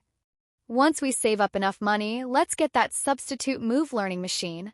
With Toxic, along with Substitute and Protect, they would have the foundation for a solid toxic stall strategy. Passing the basic trainer exam would be much easier after that. Screech. Suddenly, a rather luxurious car pulled up beside Johan and Ghastly as they walked. As they looked on in confusion, the car door opened to reveal a smiling Steven. Mr. Johan. Once inside, Ghastly floated around the car, inspecting everything curiously. What's this about? Johan asked directly. Well, it might seem a bit forward, but my father would like to invite you to our home, Steven explained. Your home? Johan was taken aback. Joseph Stone? The president of Devon Corporation? Now? Yes, he mentioned wanting to discuss some matters with you. Discuss? Johan's eyes narrowed subtly. Very well. He was curious to learn more about Greater Mauville Holdings anyway. Car drove smoothly forward. Steven observed Ghastly's increasingly tangible form and couldn't help but feel impressed. Although he saw Ghastly almost every day, he still noticed the progress it was making. With Ghastly's current strength, combined with Mr. Johan's tactical acumen and strategies, not even intermediate trainers' Pokémon could stand a chance. Even advanced trainers might struggle against them. Suddenly, Steven seemed to remember something. Oh, by the way, Mr. Johan, have you heard of a trainer named Fivefold? Apparently, his Pokémon is also a Ghastly, and it's been dominating most of Rustboro's battle restaurants lately. Caw-caw. Ghastly froze mid-movement, slowly turning its head. Johan remained unfazed, his voice steady. No, I haven't heard of him. Caw-caw-caw-caw. Ghastly eagerly nodded in agreement. Nope, never heard of Fivefold, totally unfamiliar. Is that so? Steven didn't doubt them, sighing wistfully. I heard that Ghastly is quite formidable. I'd love to battle it someday. The luxurious extended car soon arrived at an estate not far from the northern part of Rustboro City. The estate's design was quite old-fashioned, but the landscaping was exceptionally well-maintained. Even in autumn, lush greenery could be seen everywhere, and the flowers in the gardens were blooming vibrantly. In the grass and among the trees, numerous Pokémon could be seen. Beneath the fountain, some Oddish were happily enjoying the water, their leaves looking fresh and verdant. A Sunflora leaned against a tree, swaying gently as if on the verge of sleep. Among the flowers, Beautifly and Dustox fluttered gracefully. The smiles on these Pokémon's faces clearly showed they were living happily here. This moment, a man dressed in a purple suit, sleeves rolled up and a white towel wrapped around his head was squatting on the ground tinkering with something, drawing the attention of Johan, Steven, and Ghastly as they got out of the car. Father! Steven immediately recognized the man and walked forward, asking, What are you tinkering with now? Hearing this, Joseph looked up with a smile. Ah, Steven. Joseph's warm face was smudged with dust, which he didn't seem to notice. In front of him was an odd-looking machine. Beside him floated a cast form. Father, Johan is here, Steven reminded him. Only then did Joseph notice Johan and Ghastly standing behind Steven. He was slightly taken aback, then quickly stood up. Oh, right. I almost... Before he could finish speaking, the machine in front of him suddenly exploded with a loud boom, flames bursting from within. Caw-caw! The sound startled Ghastly. It wasn't just Ghastly, cast form, who was even closer to the machine, teared up. Wah! Its body swiftly transformed from its usual gray color to a blue raindrop shape, and rain began pouring down, accompanied by sizzling sounds as the flames on the machine were extinguished. Both Steven and Johan let out a sigh of relief. Sorry about that, Johan, Joseph began to apologize. But then... Zap! Golden lightning suddenly sparked from cast form, and a bolt of electricity struck Joseph directly. Thunderbolt? For a moment, all three of them froze, especially Joseph, whose body still crackled with static. His mouth was slightly open, and a little smoke escaped from it. Is this some real-life version of Ash's mishaps? Joseph's IQ seemed to be off the charts in its own way. Cough, Joseph coughed out another puff of black smoke but didn't seem angry. He simply smiled again, gently reassuring Cast Form. It's all right, it's all right. I'm sorry I scared you. Woo. Cast Form gradually calmed down under Joseph's comforting words, transforming back to its original gray, balloon-like form. Caw. Ghastly's gaze shifted between Joseph and Johan. Did I hold back too much before? Looks like he won't die at all. Steven, can you check with the kitchen on the progress of dinner? Joseph asked once Cast Form had settled down. Steven glanced at Johan, knowing his father wanted to have a private conversation. Seeing Johan had no objections, he nodded and headed towards the mansion. Mr. Johan, forgive my clumsiness, Joseph said, taking off the white towel on his head and wringing out the water from Cast Form's rain. He casually wiped his face, which became much cleaner instantly. Johan chuckled and shook his head. There was nothing to laugh at. After all, he had a ghastly that could paralyze or poison him at any moment. What Johan saw was a scene of harmonious coexistence between humans and Pokémon. Shall we take a walk? Joseph suggested. Sure. The two strolled through the estate's expansive garden. Ghastly's eyes darted around. He decided to approach Cast Form. I need to get some pointers. How do you control your power without killing anyone? Woo. However, Cast Form seemed somewhat afraid of Ghastly. The friendlier Ghastly tried to look, the further away Cast Form drifted. For a moment, the two Pokémon were chasing each other through the garden. Meanwhile, Joseph and Johan walked alongside a small stream and began their conversation. I think Devon was about 6 years old at the time. I took him out for some field research and gave him a beldam and a freshly dug rare stone. Ever since then, he's been completely enamored with Pokémon and stones. Thinking back on it now, he was so innocent and happy back then. As Joseph spoke, a smile appeared on his face, a father's smile. Johan had heard much of this from Steven back in Lavaridge Town, but he remained silent, serving as a quiet listener. Actually, Mr. Johan, I invited you here today partly to properly thank you for everything you've done. The incident in the alleyway and what happened in Lavaridge Town, it's all thanks to you. I also heard that Steven gets along well with you at the academy and often listens to your advice. Before Johan could reply, Joseph continued. Another reason I invited you is to formally ask if you would consider becoming Steven's private tutor. A private tutor? Johan was momentarily stunned. He had considered various possibilities for why Joseph wanted to talk, but this was not one of them.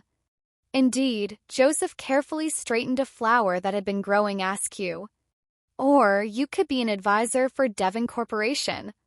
I understand you're quite busy, but I believe it wouldn't take too much of your time. Johan stopped walking as well. And what exactly do you want me to teach Steven? How to be an ideal heir to Devon? Joseph shook his head, smiling. Quite the opposite. I want you to teach him how to enjoy life's joys, to live happily as a trainer and as a lover of stones. Johan couldn't help but smile. It's funny. Devon's love for Pokémon and stones led him to dream of inheriting Devon Corporation sooner so his father, Joseph, could retire and enjoy life. And Joseph was willing to set aside the massive business empire he had built from the ground up, just so his son could find happiness doing what he loves. Dinner. Table was full of food, but Ghastly hovered with its head hanging low. Cautiously glanced at Johan's stern expression and quickly looked away. It looked like a child who had made a mistake and was feeling very guilty. Seeing Ghastly like this, Johan sighed in exasperation. Caw. I just wanted to say hi to Cast Form, be friends. Besides, isn't Cast Form a normal-type Pokémon that's immune to ghost-type moves? Johan's face darkened. Is that really the problem? Who wouldn't get scared if they turned around and saw a creepy ghost face with a big tongue? It's all right, Mr. Johan, Steven said as he entered the room, smiling at Johan and Ghastly. Caca. Seeing Steven, Ghastly seemed to find a savior.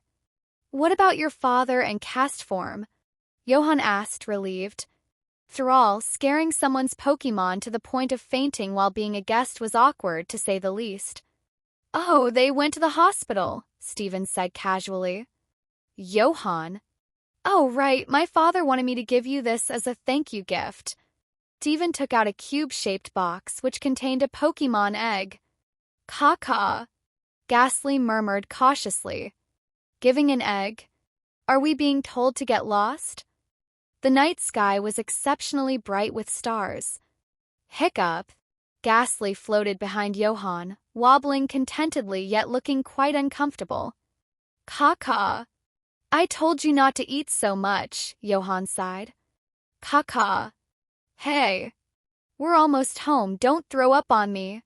Half an hour later, Ghastly lay lazily on the sofa, scrolling through videos on its phone. Johan, having just dried his damp hair with a towel, walked out of the bathroom and sat by the dining table, gazing at the Pokémon egg in the incubator with a look of resignation. Taking care of a Ghastly was hard enough, and now Joseph had given him a Pokémon egg as a gift. And the main issue? He didn't even know what kind of Pokémon was inside this egg. During dinner, Joseph had called to reassure Johan that cast form was fine and that he didn't need to worry. He also apologized for not being able to join him for dinner. But when Johan asked what kind of egg it was, Joseph had only responded with a mysterious smile. Johan had reason to suspect that maybe Joseph didn't even know what was in the egg. Well, just leave it there for now. The incubator will keep it safe. I just need to add nutrients every few days. Surely the egg Joseph gave him wouldn't hatch into something as common as a Magikarp, right? Johan placed the incubator on a shelf. When he turned around, he saw Ghastly watching him and immediately spoke sternly. Don't even think about messing with it. Caca. Ghastly jumped up, looking aggrieved. What do you take me for? I wouldn't eat it. Maybe just lick it a little. No licking, Johan retorted, scowling. Caca. Ghastly tilted its head, confused. How else do you make friends? Ghastly was already eager to befriend whatever Pokémon would hatch from that egg. Johan took a deep breath and pulled a technical machine out of his pocket. If you promise not to lick it for a whole month, this is yours. Ghastly's eyes lit up instantly. Caca. Where did you get that? I sold myself for it, Johan muttered grumpily as he dried his hair and changed into fresh clothes. Caca. Ghastly looked puzzled. Sold yourself again? This was the substitute technical machine Johan got with the salary from his new position as a Devon Corporation advisor after accepting Joseph's offer.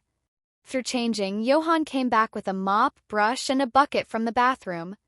Ghastly gave him a puzzled look. What are you doing now? Cleaning up your masterpiece, got to be considerate or we might attract a Grimer and then we'd get complaints, Johan replied. Ghastly chuckled awkwardly. Oops. Swish swish. The soft moonlight enveloped Rustboro City in a delicate veil. Water stains on the ground reflected faint glimpses of the moon, constantly changing shapes as Johan scrubbed them away. Ghastly drifted around, left and right, with its shadow casting ghostly forms on the ground and walls under the moonlight. Caca. Go, go, keep it up. Ghastly cheered while still glued to the technical machine video. Phew. Johan exhaled, wiping the sweat from his brow. Seeing the now spotless floor, he nodded in satisfaction. Almost done. With that, he picked up the bucket. Flash. Fresh water washed over the ground, making it clean again. Caca. Ghastly called out to get Johan's attention. Johan turned and saw that Ghastly's misty aura was shifting and swelling, and its expression was growing focused and serious, with its face slightly reddened. With a low murmur from Ghastly, a portion of the dark mist behind it split off, forming a smaller, shadowy figure in Ghastly's shape with a wicked grin. Two shadows were now cast on the ground. Substitute? Johan was stunned as he watched. Caca. Ghastly looked proudly at Johan.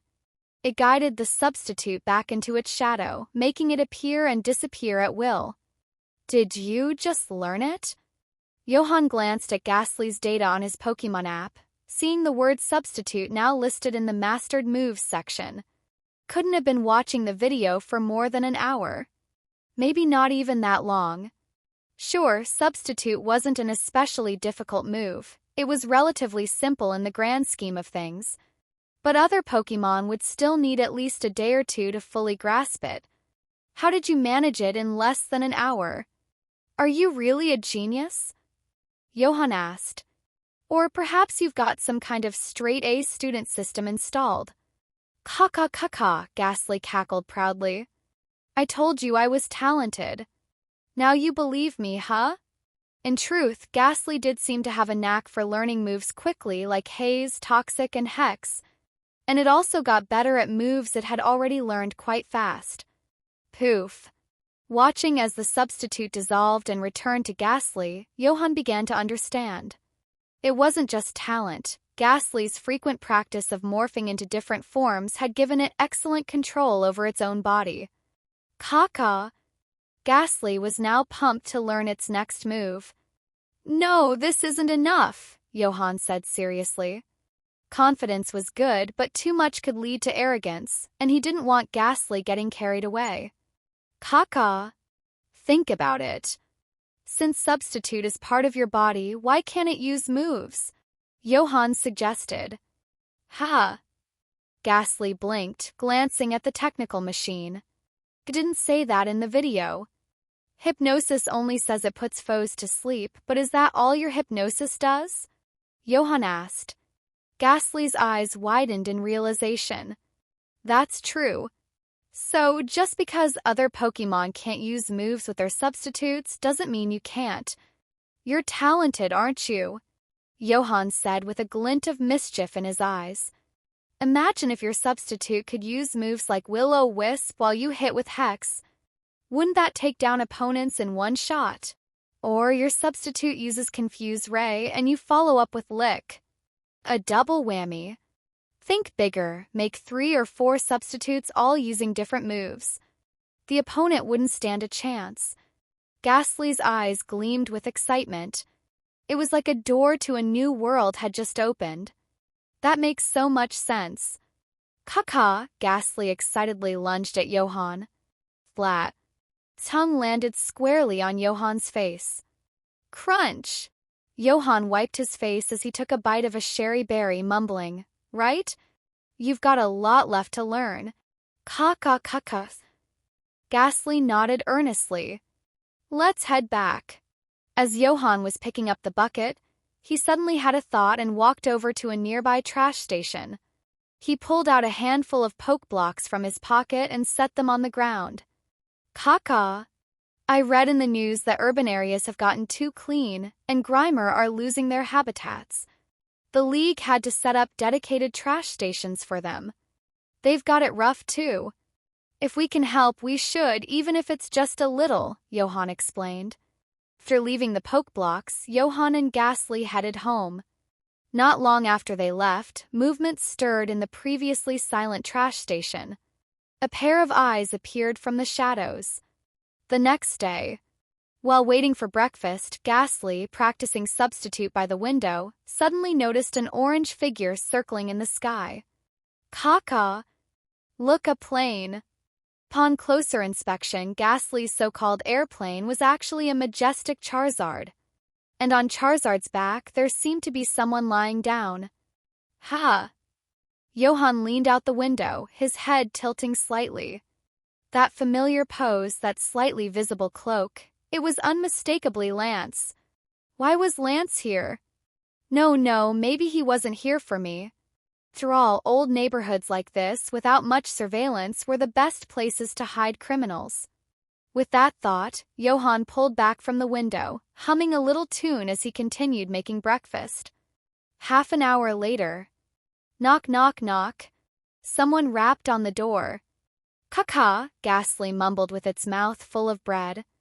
Quickly floated to the door but didn't open it immediately. Instead, it stuck its eyes through the wood. Johan had told it never to open the door without checking. It might be a bad guy. Ghastly saw a young man with short auburn hair and a ruggedly handsome face. He wore a black investigator's uniform and a cloak draped from his shoulders.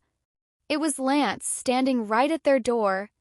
Ghastly's eyes met Lance's. Lance gave a slight smile. "You must be Mr. Johan's Pokémon, right?" "Hello, I'm a dragon moss." "Caw-caw." Before Lance could finish his introduction, Ghastly withdrew its head and started yelling inside. "You won't believe who's here." "Hey, it's Dodro." "Lance." Footsteps and scolding followed from inside the house. "Stop shouting." Click. The door creaked open. Lance was greeted by the sight of Johan, chewing on a sherry berry, and a slightly embarrassed-looking Ghastly, who was now covering its head with shadowy hands. "Mr. Lance." Johan's face showed genuine surprise. He really was here to see him? Lance seemed equally surprised. "Mr. Johan, you recognize me?" Ghastly's reaction earlier had already seemed strange to Lance. He hadn't completely understood what Ghastly said, but it almost seemed familiar with him. Johan chuckled. "The famous young investigator of Kanto, Lance the Dragon Master. Who wouldn't recognize you?" "Please come in." He stepped aside to let Lance in. "Sorry to intrude." "Caw-caw," Ghastly greeted him again with a grin. Ghastly. Oh. Then, out of nowhere, Ghastly pulled out a phone and rapidly scrolled through the screen with its tongue until it found Lance's promotional photo. Seeing this, Lance couldn't help but understand. "Have you had breakfast?" Johan asked as he led Lance inside. After entering, Lance instinctively scanned the room. Despite its small size and modest decor, the house felt quite cozy and warm, giving him an unexpected sense of comfort. "Thank you, I've already eaten," Lance replied. "There's not much to offer here, but have a bottle of moo milk," Johan suggested. "Thanks." The two of them sat at the dining table. After some small talk, Lance got straight to the point. "So that's basically it. My Aerodactyl seems fine most of the time, but in heated battles or intense training it tends to lose control. The Pokémon Center couldn't find anything wrong either." Johan murmured, rubbing his chin thoughtfully. "Intermittent manic episodes of losing control." He paused, then asked, "How did you find out about me?" "I don't exactly have a big reputation." "It was Drake who recommended you," Lance explained with a smile. "And besides, you were quite well known at Silver Academy." So he did his homework. Well, that made sense. Lance was an investigator from Kanto, so looking up his background at Silver Academy wouldn't be hard. Seemed like Drake was finding ways to keep him busy. When Lance mentioned Drake, it triggered Johan's memory. Lance pulled out an old yellowed book titled The Art of Fear from his coat. "By the way, I didn't come empty-handed. I heard you train a Ghastly, so I brought a little gift. Hopefully it's of some use." "What's this?" Johan asked, intrigued. "Caw-caw." Ghastly peered over his shoulder, its eyes lighting up as if discovering a new toy. Its red tongue was practically twitching in excitement. "Fear?" Ghastly knew a thing or two about that. As Johan flipped through a few pages, his expression turned slightly odd. Lance explained, "I don't have much expertise with ghost or poison types, so I sought help from Agatha, Kanto's ghost-type master. She was quite reluctant, but when I mentioned I was giving it to you, Mr. Johan, she hesitated for only a moment before agreeing. Of course, Lance had to pay a certain price for it, but he didn't feel the need to mention that." Lance tilted his head, puzzled. "Do you know Agatha personally?" Johan wiped away the beads of sweat forming on his brow. "Personally? Not even close." But then he remembered something important. His research paper. The one that Professor Oak had praised and commented on. Better not delve into the messy, drama-like history of Agatha and Oak's long-standing love-hate relationship. As Johan looked at the title of the notes, he felt as if a shadowy old woman holding a cane was standing right in front of him, whispering. Kid, you choose this guide or oak. Johan quickly handed the notes to Ghastly, instructing it to keep them well hidden and never take them out casually. Kakath kaka. Ghastly nodded vigorously, grinning from ear to ear. Cough, I definitely don't know Agatha. So let's focus on Aerodactyl, shall we? All right. Lance didn't press further on that subject. Let me have a look at Aerodactyl in person, Johan suggested. Here, Lance asked. Aerodactyl would never fit in Johan's small apartment. Even if it did, given its current issues, it could easily cause unnecessary damage. In fact, summoning it anywhere within the city's boundaries, or even in Rustboro's outskirts, might not be the best idea. Johan pursed his lips thoughtfully. Not in the city. We'll need to head to the outskirts at the very least. He imagined Aerodactyl was quite powerful. I agree, Lance nodded. Give me a moment to change clothes, Johan said as he headed towards his room. Lance nodded and waited silently. Rustboro City, eastern outskirts. Come out, Aerodactyl, Lance called as he tossed a pokeball. In a flash of red light, a powerful and majestic Aerodactyl appeared. Ruhar! Its roar echoed through the woods, a true sight of a flying-type Pokémon. Kaka! Can fly. Ghastly's eyes twinkled with excitement. Say what you want about anything else, but Lance's Pokémon sure were cool. Johan? Lance glanced over at Johan. From what Johan could observe so far, Aerodactyl didn't seem to have any obvious problems. However, it was evident that since Lance had only recently captured it, there wasn't much trust or connection between them yet. Of course, with only a brief look, Johan couldn't possibly diagnose the problem.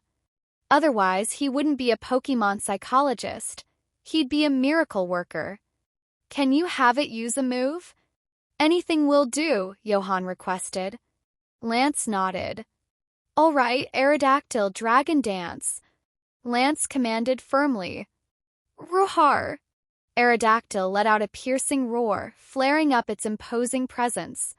Its massive wings beat the air, propelling it skyward as a powerful gust shook the surrounding trees and bushes. Johan couldn't help but twitch his mouth slightly.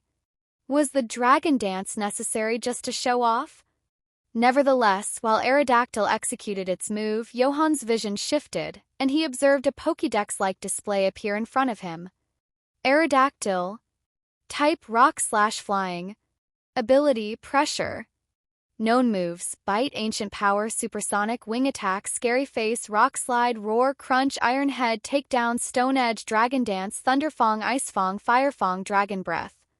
Emotion: Neutral/Disheartened, this isn't its era. Condition: Excellent, it's recovering well. Friendliness level: Thorough, look at me, you ground-crawling insect. The fierce survivor of a bygone age. Johan noted. His gaze shifted to Ghastly hovering beside him. This little guy is over 1,000 years old too, isn't it? Caw-caw. Ghastly cocked its head, noticing Johan's stare. Licking its tongue with its usual eerie grin, Ghastly looked positively adorable. Returning his focus, Johan gently rubbed his chin. It's not a severe issue. It's likely that the changes in the era and environment are overwhelming it. Its primal nature and long slumber have caused it to experience bouts of heightened emotional instability. Can it be cured? Lance asked, concern evident in his voice. Given enough time, it would likely recover on its own, though this might take 3 to 5 years. 3 to 5 years? Before Lance could react, Johan continued. However, if combined with psychological treatment and physical interventions, it could be much quicker. Lance exhaled in relief. While restoring Aerodactyl's combat effectiveness was a secondary concern, what mattered most to him was alleviating its pain. What should we do? If I were you. Caw-caw. Ghastly suddenly cried out. It's flying away. Ha! Both Lance and Johan turned to look at Aerodactyl. The mighty Pokémon, still empowered by its dragon dance, was now rapidly flapping its wings, heading towards the distant mountains with increasing speed and urgency. The sudden development made both men's expressions darken. What's happening? They were already well beyond the capture range of the Pokeball. That's the Green Hills range up ahead. According to the map of the Hoenn region, Rustboro City was located in the far west, with the Green Hills to the east, followed by Verdanturf Town. If Aerodactyl flew into those dense mountains, it would be nearly impossible to track it down. I'll chase it. Lance immediately jumped onto Charizard's back and turned to Johan, who advised, "Don't try to stop it. Let's see what it's after." Lance hesitated for a moment, then nodded. "All right." With a powerful beat of its wings, Charizard also executed a dragon dance and took off, gradually catching up to Aerodactyl. "Caca," Ghastly swallowed nervously. "Do they not get dizzy?" Each Pokémon had its own style for performing dragon dance, but all involved some degree of movement, like spiraling upwards. Charizard had spun around so many times while accelerating earlier. How could it not be dizzy? Johan's face darkened slightly. Is dizziness really the problem here? After a brief pause, Johan said, "Let's follow them." The wild areas in the Pokémon world are not safe, far from it. As a Pokémon Academy instructor, Johan was fully aware of this.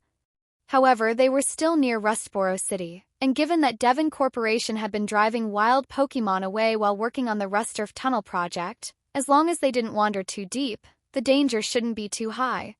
Till there were bound to be some lower-level, more docile Pokémon around.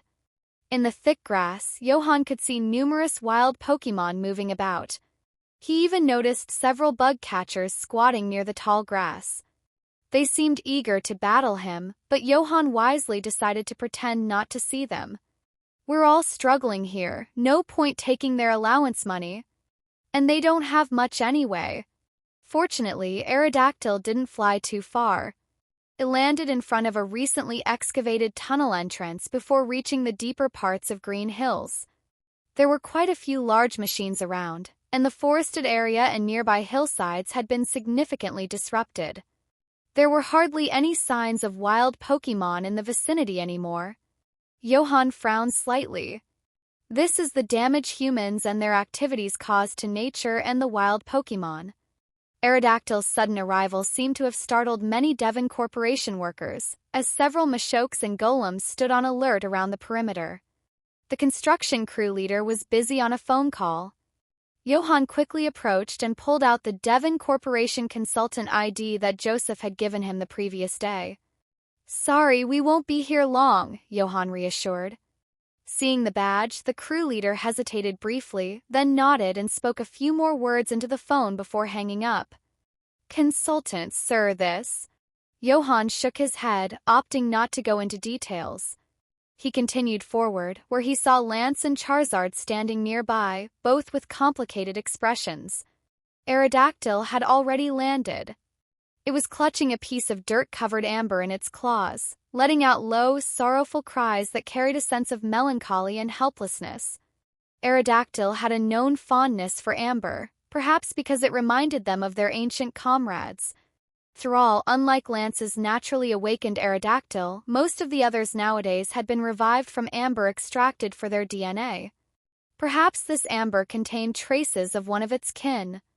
"Caca," Ghastly murmured softly, feeling a slight resonance with Aerodactyl's situation. Johan patted Ghastly's misty form, feeling the tingling in his fingers as he offered a reassuring look. Caca. Ghastly's eyes became wavy. "I have Johan, I'm not alone." "Johan Aerodactyl." Lance opened his mouth, struggling to find the right words. "I know someone who might be able to help it," Johan sighed as he pulled out a sherry berry. Lance's eyes lit up with hope. "However, that's only a temporary fix. Aerodactyl still needs to regain its confidence, or rather establish a new goal." "A new goal?" Crunch. As Johan bit into the berry, he continued speaking clearly. "For a former ruler of the skies like Aerodactyl, the best method is to find it a strong opponent. Should I use Charizard or perhaps Gyarados?" Your Pokémon won't work. They're too familiar and that won't help. And if the opponent's too distant in strength, it could create internal conflicts. You need someone else. Hearing this, Lance subconsciously glanced at Ghastly. Ghastly shivered nervously. Caw. What are you planning? Why are you looking at me with those scheming eyes? Sending it against Aerodactyl would be overkill. Ghastly isn't strong enough, Johan noted. Besides, if Aerodactyl is a sky ruler, its ideal opponent should also be a flying type. Ghastly exhaled a sigh of relief.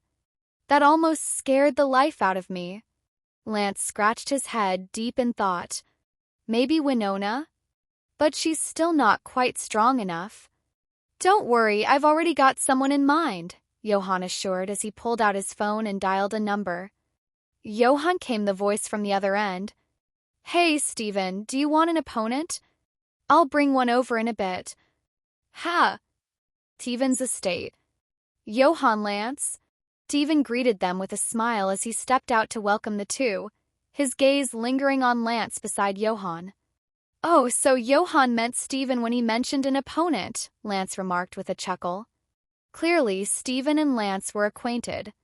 After all, one was the youngest investigator in the Kanto region and a member of the Dragon Clan, while the other was the heir of Devon Corporation. Both were well-known figures, and even if they hadn't met in person before, it was inevitable that they'd know of each other. Lance was a little older than Steven, around the same age as Johan. Two knowing each other made things easier, sparing Johan the need for lengthy introductions. He simply explained the situation to them. Aerodactyl. Steven's eyes lit up with interest. As a steel and rock-type Pokémon enthusiast, Steven was naturally familiar with Aerodactyl. However, these Pokémon weren't easy to find. Even with the option to extract DNA from fossils to revive them, good fossils were hard to come by. But that wasn't the focus at the moment. Steven, bring out your Skarmory, Johan suggested. All right, Steven replied without hesitation and tossed out a Pokeball. Whoosh! A gust of wind swept past them, and in front of the group appeared a sleek, armored Skarmory, its silvery steel armor gleaming in the light. Lance's eyes lit up slightly at the sight. A very impressive Skarmory. It's been trained exceptionally well. Johan agreed silently.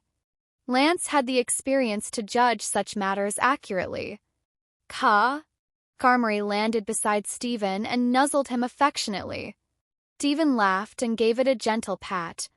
This was Steven and Skarmory's advantage. Their bond was much stronger than that between Lance and his Aerodactyl.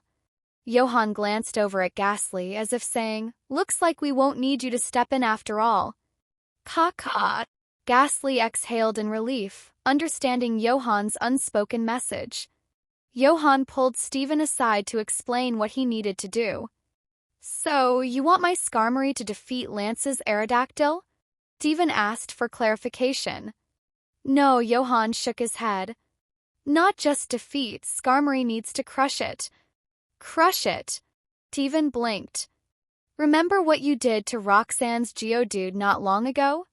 Something like that, but not as harsh, Johan explained. Steven glanced over at Lance and his Aerodactyl with a wary look. Did they somehow offend Johan? He wondered. But Johan, Steven said helplessly, you want me to beat Lance and his Aerodactyl?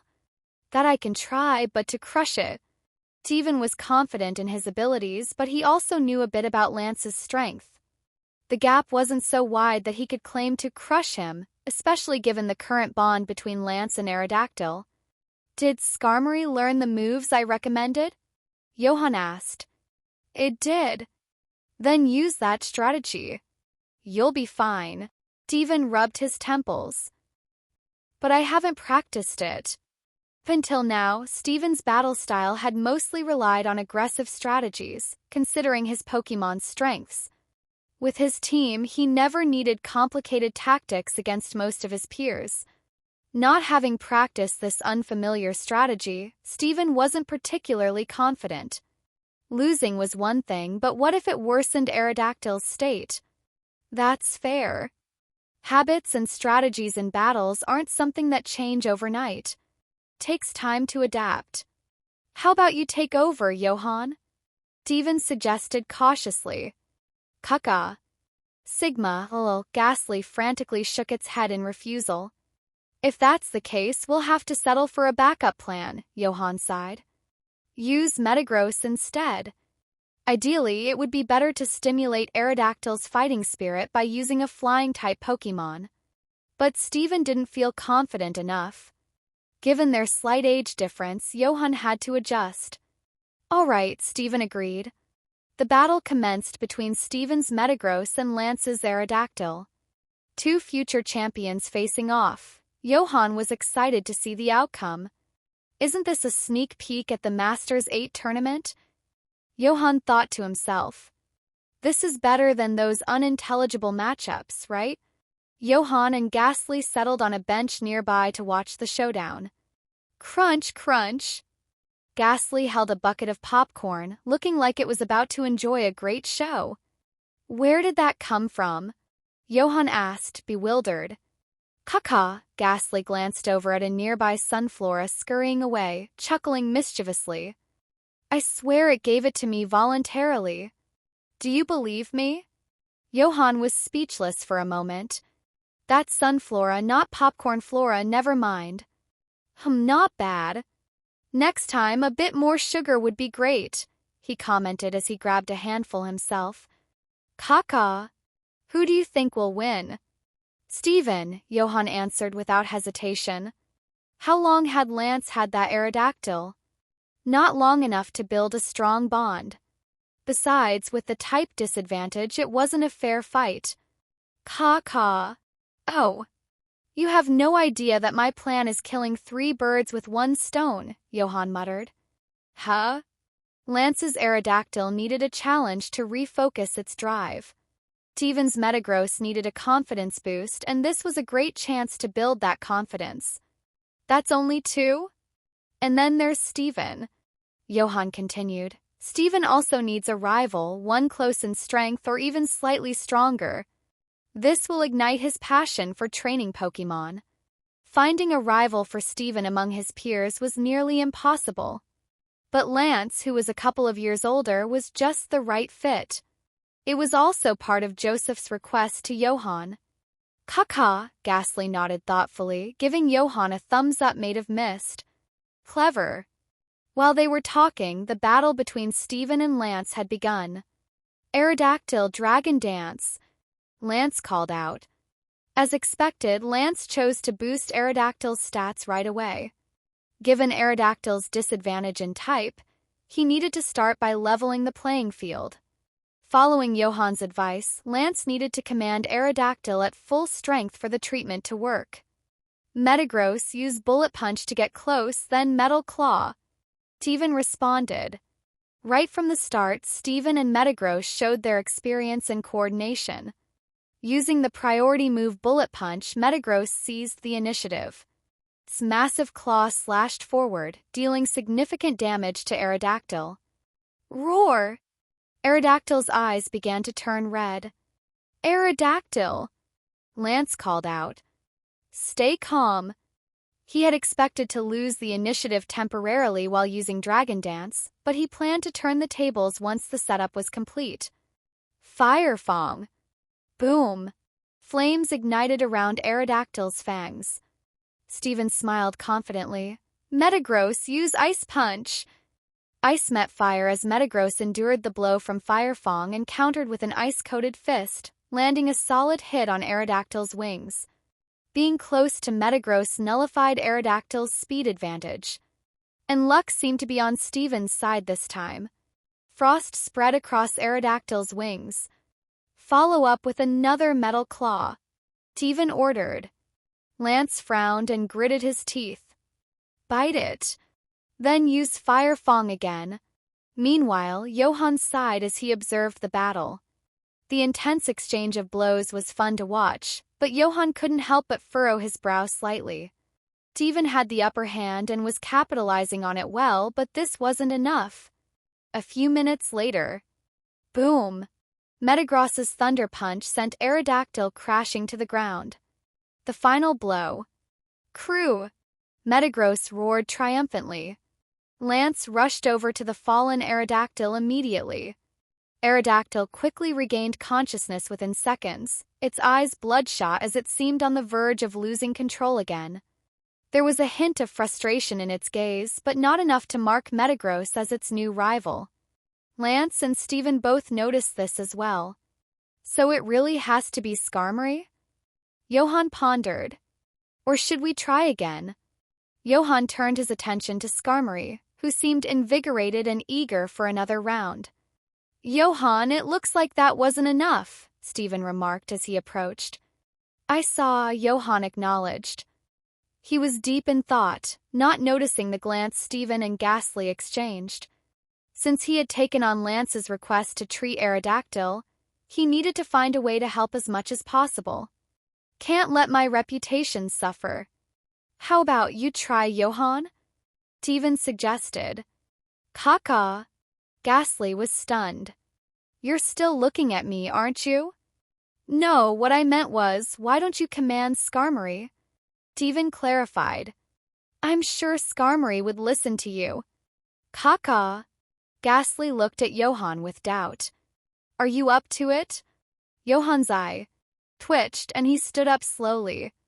It's my responsibility to heal, but first I'll try to understand Skarmory's capabilities. Steven's face brightened with hope, and he exchanged a quick glance with Ghastly. Ghastly slyly raised 3 misty fingers.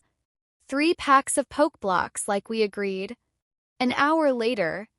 All right, Johan returned with Skarmory. Steven, I'll only teach this once. Hello, everyone. As we wrap up this video, I want to share a quick note. I have a Patreon account. If you'd like to support me and enjoy on-demand audiobooks, you can become a Patreon member. Alternatively, you can check out my Google Drive link, which has 500+ novel audiobooks available through my Ko-fi or Patreon shop. I appreciate your support.